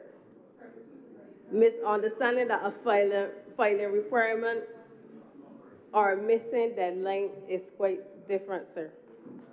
The law should distinguish between intentional criminal conduct and ordinary compliance failures. Sir, those are my points. I don't mind all the snickering around town. When I state things, I make sense. And I don't need no confirmation from nobody. That's called confidence, sir. But you have confidence in yourself? You have my undivided attention, Senator. That's right. Please ignore any Good. chatter Thank in the you, room. sir. Honourable So, Senators, sir- Honourable Senators, please allow me to hear Senator Goodrich with clarity. Thank you very much. So, sir, I've listed all the concerns that I have there with the bill.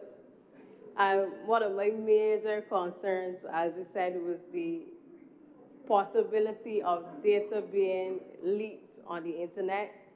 And also, one of my other major concerns was how artificial intelligence could be used then to manipulate digital information. So I do hope that the Honourable Senate would enlighten me by, adhering to some of those recommendations that I propose. Because even though we are in modern times, it is essential that we do keep a paper trail for auditing purposes. And those are key points that we could use to actually help every Barbadian in this country. So, sir, thank you. That's my respectful submission. Thank you very much, Senator Goodrich. Senator Maladu. Thank you, sir. I will try to keep my comments brief as usual. First of all, dealing with the Act itself, sir, I want to say, as far as I can understand, and speaking to service providers in this and having practiced a little bit in this area, this is an act that is needed. It is well thought through, and it has my full support. However, I want to turn my attention to two matters. The first one is the implementation of this. I have grave concerns about our ability to do this. And I realize that we have a responsibility to do it. I've heard the Senator, and we have exchanged on this many times, the need to stay off of these grey lists, black lists, and everyone else's lists by having a robust set of local legislation that meets the standards that we need to have in the international business community that we wish to play in. But simply passing the laws does not tick the box. It has to be implemented robustly, and we have a real problem here. 3 years ago, as the Senator mentioned, we changed from CAIPO to Business Barbados. And at that time, we felt strongly, the government assured us that this was going to be a solution to the myriad of problems that we had with the implementation, the delays, etc. Unfortunately, a significant progress has not been made in that regard. So let me just take two examples out of what this legislation requires, and let's talk about what the problem with implementation of this is going to be. There is a 14-day deadline in this legislation to report a change of beneficial ownership. I would have expected to see, therefore, that there would simply be a similar timeline in the law imposed on the state to actually process these change of ownership forms, ultimate beneficial ownership forms. The reality is today that that requirement exists in other parts of the law. For example, let's take the annual returns that have to be filed under the Companies Act 15A, which is being changed under this, as well as the Domestic Companies Act, I think is 15A, 343 is the External Companies Act. Those returns that have to be filed today are taking years to be processed, years. At the time we changed from CAIPO to Business Barbados, sir, you might remember that I spoke on this matter. I rose and I said, I stood and I said about what are the service standards that we're going to have? Why are they not in this legislation? And I was admonished at the time to say that has no place in the legislation. Those will come later. We asked to see them. We asked to see a regular report as to how we are doing. To my knowledge, I have not seen them. I have not seen a regular report saying, how are we doing? How long does it take us to process a change of director? How long does it take us to process some of these matters? I am told by the service providers that we are talking weeks, months, years in cases, and I am deeply concerned about that. Not about the bill that's in front of me, sir. I support the bill completely. I'm concerned about our ability to implement it. Let me give you another example, sir. As the Senator, the Honourable Senator, the Honourable Senator, Leader of Government Business, Lisa Cummins,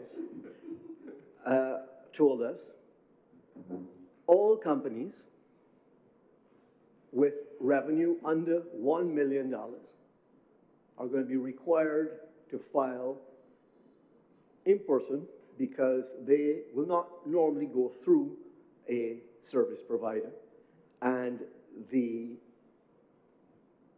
unit is going to assist people in doing that. That is great news. Thank you. All companies must register within 3 months. That's 90 days. It's actually, if we look how many working days that is in 3 months, I will call it 5 working days a week. Over the 12 weeks gives us 60 working days. My math is correct. You're an accountant like me, sir. 60 days. My understanding is there are 20,000 companies under $1 million. This means that this unit needs to be prepared to register a minimum of 300 companies per working day in order for this to be on site. Mr. President, I raise on a point of order. I know genuinely that the Honourable Senator is not misleading the House on purpose, but just to suffice to say that since January of this year, even when I was still minister and before this legislation started, we began the process of working with those companies in dedicated sessions to be able to begin the process of onboarding them, so that by the time the legislation was debated and hopefully passed, we would be in a position to onboard them. So that process has been ongoing. This is now 6 months in for the year, and that work has begun, and I believe it is continuing under my successor. Please continue, Senator Honourable. Thank you, sir. And I thank the Minister for the intervention, and I'm glad to hear that. And I look forward anxiously to the report that will be forthcoming telling us that we actually made the deadline and we were able to do this. So I raise it as a concern. I'm very glad that it has been looked at in advance. So, sir, when I talk about implementation, I don't talk about this lightly, because often in here you've heard me talk about the legislation that we have passed, and we often will tap on the table and clap to ourselves when we pass legislation. I don't do that. I look for when we actually implement it and do what we say we're going to do. And I have been told many times in here that we're the legislature. We are not the ones who have to enforce it. But we can't ignore the fact that many of the things that we are passing in here are not being enforced. And I'm sure I don't need to list them all for you. I have my own pet peeves with people driving in the back of open back trucks, and we have laws for that, and not wearing helmets, and maybe even the one that we spent so much time talking about, the noise pollution and kites. I didn't notice any difference because how do we implement it? How do we deal with it? So let me turn my attention to the last thing, which I regret to have to do, but I shall do, because I think it is my responsibility as an independent senator to do so.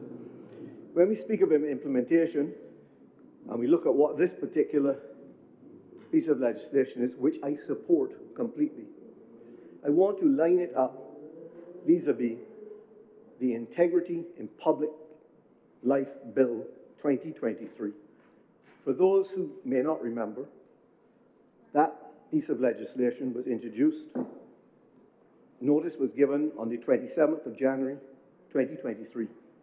I will bore you with all the stages, but just to say that I was in this chamber on the 16th of August of 2023 when that legislation was passed.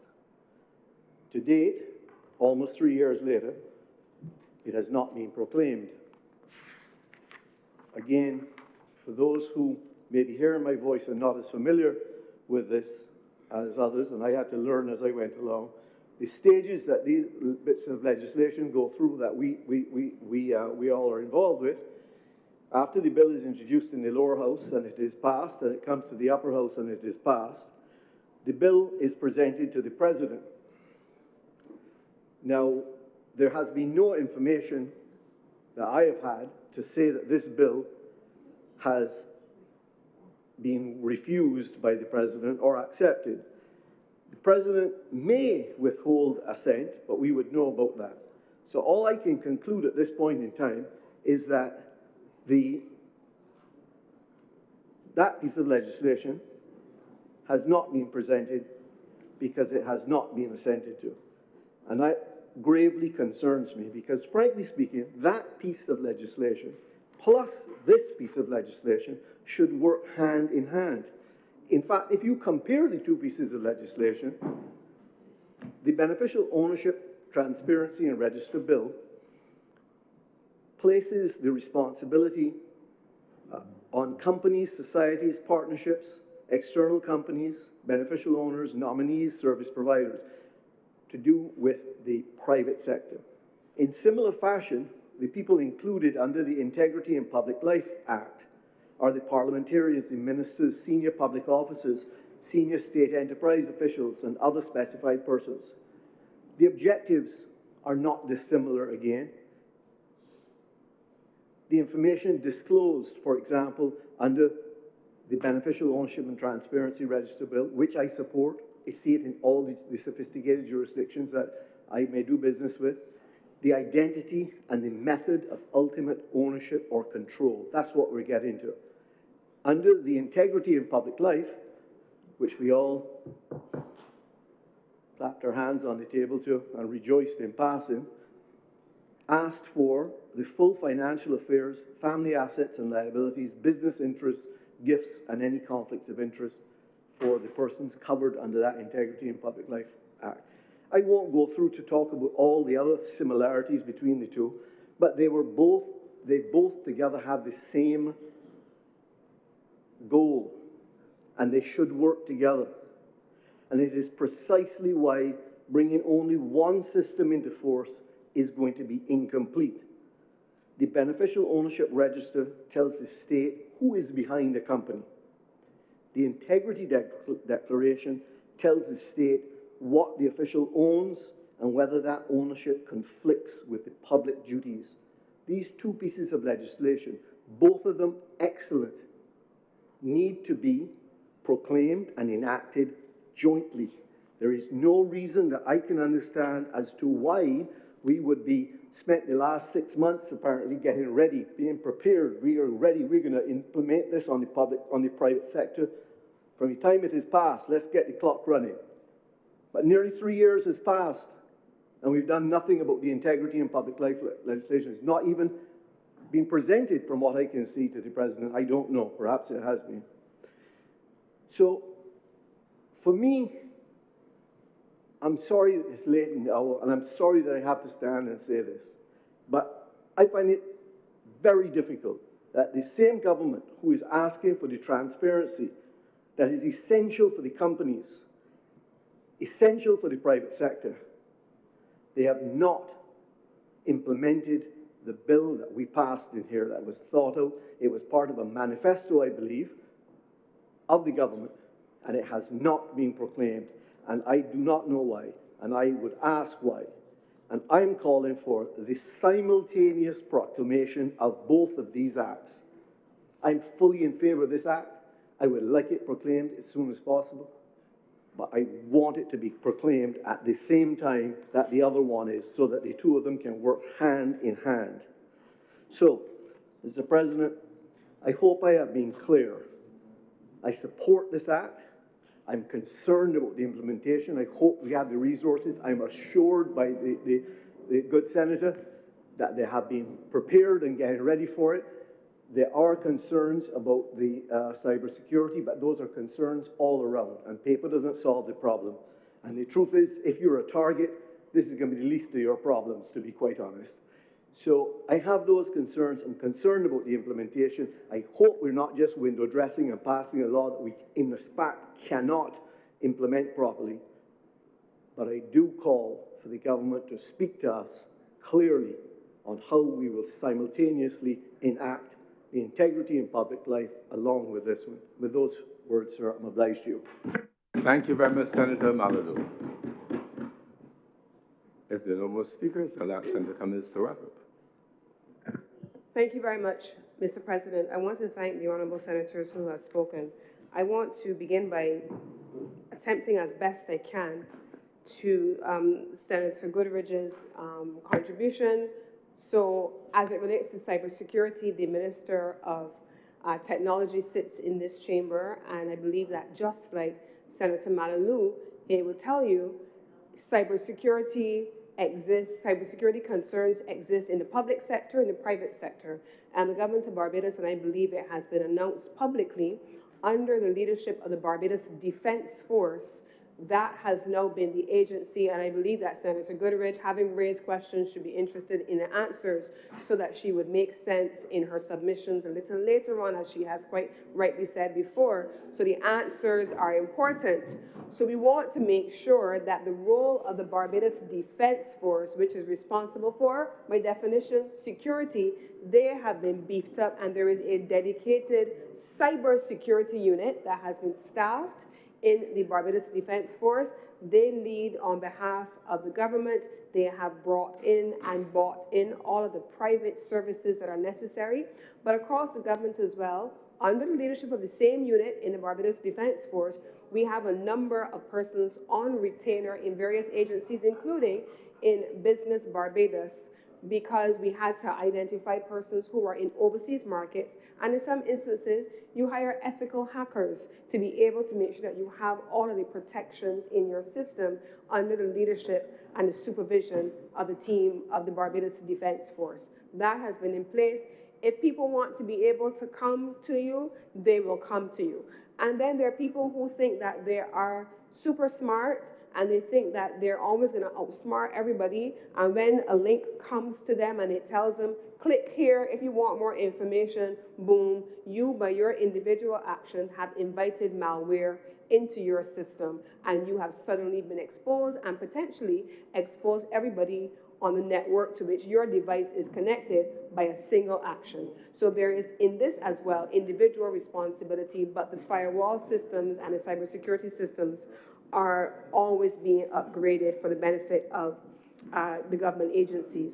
Now, excuse me, I want also to respond to the queries that have been raised by Senator Malalou. Let me start first by going through the queries relating to the operation of the implementation of the entity. Yes, since earlier in the year, the team began the process of training in the first instance and then sensitization of the business community.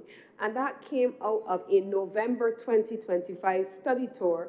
It was to the Cayman Islands, where they looked at the legislation in Cayman. I know that the Honourable Senator is very familiar with the operations of different jurisdictions across the region, and they went physically there, met with the officials there. We had a consultant from last year on staff looking at what was being done in other competing jurisdictions, and out of that, a best practice model was built along with the overall guidance of the FATF.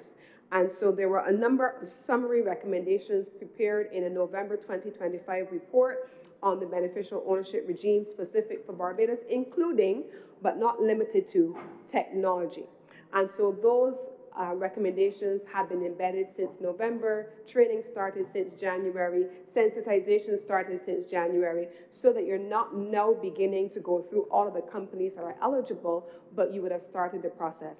I want also to say that I don't know from 1997, when I joined in October of 1997, when I joined the Ministry of Foreign Affairs and Foreign Trade as a Foreign Service officer, to any of the encounters that I have had for 10 years as a Foreign Service officer, or how many other years since then as a public officer, I have never in any legislation seen treaties and treaty obligations listed in domestic legislation unless it is about the ratification of said piece of legislation. I've never seen it. And so if we have, and I mentioned them before in my initial presentation, I talked about the Mutual Legal Assistance Treaty, for whom the competent authority is the Barbados Revenue Authority. We have sat in this country, I believe, I remember, Mr. President, there are only a handful of us who were in the Senate in 2018. Only a handful of us who were in the Senate in 2018. In this chamber, even before COVID, when we had a landmark night, I believe Senator Rogers was one of those handful of persons. We left in here after midnight, December, just before Christmas. The clerks would recall it. We had a landmark night in this chamber because we had to pass about 13 pieces of legislation overnight. And it was because one of the things that we were always clear of, whether it was in 2018 or in the years prior, or in the years when there were previous ministers with responsibility for international business, the goalposts are always moving. Under what circumstance where you know a goalpost is always moving and the requirements are always changing, would a government, a responsible government, embed changing regulations and changing regimes in fixed static legislation? That's not what's done. There's no precedent for it. It's just not done. And so, Mr. President, if I decide that I'm going to buy a new car next week, and the licensing authority decides I'm going to keep my registration number, or I'm going to get a new registration number, am I going to put my old registration number in a static document? Absolutely not. Things that can change do not go into legislation. Things that are specific to international obligations that evolve do not go into legislation. And I'm surprised to even hear that at this level in this honorable chamber, to be honest, Mr. President. But I wanted to clarify it nonetheless, because we would not ever see that happen in the text. And then finally, I want to actually agree, and I know that Senator Malalou may be surprised when I say this, but when we were doing the Electricity Supply Act, for example, one of the innovations that we required as a team was that if you are imposing obligations on business or on the sector, you also have to give some predictability in how quickly things can be turned around by the government. And so we set timelines too. So the statement that there should be an equivalent timeline to the 14-day deadline for businesses, that there should be clarity, whether it is 14 or some other number, there should equally be clarity about how long we expect the state to turn things around. I don't step away from the fact that, and I've said this to teams, especially when I was in the Ministry of Business, the length of time that something stays on your desk and is unturned around is a cost to business. And then we have all kinds of run-on effects. And I absolutely agree that there should be timelines within which we set standard operating procedures. But that is not to say that in an entity like Business Barbados that they do not exist. I happen to know, because they don't report to the legislature, they report to the ministry under which they sit. So they would have already introduced a series of standard operating procedures. They're transitioning still, as we know. Hopefully, I expect that they will be in a position to have and onboard a brand new register in the shortest possible time frame. I expected it should have been completed by now, but that is underway. But their reporting mechanism is not to the legislature. The only entity in law that reports to the legislature is the Public Accounts Committee, which sits under Parliament. Every other entity would report into their line ministry. And so you may not have seen the report, but the reports have very much been in existence. So I want to say that this is important legislation, and I'm grateful for the support that colleagues have raised. And I beg to move, Mr. President, that this bill is read a second time. The question is that this bill be read a second time. Will those honourable senators in favour please say aye? Aye. Those against please say no. Methinks the ayes have it. Mr. President, I beg to move the Senate resolve itself into committee for further consideration of this bill. The question is that it do not leave the chair, and the Honourable the Senate resolve itself in the committee for further consideration of this bill. Will those honourable senators in favour please say aye? Those against please say no. Methinks the ayes have it.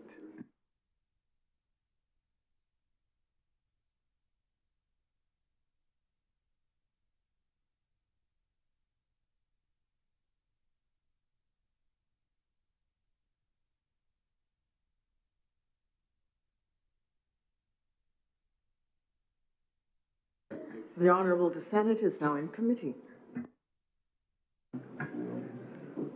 Part 1, clauses 1 through 5. Madam Chair, I beg to move that Part 1, clauses 1 through 5 do now stand part.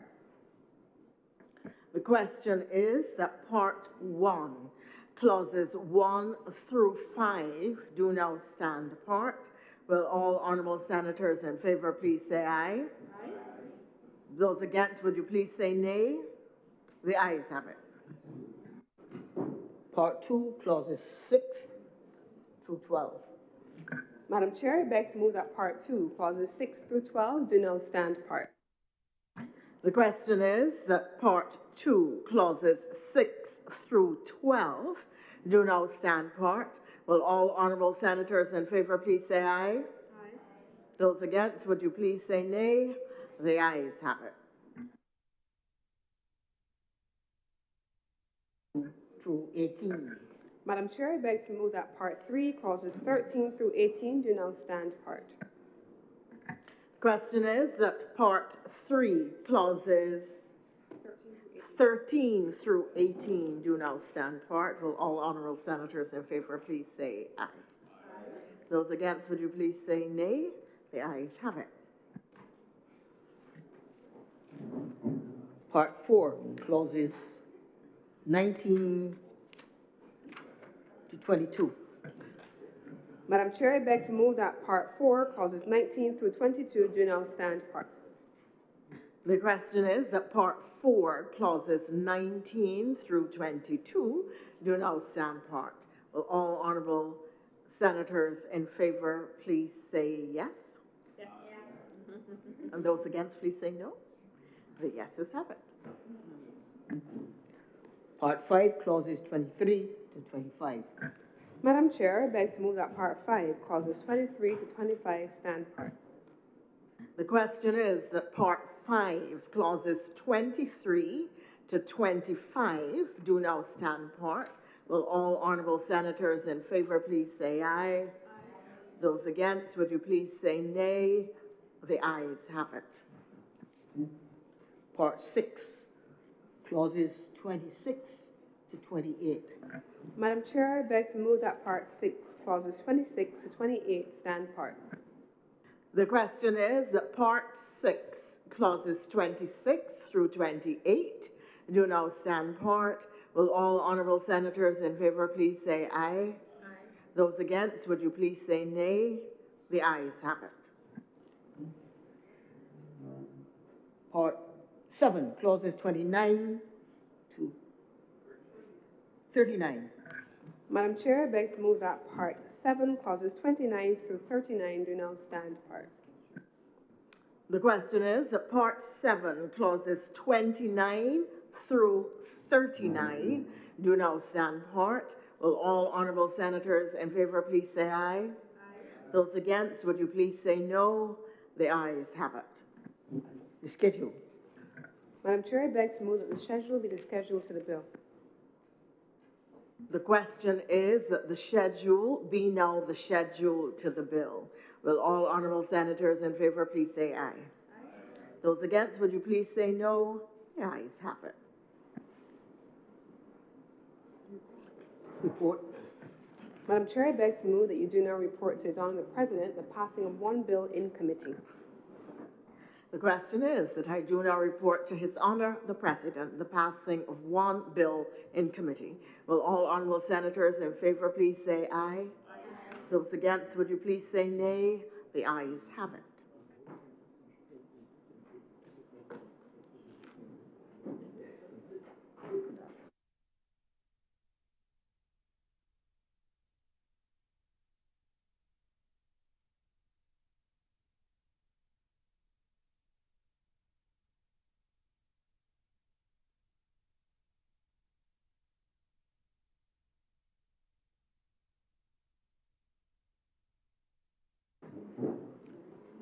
Her Honour, the Deputy President has reported to me the passing of one bill in committee. Senator Cummins. Mr. President, I beg to move that this bill be read a third time. The question is that this bill be read a third time. Will those honourable senators in favour please say aye? Aye. Those against please say no. Methinks the ayes have it. Mr. President, I beg to move that this bill do now pass and be cited as the Beneficial Ownership, Transparency and Register Act 2026. Order. Order, honourable senators. The question is that this bill do not pass and be cited as the Beneficial Ownership, Transparency and Register Act 2026. Will those honourable senators in favour please say aye? Aye. Those against please say no. Methinks the ayes have it. This bill is now passed and so cited.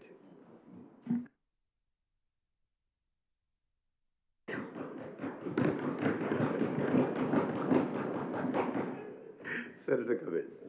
Mr. President, thank you very much. This is an important piece of legislation to have passed, but it does bring us to the end of government's business for today.